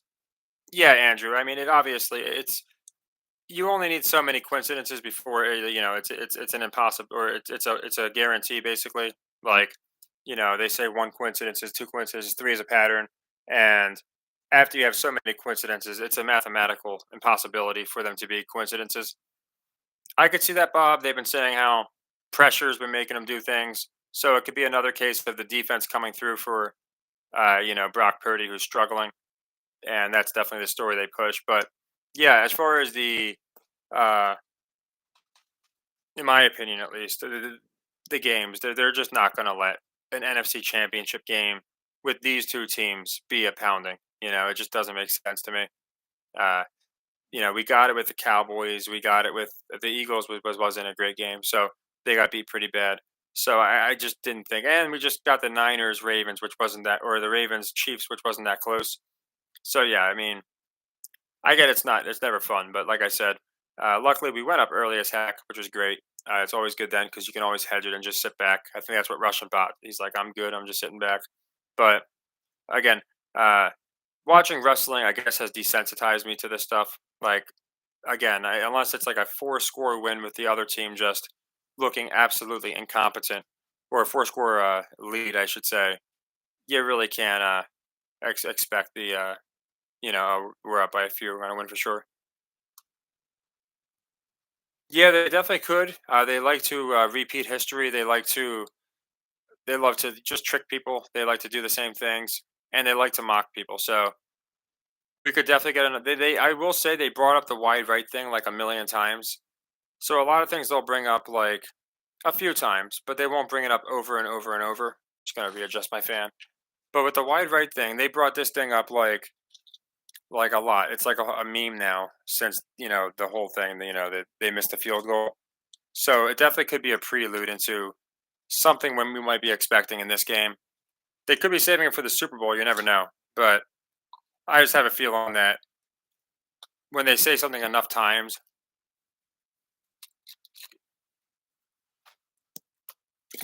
there's a good enough chance it's on purpose. Yeah, so it's SL82 again, and this is where, for me, I always wind up, I just stopped reading into it because you'll notice it at the beginning of games. It's like, is this team just, at the beginning of the game, right, with the Niners, it's like, well, were they just selling the game or were they just selling the spread?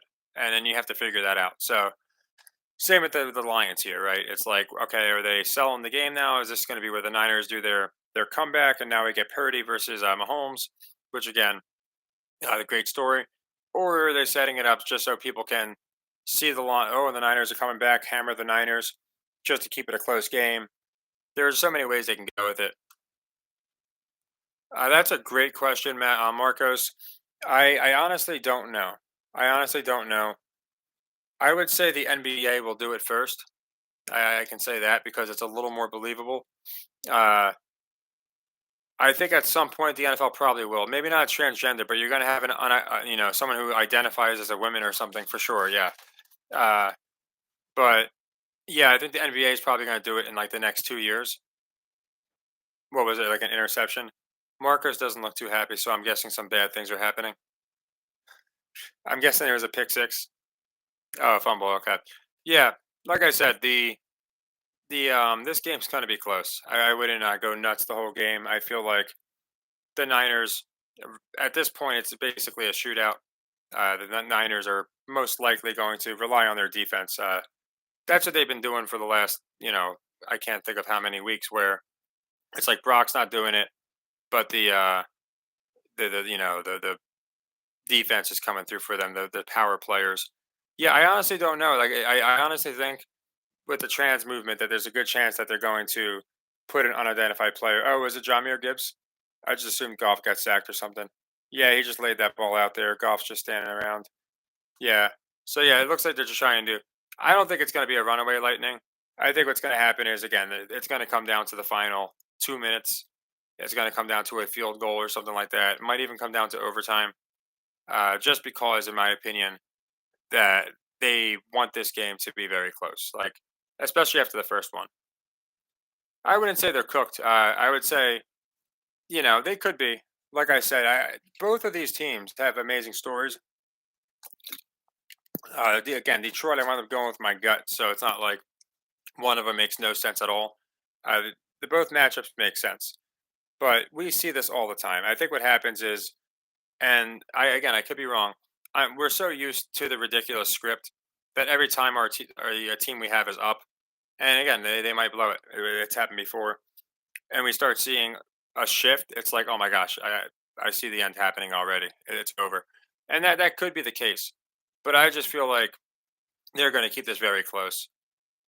Every time Marco says, "Oh my God," there's like a touchdown or a turnover, so I'm going to predict that you're ahead of me. I'm going to predict that like Debo scored or something because yeah, they're at the 30 now, like on my TV. Yeah, you'll see. Oh, is it? Yeah, is that Purdy running with the ball? Yeah, that's the tackling. So yeah, the tackling is a big part of the reason that people are, and this is again part of the reason that it really makes me wonder. This Super Bowl by far, you're going to have the most people. Yeah, it sounds weird, but it's an inevitability. This Super Bowl, you're going to have, in my opinion, the most people saying it's scripted. Like last year we had a lot. This year, I feel like probably every other fan is going to be saying it's scripted. Like there's no way it's not scripted, and they're going to have to find a way to, in my opinion, do something about it because they're going to lose their audience. And I said this already. Whether they're going to cater to kids on like Nickelodeon, cater to women, whatever they're going to do, I feel like they have to find a way to keep some of their base. All these people that are like, you know what, I've had enough, and they also don't want to lose gamblers who are betting on it. Yeah, they were I think at the 2 yard line. I figured they were going to punch that in. Like I said, I don't see a runaway here. The one thing that they've pitched about these teams is grit. So I think that was kind of the preview for this match. We were going to see a very up and down, back and forth. That's why I said from the beginning, like it's never you can never get excited with these games. Like I don't mean to repeat it, but you know that they're going to pull out everything. So like it's unless you're up like 28-0 and the other team is just and you're not playing Tom Brady, I guess they can easily just a couple things, a bad decision by Dan Campbell, a couple missed tackles, and they got themselves a tie game. So that's the reason, like for me, that I understand. Like typically, yeah, like 17 points seems great, and again for hedging value, anybody could have done well there. But as far as we're up 17, we definitely have this. It's just no way. Who got it? Yeah, Bill Power. Yeah, I mean, a lot of people say the National Fixed League and the NBA is nothing but actors. Yeah, I'm not sure what they're going to do with the Justin. Like they're trying damage control now. Like they had to with the Niners Ravens. Like we'll never know what the original Super Bowl is going to be. Whether it was going to be Ravens Niners, I don't think they expected so many people to catch the logo and point it out. Well, that's my point, Marcos. I still like the Lions. Yeah, like I said, I think they're they're the team to shock the world. And the one thing is like they don't have quit in them. So again, will I be shocked if the Niners win? No. Like I brought it up in week 5 why the Niners made so much sense. So when it's the two teams that you're like, it's got to be one of these two teams. There's nobody else that makes sense. I wouldn't be shocked, but I still do like the Lions. I think a lot of money is on the Niners, and again, be a really rough way to rip the Lions fans' heart out, which they like to do. But you might be messing with your base here. Now, maybe I'm thinking too much into it, but like I said, the Niners is the more obvious story, but they could run that next year. Now, of course, they might want to run it this year at Swift. You never know. But I think the Lions is the one that more people wouldn't expect, and more people wouldn't. They were talking about the Packers Niners being rigged. So like you watch this game, and people are just going to be like, "This is insane." Yeah, they all do, Wheezy fan. The fake fouls, the fake barking back at each other. Draymond Green, we actually predicted the night he was going to punch Nick. I thought he was going to punch somebody else, but I was like, I think he's going to punch somebody, and sure enough, he did. Very, very obvious. Yeah, Vince will be proud of this, Andrew. This is some Paul Heyman booking. They got the underdog gets the lead, the fans are happy. Now all of a sudden it's tied. The underdog looks like they have no chance now, and again, I just feel like that's what they want. They want ups and downs. That could be the case, Pierce, but then they might. I don't know. I think well, I thought with the Ravens, more people were going to be on the Chiefs, and I was shocked to see the amount of people that were on the Ravens. That was the reason I was like, okay, it's got to be the Chiefs. Like, there's too much money on the Ravens here, so I could definitely see you know, um, more people being on the Chiefs, but I was shocked at the amount of people that didn't believe in Mahomes going into Baltimore. So playing San Francisco, who just if they are to pull off a comeback, I don't know. I think more people would be on the Niners still, but it's really tough to tell.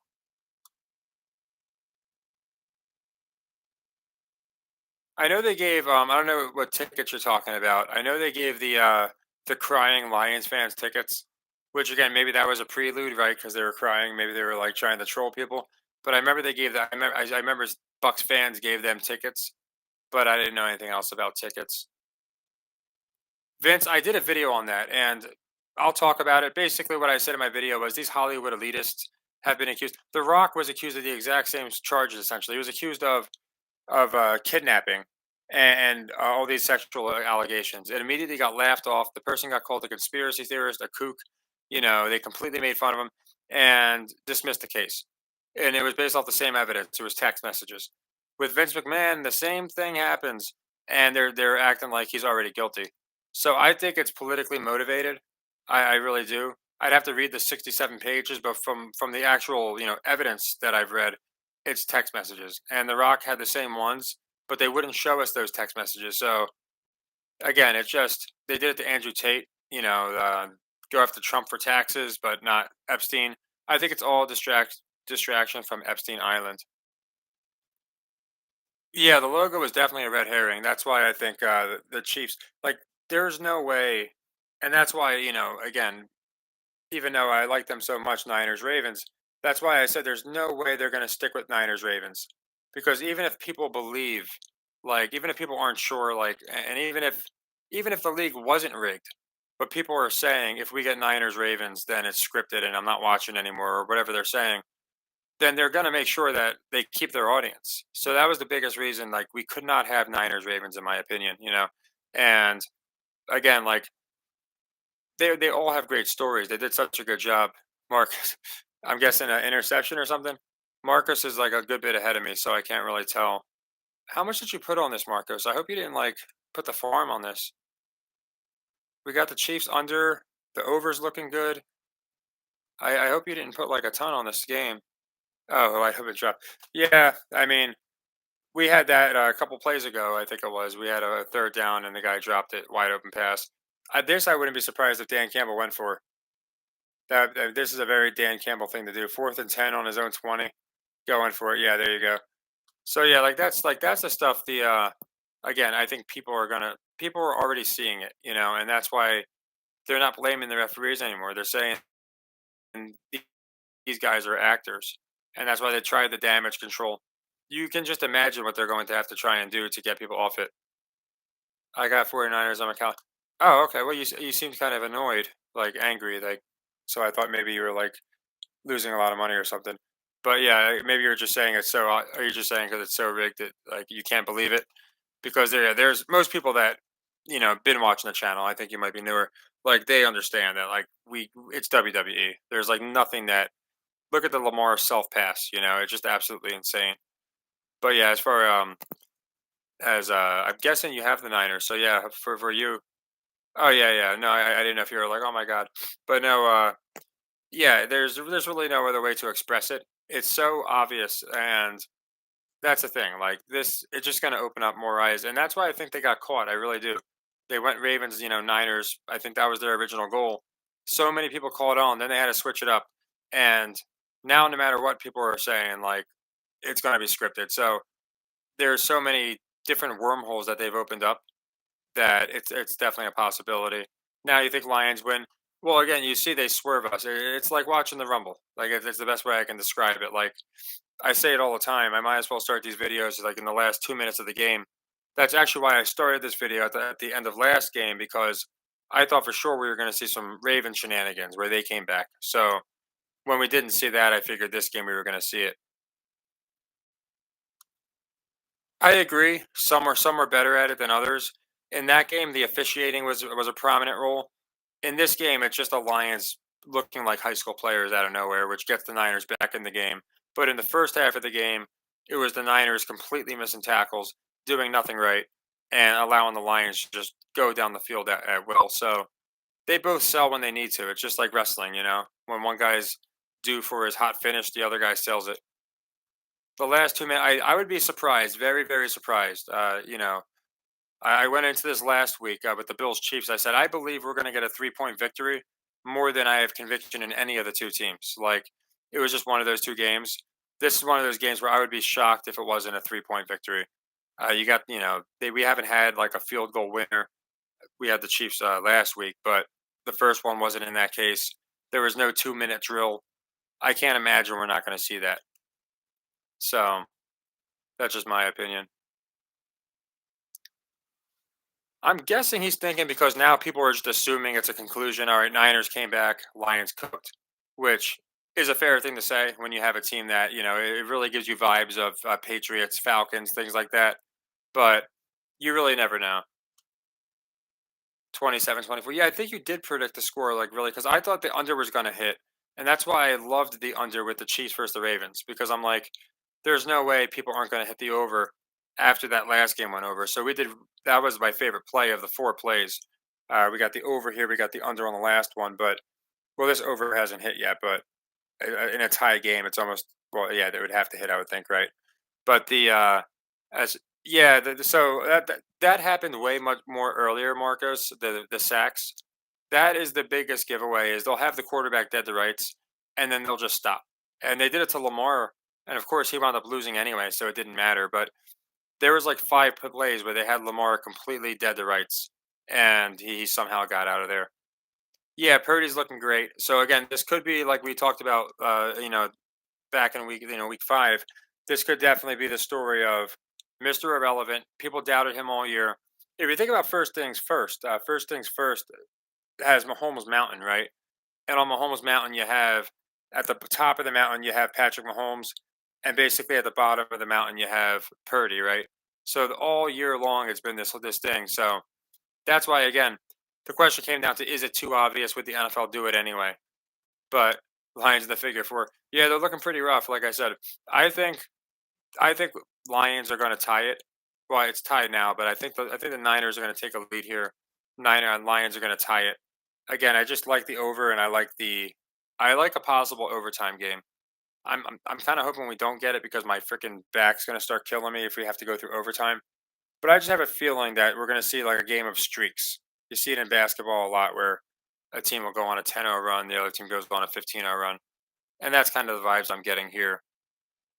Yeah, no, yeah. If you watch wrestling, then I'm sure this is like nothing to you. Like There's overtime. I hope not, man. Like it's nothing, and it's nothing like personal. It's just what happens is after like 3 hours, my back starts locking up. So I finished out last week's game, which again my back was killing me, but I'm like, whatever. We got like 8 minutes left, which in football time wound up being like 40 minutes. But if it goes to overtime, oh man, my back's gonna be. What happens is your neck just locks up. I don't have like a fancy gaming chair. I just get a chair from my room and use that. But I have like this dining room chair in the other room that I use. But I probably should get a better chair. But yeah, I'm hoping we don't get overtime just because of my back, to be honest.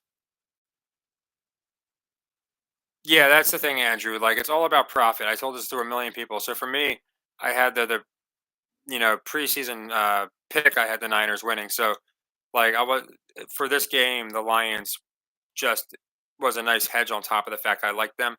And then in the middle of the game, I brought up like 10 times. People had 5 to 1, five. Five. The Lions were getting or the Niners are getting plus 500. So it's all about profit. So like anybody that had plus 500, just put a little bit on.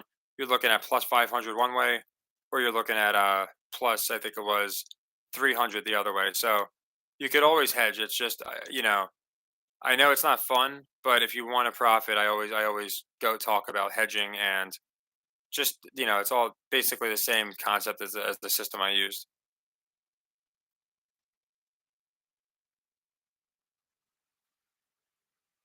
Yeah, they do the clip a lot, Lightning, in the NBA. It'll like the line will move suspiciously, of course, and then they'll win by like exact like a hook or something, and just in a very weird way.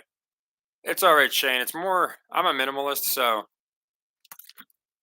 I don't have a bunch of stuff that like I don't feel like I need. But since I started doing these live videos, I'm like, okay, I might need a chair because I have a very healthy back. So the last thing I want to do is screw it up sitting in a dumb chair. But yeah, it's all right. It's not a big deal. I'll just have to at some point buy a nice chair or at least something with a cushion. Gambling craps. I really don't know, Marcos. I mean, it could be like they do the Olympics. I think that there's concessions made.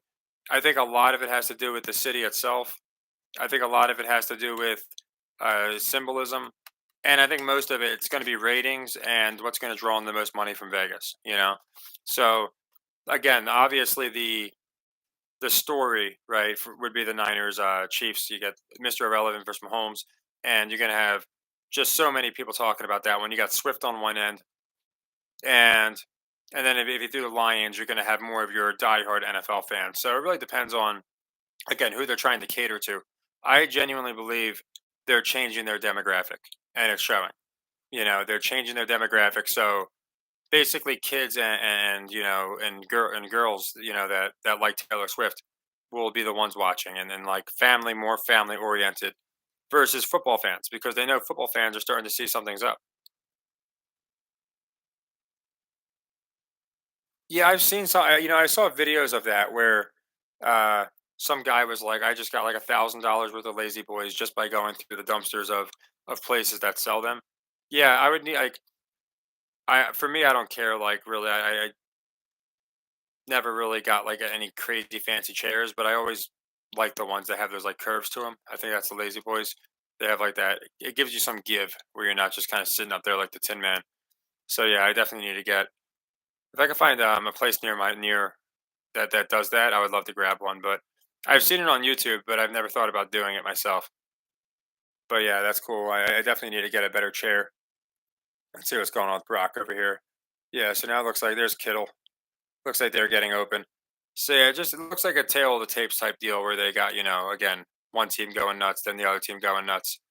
And again, the commonality is always the person's wide open, or if it's a quarterback, they miss the sack. So like for me, the giveaway was back when Dan Campbell, if you're when I brought that up, when he went for it. There's subtle giveaways, but you can just see something's going to happen here, and then you see missed tackles or you see the sacks, and that's the stuff that again these for the longest time these breakdown guys that's all they cover because to be fair, it's so darn obvious. But at this point now, people just know like you don't even need to see it in slow motion.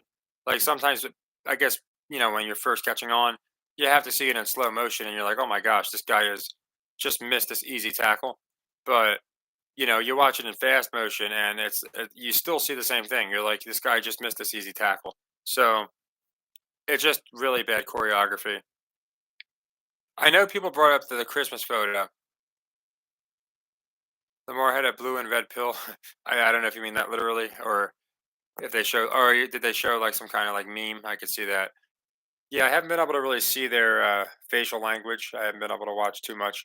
Just kind of looked up whenever someone's like, "Oh goodness," and I'm like, "Oh, something crazy must have just happened." But yeah, they did the Christmas photo.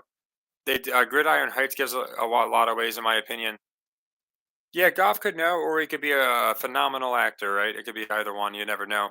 But yeah, like I said, the stories I feel like is what's going to be what reigns supreme at the end of the day. So they told it to have its time, but it's definitely a possibility that I think he would have known beforehand. I can't imagine these guys don't know. Now yeah, there's some guys that just always look that way. There have been times where wrestlers have not been told the outcome until like 10 minutes before the match. So there's a chance Goff didn't know, and other guys. I have a hard time believing Campbell, uh, Shanahan. Your guys on both sides. I have a hard time believing they don't know who's going over. It would be almost impossible to believe. Is that Purdy running again? Wasn't Steve Young? No, Steve Young was number 8. I was trying to think of the.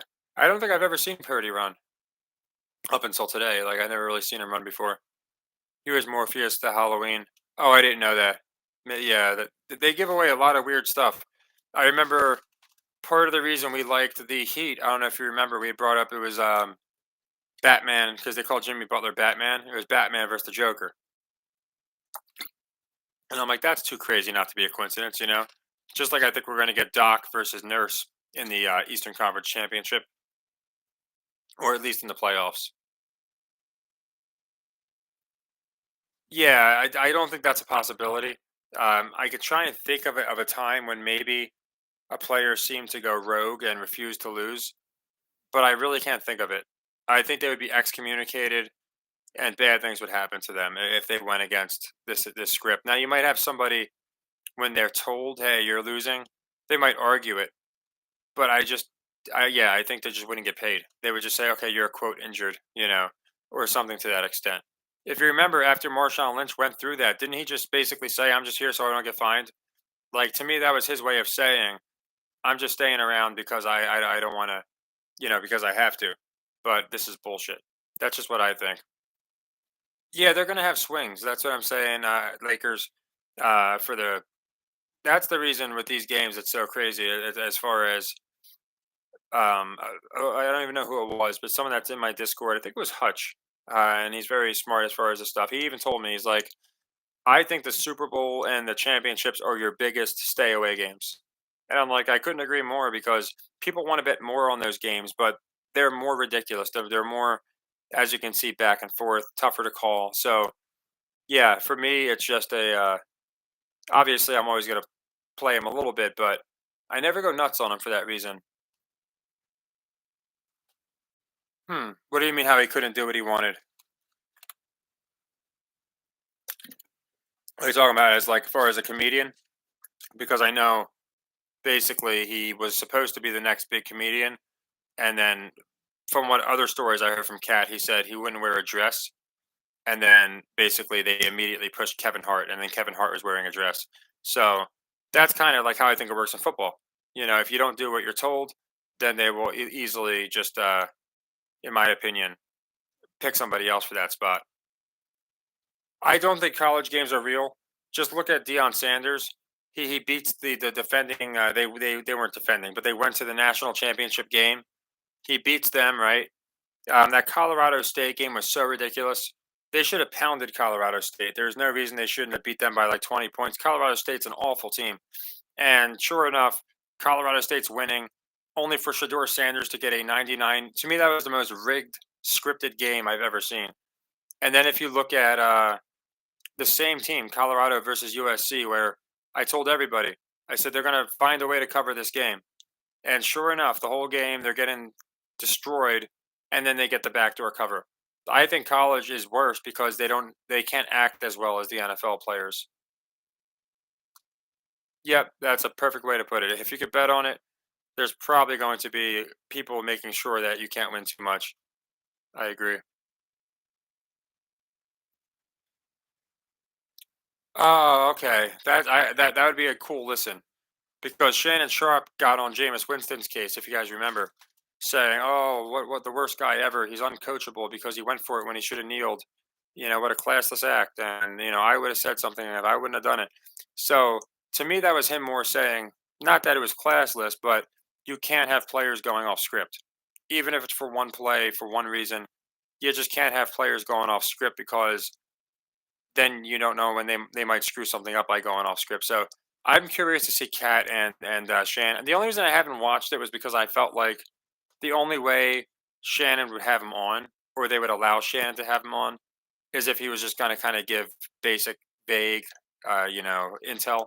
I can't imagine he'd come out and like call the NFL rigged, even though he probably knows it is, or even imply it. Now I know some people said he alluded to a few things, so I'd have to listen to it and try and read in between the lines. But I just feel like that's another case of ESPN trying to get ahead of the story. Trying to cover something. Okay, Cat Williams is coming out anyway. Let's get him on here.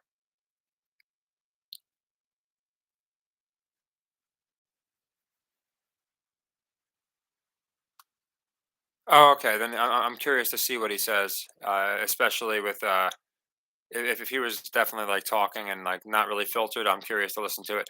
Are you talking Shane? Are you talking about Dan Campbell? Yeah, it's those are the things that I'll pay attention to, and like a lot of people will look and be like, "Oh, that was an obvious that interception, he threw it right to him." But I look at plays before, where a guy will hold for no reason, knocking them out of field goal range, or they'll punt when they're like in a weird spot. They're at like the 40, or we just saw he could have gone up 17 instead.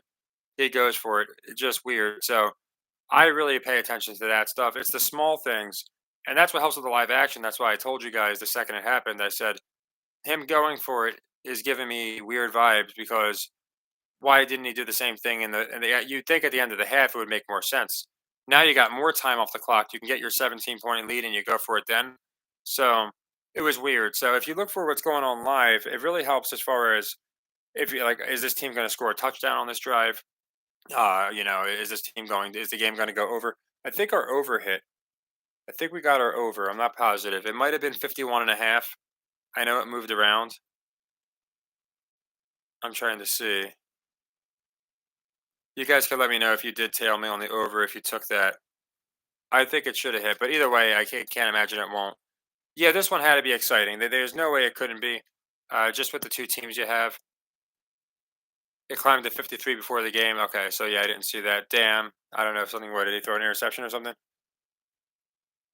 Oh, another drop. Did he drop that into an interception? That is a weird play. This is so crazy. It's like they're playing hot potato out there. Like that's another thing I said. Some people brought up to me like all you can do is laugh at this, and that's why I brought up like as far as like with like you really can because the plays are so ridiculous. Like and they're actively trying to convince us it's not scripted. And then you have these guys playing potato cake. Like to be fair, again, I always like to call it as I see it. That Niners guy should have had that interception. Like there's no way he shouldn't have. So, again, I always take it if it helps us out, but he just dropped the interception right into his hands. So yeah, looking like again, they're definitely gonna push this one maybe to overtime. 51 and a half. So right now it's right on the clip. That's interesting. So we'll have to see what happens there. I know it moved around. I didn't know it moved to 53 though. That's pretty high. So Marcos, about that, his videos got taken down. If you guys know of a guy named Jamal Rashad, he was a musician who talked about the scripted leagues, and he said all these guys in the now he wasn't talking about the NFL because he focused on the NBA. He said all these guys in the NBA are Mach fives. He said they're Mach fives. He said the reason that the certain players like Kobe and AI they didn't like them in the beginning was because they tried to take on the Mach fives and they weren't going to basically be controlled. Now I don't know how true it is, but he's convinced. He's like these guys are all Mach fives. They have artificial intelligence, all these different things, and you'll see Draymond Green glitching out. You'll see Shaq glitching out. Jalen Rose, where they're frozen like a robot for like minutes at a time. It's really weird. Oh, it's all right way up. It's been a good, positive, fun chat so far. Basically, what we expected, a very, very close game here, obviously. We got the Chiefs one, which was nice. We got the under there, which was nice. This over is looking good, which is nice. Hopefully, most people got the hedge. I know some people, obviously, at the beginning of the year might have got it with me. And then during the game, we had plus 500. So it should, I can't imagine most people didn't do a great job profiting today. So there's that. Hopefully, you did a good job. I know we didn't come through on the freaking Niagara game, which is crazy because that game was going under, and then they went into overtime, and it went over because of overtime. So that and the Hawks was annoying, but we did do all right with with the NFL games. Yeah, that's a good point. It's like a K zone, right? They easily could have the technology, but it's even easier for the NFL. But the fact that they don't use it gives it away. It lets you know that, in my opinion, they're just they want referees to be able to change these opinions. That, yeah, it could be MK Ultra too. It was just something weird. And yeah, thanks, Andrew. That was like I said, just stuff I found. And Jamal Rashad, he was the one who went into the Mach fives and stuff. I just saw the video. It shows like NBA players glitching, and it's pretty insane. Oh, good. I didn't play that one. Lakers Warriors, right? I didn't know too much about it. I knew it was rivalries week, but I was just like, I'm not sure. The Lakers, like I said, they've been hovering 500 all year long. So yeah, it could go either way as far as when they play. I feel like I wouldn't be surprised if Hart said that. Now he might have said it as a joke, but yeah, I wouldn't be surprised. Oh, is it triple overtime? Yeah, and like, what are the odds? They just happen to have rivalry week, and these teams play, and it's not called rivalry week, but the week they call it rivalry week, they go nuts and go into triple overtime. Yeah, I know. They said Powell was reacting to LeBron's fadeaway. He was in all of it, so that was interesting. And yeah, Marcos, the future is going to be pretty crazy because it's catching up to us as far as being able to track people. Look at AI. You know, you can go on any YouTube video and look up, like an AI of Eminem or Donald Trump or Taylor Swift or any of these people, The Rock, and the voices sound. Actually, one of my favorite channels to watch is called President's Play, and it shows Biden, Trump, Barack, Bush all playing like Madden and shit. And the voices are so darn perfect, or they're playing like Grand Theft Auto, but somebody like will dub in their voices, and it just they do such a good job. But it is scary how where AI is heading, in my opinion.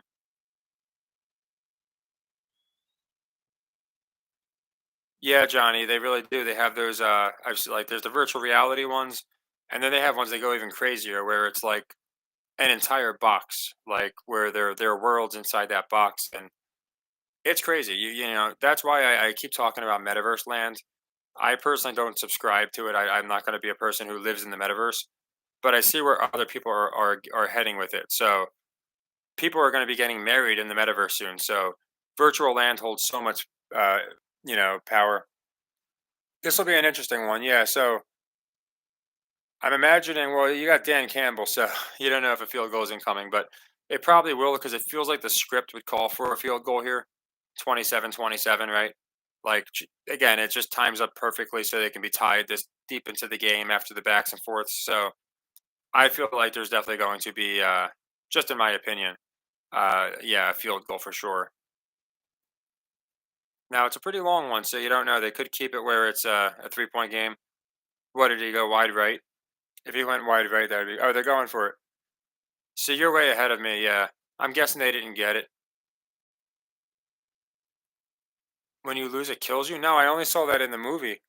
I saw the movie where like they played a game or something, and if they died in the game, they died in real life. But no, I never seen the. Yeah, I guess you could say that. I believe in the metaverse big time. But no, that sounds insane. Like, how would that work? Does it like attach to your brain neurons and shut them down? I'd have to hear more about that. Yeah, they always go to the analytics. Again, I think this one to me wasn't as damning. This one I could see either way. The damning one was when you go up 17 points, instead you go for it. That was the one where it was really just a stupid call. Yeah, same score. So again, you could be, and it's close to the Packers Niners score, wasn't it? I think it's close to where the Packers Niners were. So we'll see what the Niners do now. We'll see if they put their foot on the pedal, or we'll see if they conveniently stall out to keep it close. Maybe get a field goal, make it a 6 point game. Something's got to happen, Marcos, because it's at a point where it's taken over the world. People are losing their jobs because of it. And again, if it can help, that's great. But actually, if you listen to this song by K Reno, Krino, it's called "Flawed Technology," and this is like 10 years ago. He rapped about how technology is gonna be the death of us. Yeah, that's the thing, Johnny. You look back, and then nobody will notice that. Nobody's gonna go back and like people that know it's scripted will, but fans aren't gonna go back and be like, "Wait, we could have been up 17. We could have done this. Why'd we go for it here?" And they'll focus on a play or two. There'll be like an interception that golf throws, or whether it's the other way, a touchdown at the end for St. Brown. Like whatever way it goes, people will focus on that one play and not all the things. The Niners selling in the beginning, making the Lions like 5-1 favorites. Then the Lions sell, and then Dan Campbell not kicking the field goals. Yeah, the I can't really see all the plays, but the from what I can tell, they're just kind of giving up a lot of lateral yards, like the sweeps and such. Yeah, they should have kicked one of them. I mean, I understand. Like I said, I could give the guy the benefit of the doubt on the second one, maybe because okay, you feel like the game's getting out of hand. And again, we're assuming it's under the pretense that it's real, which is not. But the game's getting out of hand. You got to get it back. But the first one, when you got the lead and your defense is playing great, why give them the field position? It just doesn't make sense. Oh yeah, that's crazy. Who would want to do that? That's insane. How's that even? I'm imagining that's like very regulated and very uh, not endorsed by many companies, but that's insane. I heard of the Elon Musk thing where he wanted you to be able to, what was it called, Neuralink, I think, where you could play games with your head. But yeah, the shocking thing, I've heard of that with torture, but that's pretty crazy. Like you get shocked again. Like I don't understand who like you got some risky people out there, but goodness gracious, you're gonna die. You think so, Mo? Yeah, they're keeping it close. Don't forget, they're good at swerving people. The question becomes, do they complete the Mahomes story either way, right? Are they going to complete Mahomes versus the world, or are they going to have again the underdog? Because either way, I feel like it'd be an underdog win. Yeah, I could see though. I guess people have weird kinks, but second, I could see people having something where maybe you have like a shock on the body, so like if you get shot, it feels like you got shot or something, but you don't actually get hurt. But to have one on your brain is just insane. Man, Purdy's looking good with the ball. I'm not gonna lie, running the ball at least. I've never seen him run that many times. Yeah, seriously, I've never seen Purdy run that many. I think I've seen him run a total of like 3 times now. Maybe it's because I haven't seen a lot. I've watched a good bit of his games, but I just haven't seen him run that much. But yeah, they got him looking like Lamar Jackson out there. Actually, I think he has more rushing yards. Black Mirror. I'd have to. Yeah, the Oculus Rift. My friend had a really really expensive Oculus Rift. Like he had it like hooked up to everything. This thing was insane, and it was pretty insane because like if you're falling in the Oculus Rift, I think they might get a field goal here, but maybe I'm wrong. I've been wrong before. Uh, if you're falling in this Oculus Rift, you feel dizzy. You actually feel like you're falling, like your legs start buckling. It's like pretty crazy how your body reacts to the game. I got dizzy doing it, to be honest. I played it for like 20 minutes, and I'm like, man, I'm getting pretty dizzy here. Yeah, Marcus.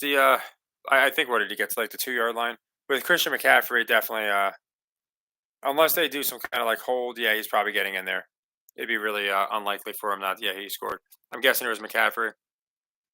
Looking like it might go Niners. Yeah, I mean, Vegas is definitely saying that. So again, the Lions, you got the grit, but no, I don't. I mean, you might. I don't know. From what I can tell, the Lions fans they seemed pretty positive. They were just like, we're just happy, this and that. Now, again, you're going to have more people, in my opinion, coming out saying that especially we got Niners. If you're looking at Niners Chiefs in the Super Bowl, how both teams needed all these things to happen. Yeah, it's probably the most obvious. So there's going to be a lot of people. I don't know if they're going to be rioting, but definitely just saying this is how scripted it is. They can't sue anymore because it was changed to sports entertainment. If they were still listed as like a competition or just sports, then yeah, the fans actually could sue, especially people that bet. But if it's sports entertainment, they can't because it actually says on the tickets these games, the purpose of these games, something to this effect, or for sports entertainment only. Oh, no problem, Andrew. Like I said, I always appreciate doing it. You guys are always fun. We had a really good day overall, which is good. Obviously, actually, I have this funny. It's like a coincidence. The divisional round, we got all the. I think we got them all right. I think, and the game I went live for, we missed, which was the Bills Chiefs. And then the week prior, we did really well, picked upsets, but I went live for the Browns and Texans, and we lost that one. So yeah, it just seems the ones I go live for, we lose. So probably just my story of my life, I guess. Well, that's the thing.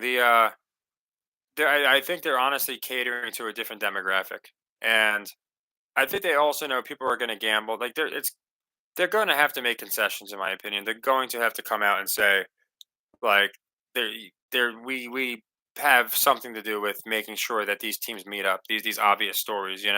Again, we went into it, months and months and months ago. How Cowboys didn't make sense, right? Lions, Niners, Purdy. The story made more sense in my opinion as far as that. The Lions, again, you go with your gut sometimes. Yeah, we got the rematch, so that's another thing. And what makes it really interesting is the wrestling tie-ins. Again, you have a lot of wrestling tie-ins, and I went into both aspects of it. The wrestling tie-ins. You have Roman Reigns as a San Francisco fan, but he's the tribal chief. All these different things. Mahomes repeats. See, I'm not sure. I know a lot of people are saying Mahomes. There's no way that he can lose again in the Super Bowl. He's got to get two in a row, and it would complete his story. So I do agree that it makes a lot of sense for Mahomes. But then again, on the other end, you got Mr. Irrelevant. It's such a story. Like this was our from last year. We went into why a lot of people told me Brock Purdy wouldn't even be starting this year, and I was like, "There's no way they're going to waste Mr. Irrelevant." It was just a matter of when, like there's no way. I thought it'd be last year, and that's why I took them going into this year. But yeah, the Mr. Irrelevant story just it was too good to pass up on. And now again, like right now, he's playing the first player that was drafted, and then assuming it would be Kansas City, he'll be playing the best quarterback in the league. So the story writes itself, in my opinion. So that's why, like, from the story aspect, it's definitely one that they'll be able to just completely hype up these two teams, in my opinion. The more so Purdy and Brady, and they had again the Mahomes Mountain thing. That's why I brought it up in my Discord earlier. I asked a few people. I just said, "Do you guys think the talking heads like Nick Wright, Stephen A. Smith, Chris Broussard, do you think they know who's going to win, or do you think they just kind of know a little bit?" And most people agreed that some of them probably know, some of them don't. But it is interesting because if you notice on First Things First, almost always Chris will get a win and Nick will get a win, right? So here the win for Chris would be Purdy proving Nick wrong, but the win for Nick would be I told you, never a doubt, Chiefs in the Super Bowl. So I feel like they have to know to an extent. Now I could be wrong, like I said. This year, I think they did the absolute worst job. Again, as far as they did a good job throwing people off, like of exact outcomes, but basically everybody like that was, in my opinion, watching knew it had to be just a couple teams. Like so many teams were eliminated so early on, and I think it's because of the way they booked it. Yeah, well, yeah, the Lion. It's interesting. Like I said, they did it with the other franchises. They did it with three of the other franchises, like the three main franchise or not franchises, but leagues where it was a first time winner. And Detroit, it's a crazy story either way. Like I said, they coming into the year, Vegas loved Detroit. They had them again winning the division, which is when you had a team that just went 13-4, I think it was, and not much changed with that team. It's very telling. That's why they from the beginning, I was like, okay, Detroit's got to go at least past the first round. And then the Niners, they just came out, and that's again, they were one of those where they fit the logo theory. and then of course they didn't when the Ravens lost. But they have the story with the Chiefs where there's a lot of different things that they can push. The fact that they played already, I went into how now Mahomes can play, you know, Jim's Jim's old team, and then knowing the NFL, Week 1 he'll be playing Jim against the Chargers because that's like how they like to do things, like these kind of full circle type deals. And then the Mister Irrelevant, like you have to at some point pull the trigger. And again, it's the two Brady guys too. So there's so many things that go into it. And as far as the Chiefs, yeah, they just weren't going to have. I didn't think they were going to go with the logo, which would have left Ravens Lions, and everybody agreed the Ravens Lions made no sense at all. So yeah, as far as the playoffs, I think they did basically everything that we expected for the most part. We got Golf and Stafford, the old teams playing each other, which again you can't script that any better for Stafford to be going against the Rams, and everything perfect had to happen for this stuff too. So I think each year you can see we get a better read on the year.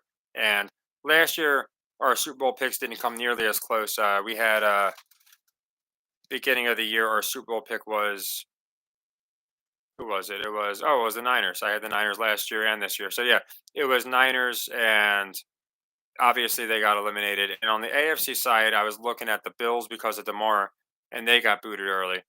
And this year did a lot better, obviously, with the on both sides making it to the NFC Championship. So I just feel like it's figuring out what rivalries they're pushing and how they're going to push them. Oh, that's interesting. Yeah, I always try and look for the Bulls, but I swear I always wind up picking the wrong side. I'll be like, oh, they're going to do this for Michael Jordan, and then they'll lose. And like for the Bobcats, I was way off on that one. The Hornets, I thought, okay, they have the uh, the Hornets with a new owner. They're going to look really good this year. They got Ball. They're going to shame Jordan. And then the Hornets came out and just did terrible. They looked awful. And I thought the Pistons were going to do good, and they did awful. But then every other pick we nailed. So we're kind of that. It's funny where that we either like we'll get like 90% of them right, but the 10% we get wrong are just so laughably wrong. You can't make it up. Again, like I really thought the Pistons were going to have a good year, and it's just funny that they're probably going to have the worst year ever. And the Hornets, who I thought were going to have a good year, might break Michael Jordan's record for losses in a year. So it'll be pretty interesting either way.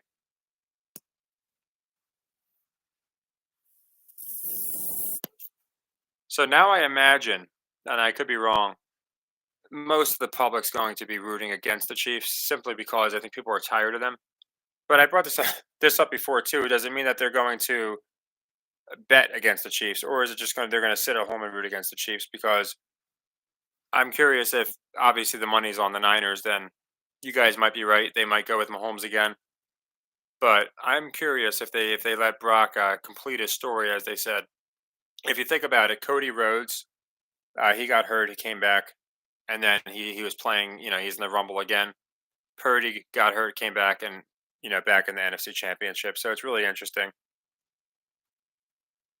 Yeah, NBA fanboy. Like I said, it's never an easy call. Especially you get down to like just two games to call. It's yeah, touchdown. Again, they're going to keep this close. I thought they waved it off. Unless you're a play ahead of me, you might be a play ahead of me. Where I'm at, the referee said he was out of bounds. Well, yeah. So Purdy's like the average, like humble guy, in my opinion. That he, the opposite of Mahomes. He's like the anti Mahomes. He's a complete system quarterback. Everything goes through the system, and he's a beneficiary. Yeah, they do that a lot too. I didn't see the play, but you'll see them basically, yeah, try not to go in. They'll have it, and then they'll just like kind of stop short. Yeah, Taylor's royalty for sure. So you have basically like royalty versus like I don't know the common man in Brock Purdy, even though he's not the common man. I think he comes from some pretty big bloodline, but he's Mr. Irrelevant. So people look at him, and then they look at Mahomes, and it's like just completely reversed. So it's such an interesting dynamic. It's the rematch angle. Again, I've gone into the wrestling angle before. You got the tribal chief. You have so many stories with those two teams. Another thing is the first I believe I could be wrong. The first team to beat the Niners since they got McCaffrey was the Chiefs, if I'm not mistaken. I think the Niners beat the Chiefs, and then Brock went on a winning streak, or the Chiefs beat the Niners. Brock went on a winning streak. Then he got hurt. They lost that game, and then they started a winning streak this year. So that's also something interesting. I think it was fake, 100%. Like if it was because they were saying he hurt his arm so bad he couldn't move. I don't know why they wouldn't have just put Christian McCaffrey at quarterback. Like, why would you have a guy in there who's just going to like every play he was just doing basic handoffs and the defense knew it. At least if you put McCaffrey at quarterback, you give yourself a chance. So I think it was a fake one. Yeah, Marcos. I feel like the touchdown was that's probably for the cover. Like I said, I'm sure everybody was on. I mean, Lions were like or Niners were like 3-1 favorites, I believe. So I feel like everybody was definitely on the cover. You know, because you're not gonna. I mean, betting $100 on the Niners, you're winning like 20 something, not a little more than that. You're winning like 30 something dollars. So, it's not one where for people you have to either use that as a parlay piece or, just put a ton of money down. So I feel like they're gonna have the obviously have the Lions get the cover, and that just made sense in my opinion. Yeah, I feel like most people that were saying that the Niners are gonna win probably had them blowing them out. That's what I feel like, uh, and that's why again I usually always do covers. Today the reason it was good because we had two underdogs winning, so I'm like, well, we're doing two plus odds. All we really need is one of them to hit, and it's a nice profit. So that's why again I always use mathematics with all of my picks. I try and if one of the teams we were picking was a favorite, of course I would have had to do the lay the odds. Like if I was picking the Niners, I would have picked them to cover the spread because, or I would have had them winning and then said pick the Lions to cover the spread because you know it's stupid if you're not going to get paid on it. Like there's that's why I never in my videos just pick favorites. I always go into either I only pick an underdog or the spread over unders where it's about even odds or better. Yeah, Marcos. I honestly, it's a possibility, but I don't think they do. I don't know why. They could recover. The thing is, it would be the most I don't know obvious freaking play of all time. Like if again they've made this game pretty darn obvious as far as a script goes, but a low percentage onside kick being recovered to extend the game would just be bonkers. They would just be spitting in our face as far as letting us know it's rigged.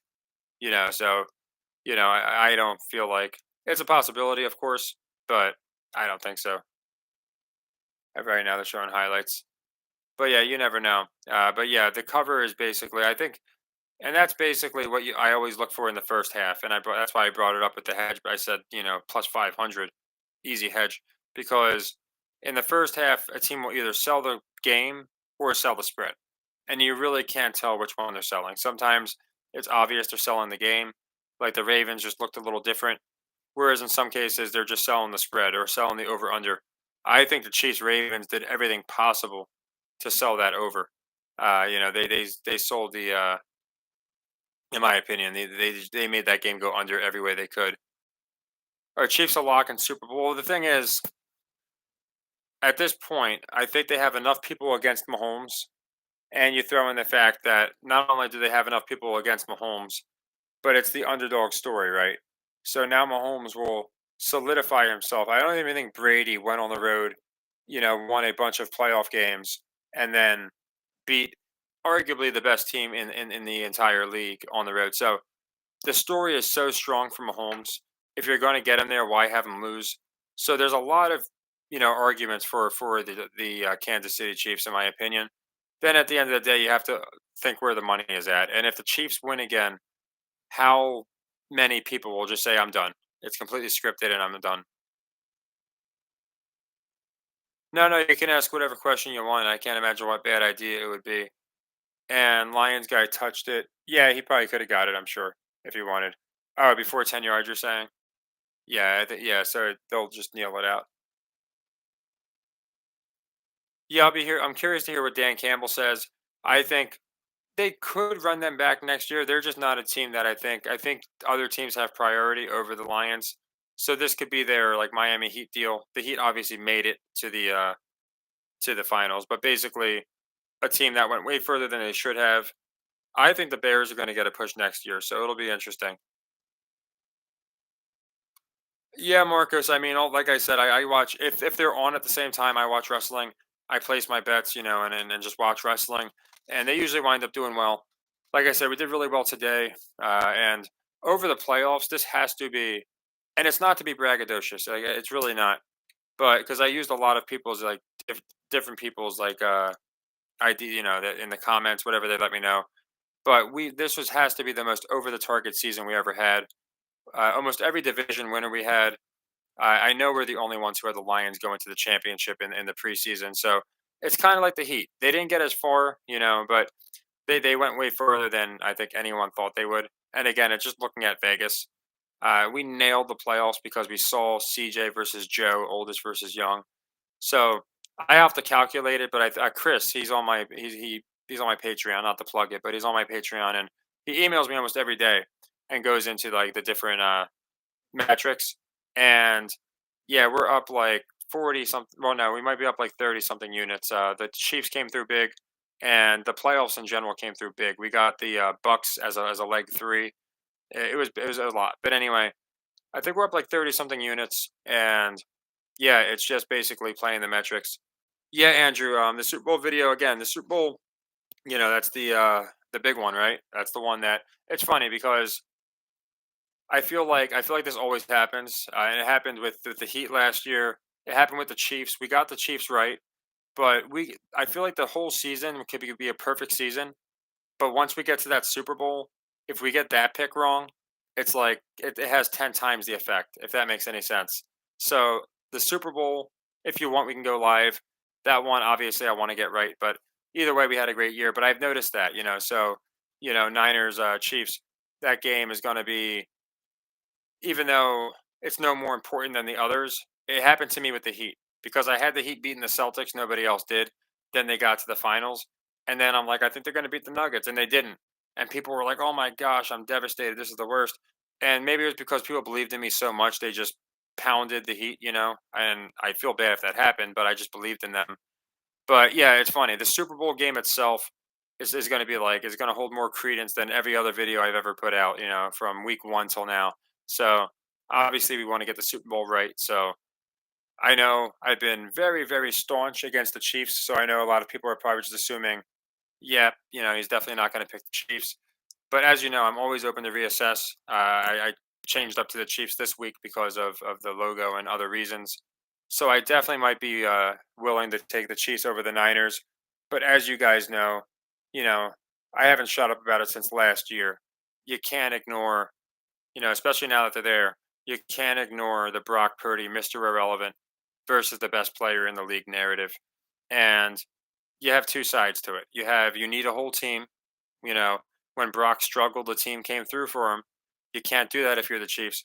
Or is it Mahomes is that good that he's going to beat Brock Purdy? So, or beat the Niners by himself, essentially. So it's really interesting.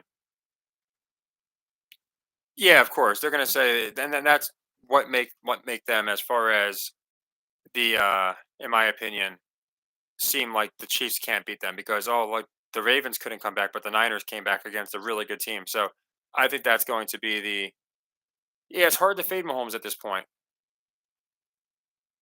Yeah, well, we went 3 or 4. I saw 82 actually. We got the over on this game for 2 units. We got the Chiefs win for 2 units.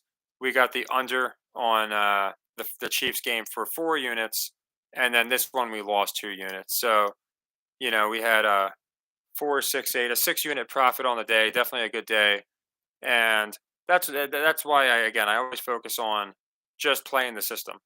Because again, a 6 unit day, and that's if someone didn't hedge and get and get easy plus 500 on the Niners. So definitely a good day, and that's why with the picks, I always try and go with the best value, and I always try and go with what makes the most sense as far as what's going to give us the best value versus liability.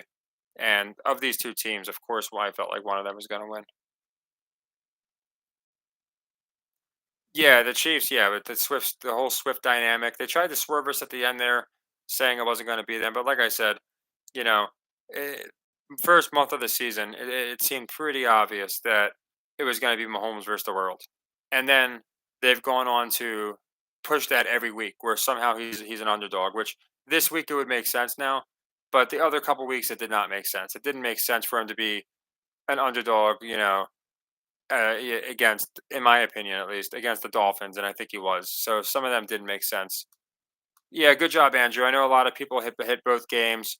You know, the Lions, like I said, usually I take covers because like I would go cover because it's a pretty pretty big dog to be taken. The favorite's a lot easier to catch, obviously.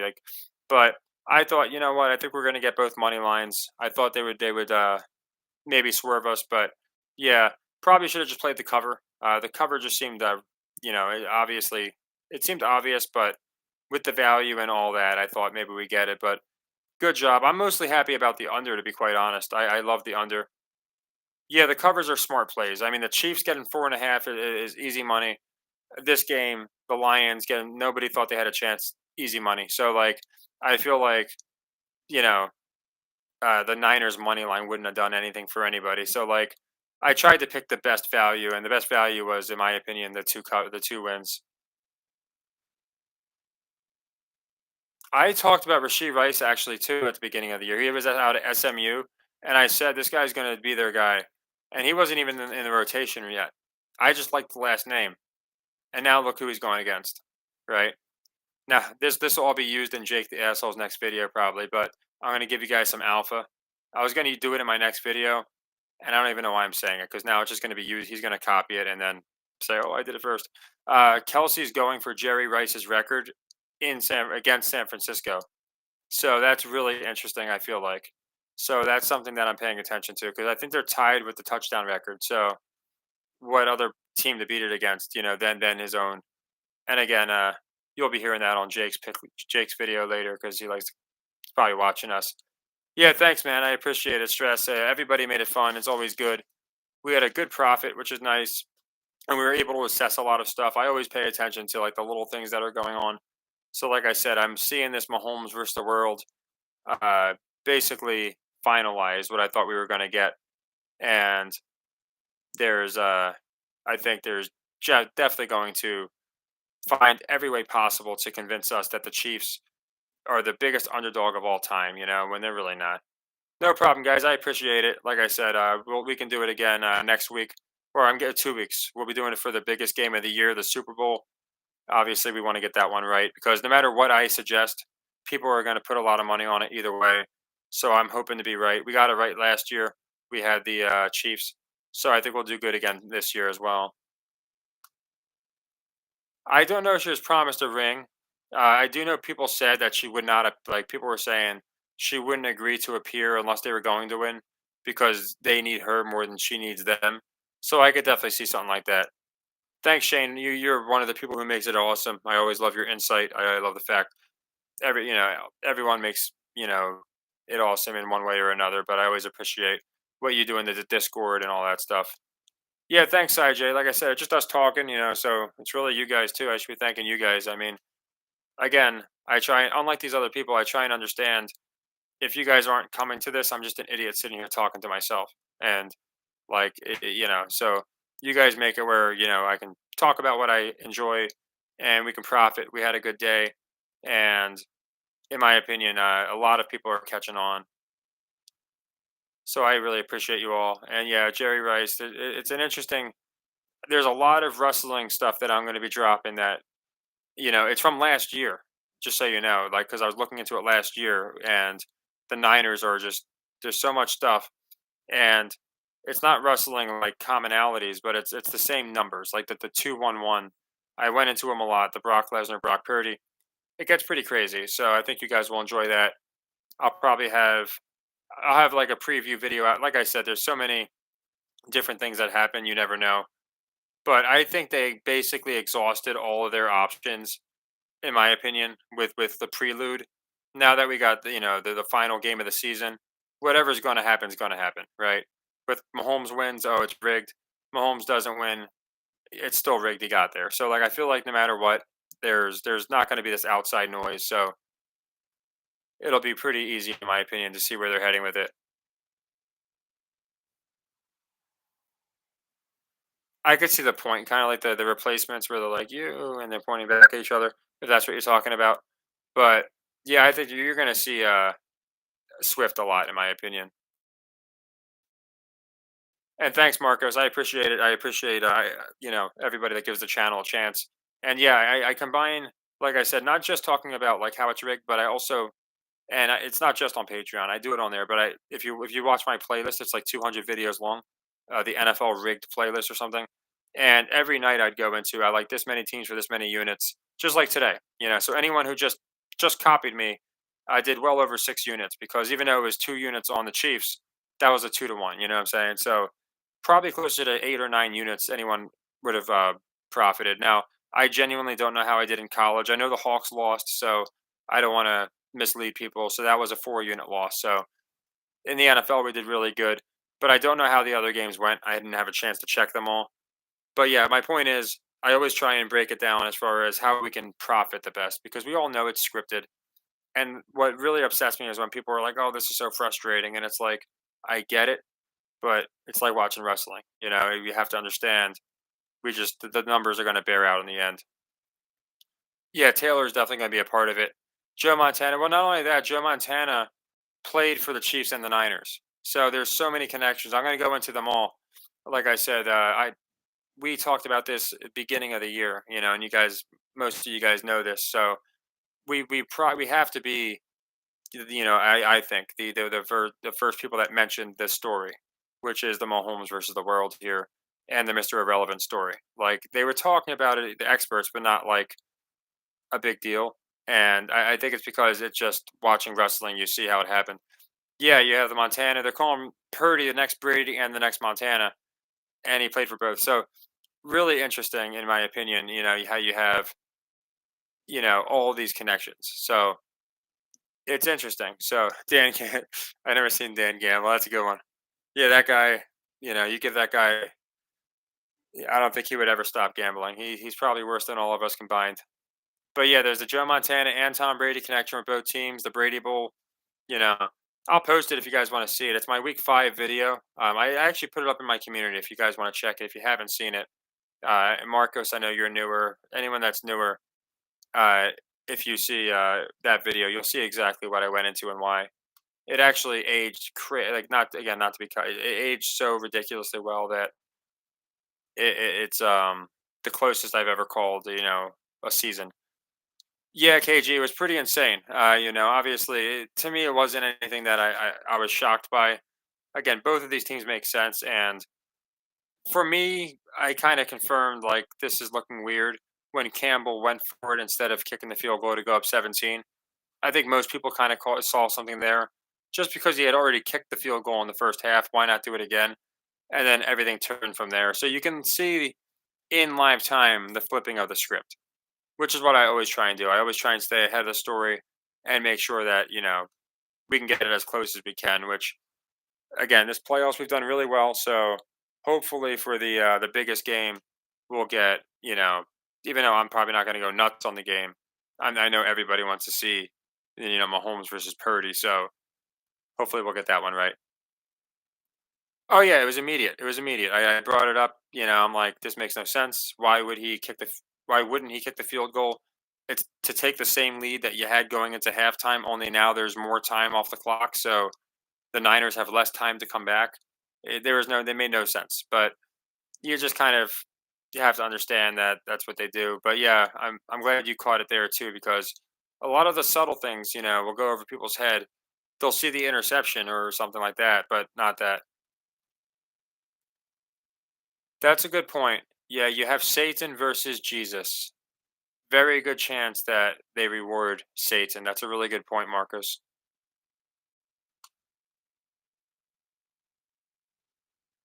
Yep. They more coaches go for it now than ever before. It's insane.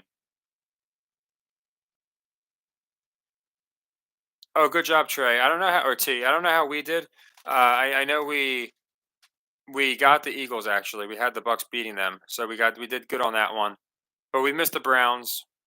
We missed the Bills, so I missed a few of them. But overall, we've had a good playoffs as well.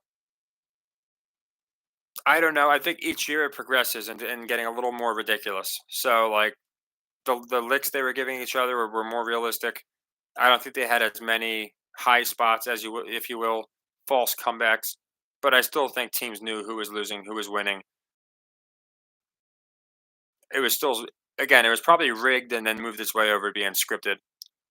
Yeah, I mean, again, the Super Bowl three was they did that whole entire thing to save the Super Bowl and to get a lot of money from people who knew the Colts were going to win. So they've been scripting it forever. It's just trying to figure out where they're going to, in my opinion, go with the script. So again, this one with the Purdy Mahomes one, it's kind of one that's been waiting for us. So it's just a matter if, like you, again, a good point. Purdy likes Jesus. Mahomes, he, his girlfriend is like a Satanist, or not his girlfriend, Kelsey's girlfriend.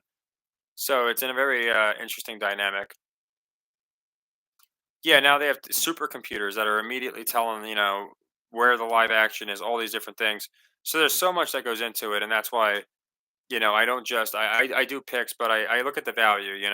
I look at where are people going to be able to get even odds or better, get plus odds, and even if we don't have which a lot of times we will have like an 80% hit rate, but even if we don't, we can do good with a 40% hit rate. Because if I just came out here and just picked, straight up and you're getting minus 300, and I'm like, okay, well, we can't do much with that. We have to understand how Vegas works, take advantage of the live odds. If we have today was a lot of hedge opportunities. So basically a guaranteed profit on the Lions game.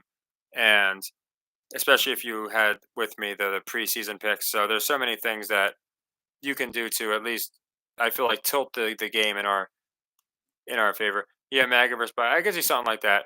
I could see, like, again, it's a political year, so they can definitely pull that. I genuinely think that KG. Now we'll never know, and I wound up changing the Ravens pick, so it's not like I'm saying it like, oh, I got, I'm saying it because they were wrong.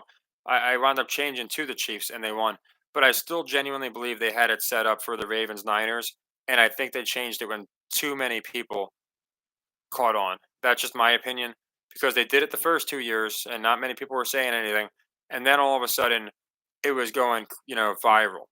So that's why I feel like they changed the script. And I could be wrong. Some people are very convenient with it. When they're wrong or they change the script when they're right, they didn't. But in my case, like I said, it was just 2 stories that it made perfect sense with both teams. Then the logo leaked, and I don't know, they just handled it in such a weird way. Even if it wasn't scripted, they would have to make sure that didn't happen so the fans wouldn't say, "No, I'm done watching." Yeah, a lot of money on the Ravens too. So again, at the end of the day, money is king, as they say. So there's so many aspects that go into it. So yeah, like I said, hopefully we've been very over the target on the year on the playoffs. I'm hoping we can finish it off with a W. Luckily, we have 2 weeks. Although for me, that might be a bad thing because it gives me time to overthink. But for the most part, I think we're gonna get this one. We had the Chiefs beating the Eagles. Apparently, not many people did. I don't know why. I thought that was a very obvious one. But yeah, we had the Chiefs beating the Eagles. So we've only done one Super Bowl on the channel, obviously, because we've only been around that long. But we are 1-0 in Super Bowls. So hopefully we'll get this one. Because, like I said, no matter what, for some reason, people treat the Super Bowl way more important than all the other games. And I get it, in the NFL it's supposed to be, but we know they're all the same. Niners, Chiefs was your least favorite expected, and Lions versus Ravens. Lions, Ravens made no sense at all. Yeah, that one made no sense outside of to prove beyond the shadow of a doubt it's not scripted. Niners, Chiefs makes a lot of sense if you really think about it. That's why these 2 teams were the 2 that I had, because I didn't think the Cowboys made sense. So back when, it was the quarter of the season, I'm like, it has to be Niners. And then once you eliminate the Eagles and Cowboys, you're left with the Lions. Awesome job, Conway. That's why I try and tell people, like, you can guarantee either way. And if you can take profit, then it's always good to take a profit. Like, sure, you could let it ride, and then it's like, oh, I got twice as much. But especially with my system, it's about profiting on every game. That's all that matters. Like with the Chiefs, we didn't take the points to cheap out. Had the Lions been favorites, we wouldn't have just taken them as favorites. It's always about getting the best odds we can. So that's one thing I always try and do. Yeah, there's no money in Lions Ravens exactly, and that's why I decided against that one. there's enough money with Lions Chiefs, but the story in front of everybody's face is, and as we can see now, Chiefs Niners. Oh, Mattress Mac. I remember him with all the big bets he did. Yeah, the Texas bets. Yeah, the Niners Chiefs. That's going to be a draw. Like, there's no doubt there. And I'm curious if they're going to be booing Swift or if she's going to get love. I would imagine in Vegas. I don't know. They love Trump in Vegas, so they probably won't like Taylor Swift too much. So we'll have to see how that goes. But again, just because a state likes a guy doesn't mean they won't like somebody else. But based off the way Trump gets treated like a hero in Vegas, again, you have to understand this, he helped a lot of the casinos, or at least assisted them in one way or another in Atlantic City as well. But yeah, and he got Dana White off the ground. The dynamic might be interesting. Marcos. I thought that might be a possibility. That or WrestleMania. I don't know why. I just thought about it, and it'd be interesting because they love him in Vegas. This happens to be in Vegas, and the NFL would have a hard time trying to censor him getting, in my opinion, a hero's welcome because I think he'd get one. She very well might. I would not be surprised. She's got the Grammys in between. I could see her coming out and cutting like a pep talk speech for a pep talk song for Kelsey, and then out of nowhere he gets it going. You never know. Like, yeah, I wouldn't be surprised if they were losing and then she wrote a diss track on him. Like, they every year they one up themselves, and that's why this Super Bowl is going to be the most epic Super Bowl of all time. So it'll be interesting seeing, like I said, which way they go with it. But I feel like we've had a really good read, so I'm not too worried about it. Yeah, you got the Swifties, like you can't ignore them. So you got them, Mr. Irrelevant, Mahomes. You have again one man versus like an entire juggernaut of a team. You have all these connect. You have the fact that they played before. Debo wants his redemption. There's just so many aspects that go into it and there's the wrestling connections. You got the tribal chief, all these different things. So it'll be very interesting. I'm very curious to see how the media kind of pushes it up. Although I'm not going to listen to them too much because, again, sometimes you listen to them too much and then you'll overthink it. So I'm basically just going to go like I said. I have since last year, and they always say go with your first instinct, and since last year I really, had a feeling about the Niners, so I'm wondering if I just stick with that. So, you know, you never know though. If they want to continue the Mahomes story, this is the time to do it. They might as well, and then maybe he gets a break, doesn't make the playoffs next year, or gets eliminated early. They give it to Lamar finally, but it'll be interesting. Yeah, because people are gonna watch for Taylor Swift, and people that hate her are gonna watch just for them to lose. The same reason people watch wrestling. They watch because they want Cody to win or they want to see Roman lose. So it's the same concept. So I think Swift is going to bring in a lot of people. But yeah, guys, it was a fun game. I'm going to head over to my folks now. Like I said, it's a little later than I was hoping, but it's no big deal. I was waiting. I had sent my mother a few texts and there wasn't anything. She said everything was appearing good, but back's locking up and stuff. I'm glad we were able to finish the game. I like being able to finish it. And yeah, I feel bad for Lamar. Like, it was messed up what they did to him, but there's obviously a reason. Yeah, and I doubt he cares. He got 270 million. I'm sure he's perfectly happy throwing games. Like, that's what people have to understand when they you know, it's like, yeah, these guys are getting shamed, but they're asking to get shamed. Yeah, Taylor is. Taylor's gonna look like she's going to the club, definitely.